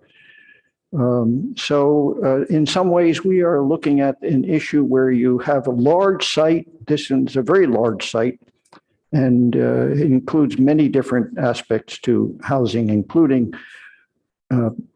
different prototypes. Okay, next slide. And this one is, which one is this? It's Lansby as well. Lansby again. Step Okay. down to the low density residence on the right side. Uh-huh. Is this one townhomes? That's a good question, whether it's townhomes, because it looks very dense, doesn't it? I'm also not sure the one on San Antonio is townhomes either. Are you guys sure of that? You see the stoops on each of the unit? Yeah, so most likely, yeah. I can confirm that the building on the right of this picture is definitely townhomes. I'm not sure about the left, but the one on the right, I have a friend that lives in those, so. Uh-huh. Yeah. We're going to go back, we'll go back and check it out, to make sure that we're in the right category here. Because it does look, I thought the same thing. Looks a little more massive than on the left than what a townhome normally looks like. So it might be multiple dwelling. Okay, but there are some full-grown trees down on that side street, and so trees on the street really become a very strong issue here for this total development. Okay, next slide. So major streets or boulevards can exceed the R30 height requirements by 1 story, but cannot exceed the 50-foot height. Emphasis on increasing the importance of the street is actually achieved by selecting 2 or more of the following, which is using a format that was somewhat used in our objective standards to find different choices for making these effective hierarchy of effectiveness on street treatments, whether it's major street or a minor street. So corner units or distinct corner elements that face 2 streets must have a change in roof line. There was a similar one about the corner units and corner buildings in those other zones, not residential specific, but that we would think that corner unit buildings ought to have different treatments than mid-block units.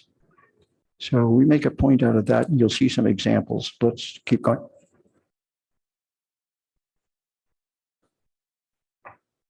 Just describing the corner issue here. Yeah. Okay, next slide. So to keep it moving here. Community circulation. We found some different prototypes here and so community circulation, vehicle access and parking, and pedestrian and bicycle paths. So on vehicle access and parking, there are, go ahead to the next slide, that's fine. This is the podium scheme, one of the podium scheme. This is the JCC podium scheme for part of the project. You'll see another image of the interior, which is really quite different from the exterior stucco type of entry. But this is a parking entry, and it affects pretty much everything the way it works. But it is, for the most part, going to be too expensive to build for most developers. Back then, whenever they did this, they managed to get it funds for this. Keep going. Next slide. So this is a cul-de-sac scheme, and it's interesting in that it is paved differently. It has minor kind of trees in it that you'll see in every one of these kinds of projects that really are a minor issue in terms of tree shading. But the garage doors are on a cul-de-sac, and the length of it gets to be significant. So we have to, I think, put a limit on the length of cul-de-sacs and the type of housing that has a parking on one side, on both sides of one entry point, and how long a series of buildings in this kind of format are allowed to be. Next one. So here's the same project, and you can look down on the cul-de-sac parking. The one that you're looking at that is completed is on the El Camino Real, facing El Camino Real, so that there are area ways to the front door of those buildings and parking that is end unit cul-de-sacs. The other one on the opposite side of the street is also a cul-de-sac, but it has sort of two means of entries to it. So it has a different format than the one facing El Camino. Next slide. This is Livermore, right? Yeah. Livermore. And so this is a very large development that they've done with a number of different prototypes here.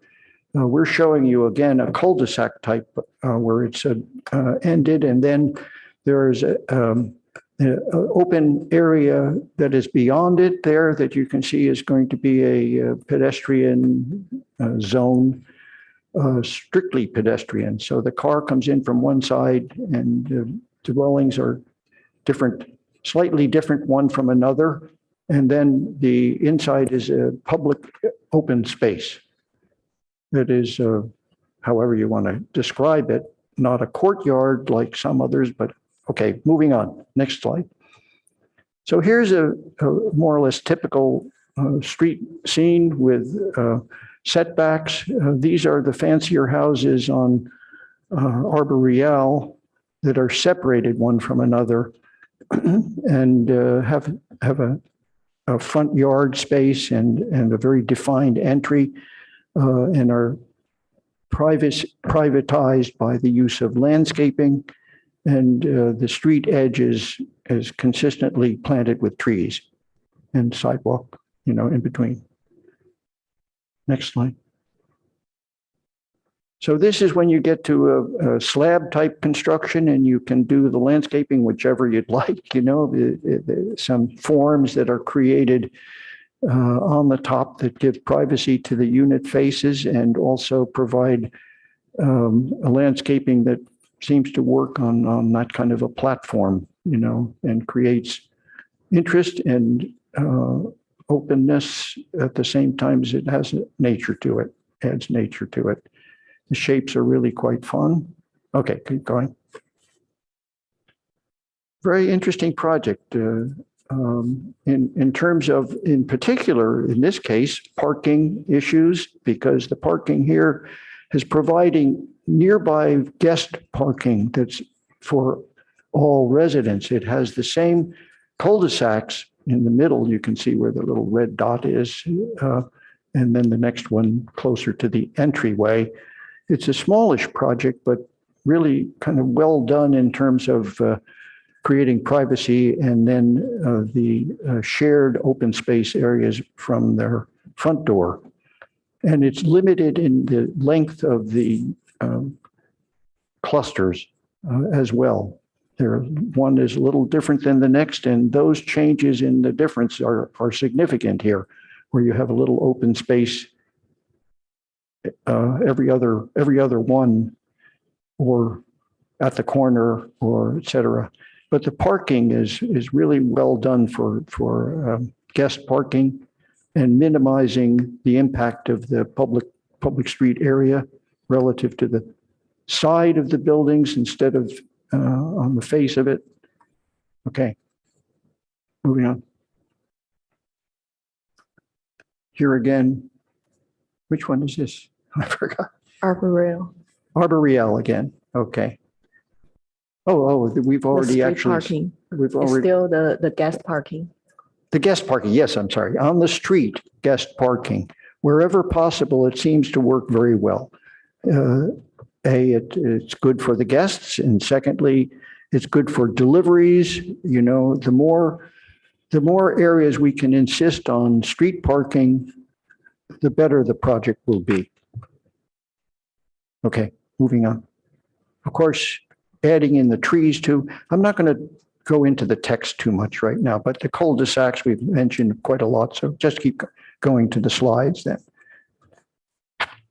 Next one.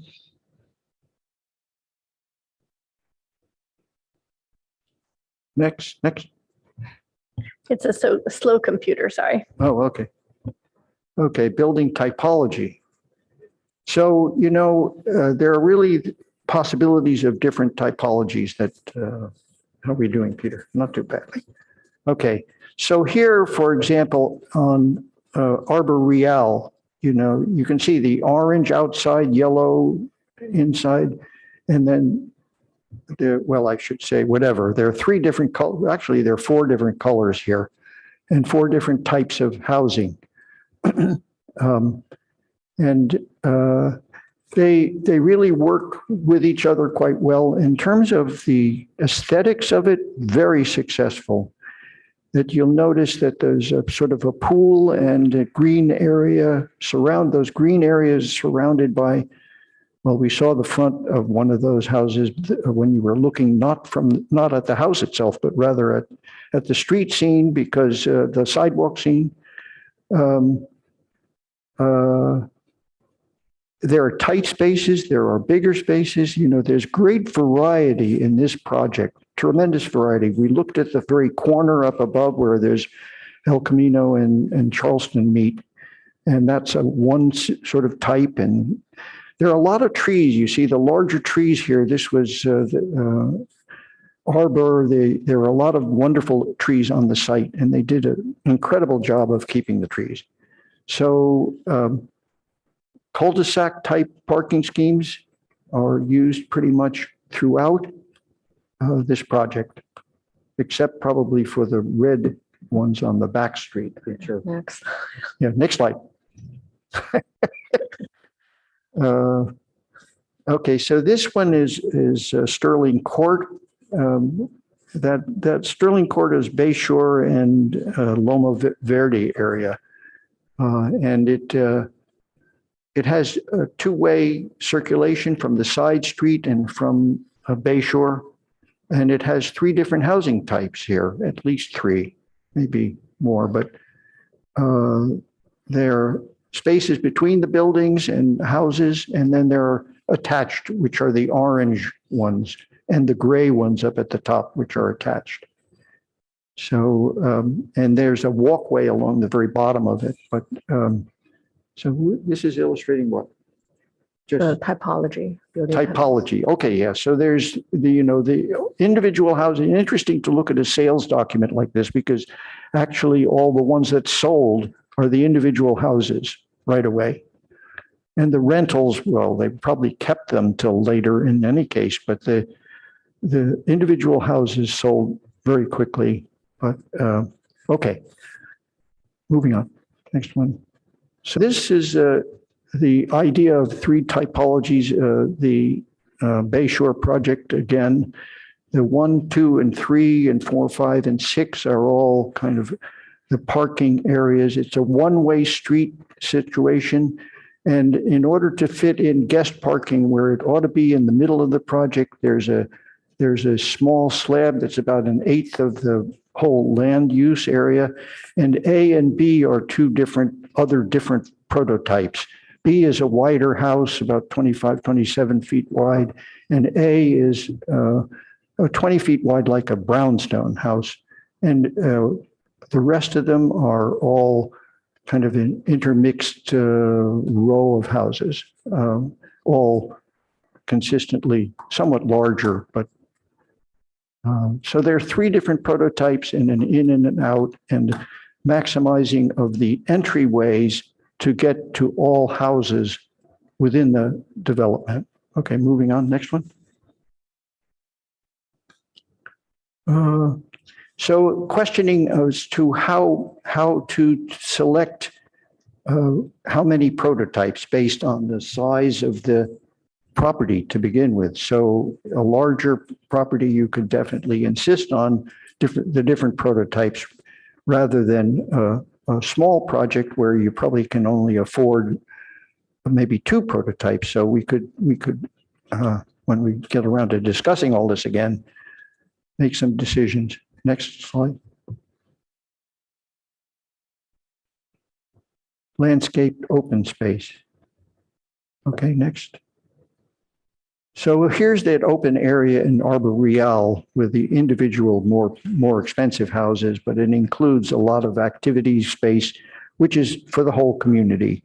So you're seeing this piece of it, and then there's a swimming pool and a community building, all a part of the sort of the center of this project. Okay, moving on. And here's again, this one is in Alma Village. And it's behind the grocery outlet. It is in front of some of the more expensive housing that are detached houses.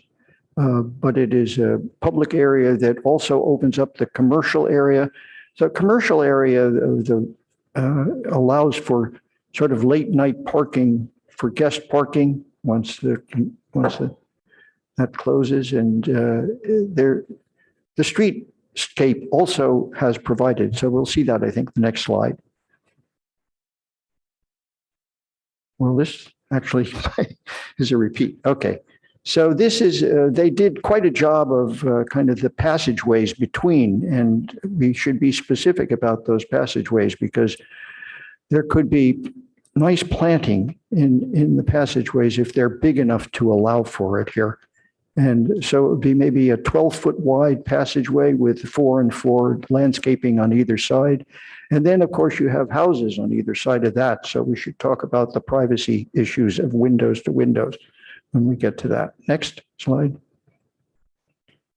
So the open spaces, here's another idea of open spaces that are shared.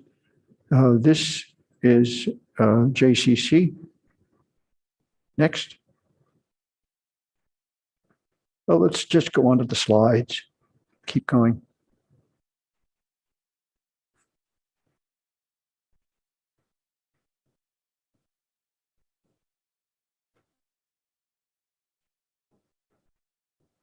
Not going slow. Okay, so privacy.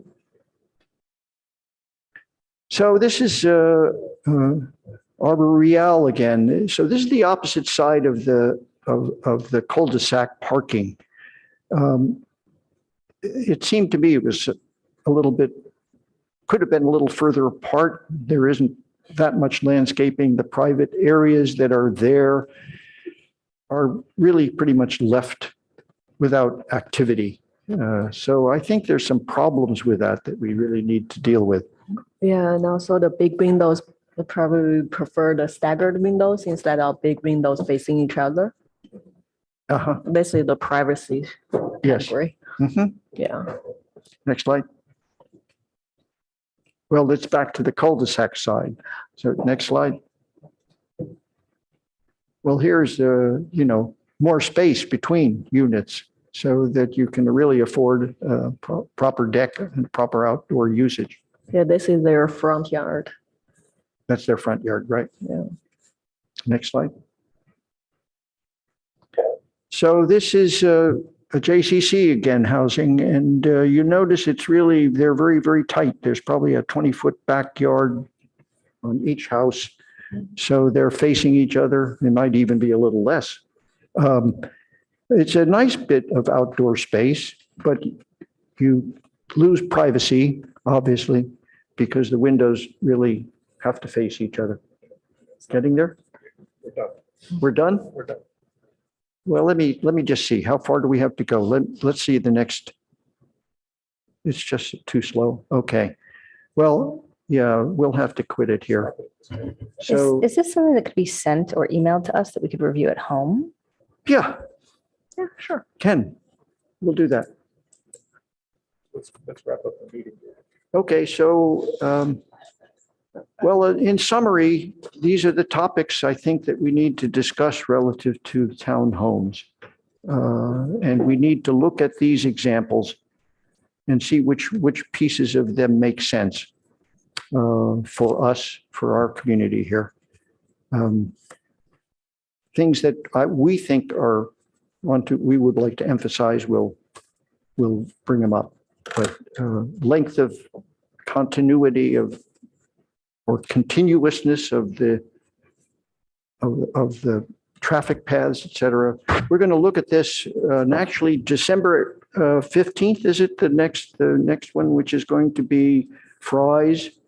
Is that the one? Yeah, December 15th, we would have, we're going to have a discussion on this scheduled. Yeah, on Fry's, on the Fry's. This is project. separate from the Fry's. Well, we're going to have a discussion on this, you're saying? Yeah, is that what you're asking me? Well, no, I was wondering, when is the Fry's The project? Fry's is also on the December 15th here. Right, so we could continue on this after or whatever in. Yes. Okay, yeah, good, thanks. So let's do that. Thank you very much, David Yingshi. This is going to leave me spinning, thinking about it. You have to adjourn the meeting. Are we adjourned? No, meeting is dismissed. Thank you. Okay, so we got to get up to the.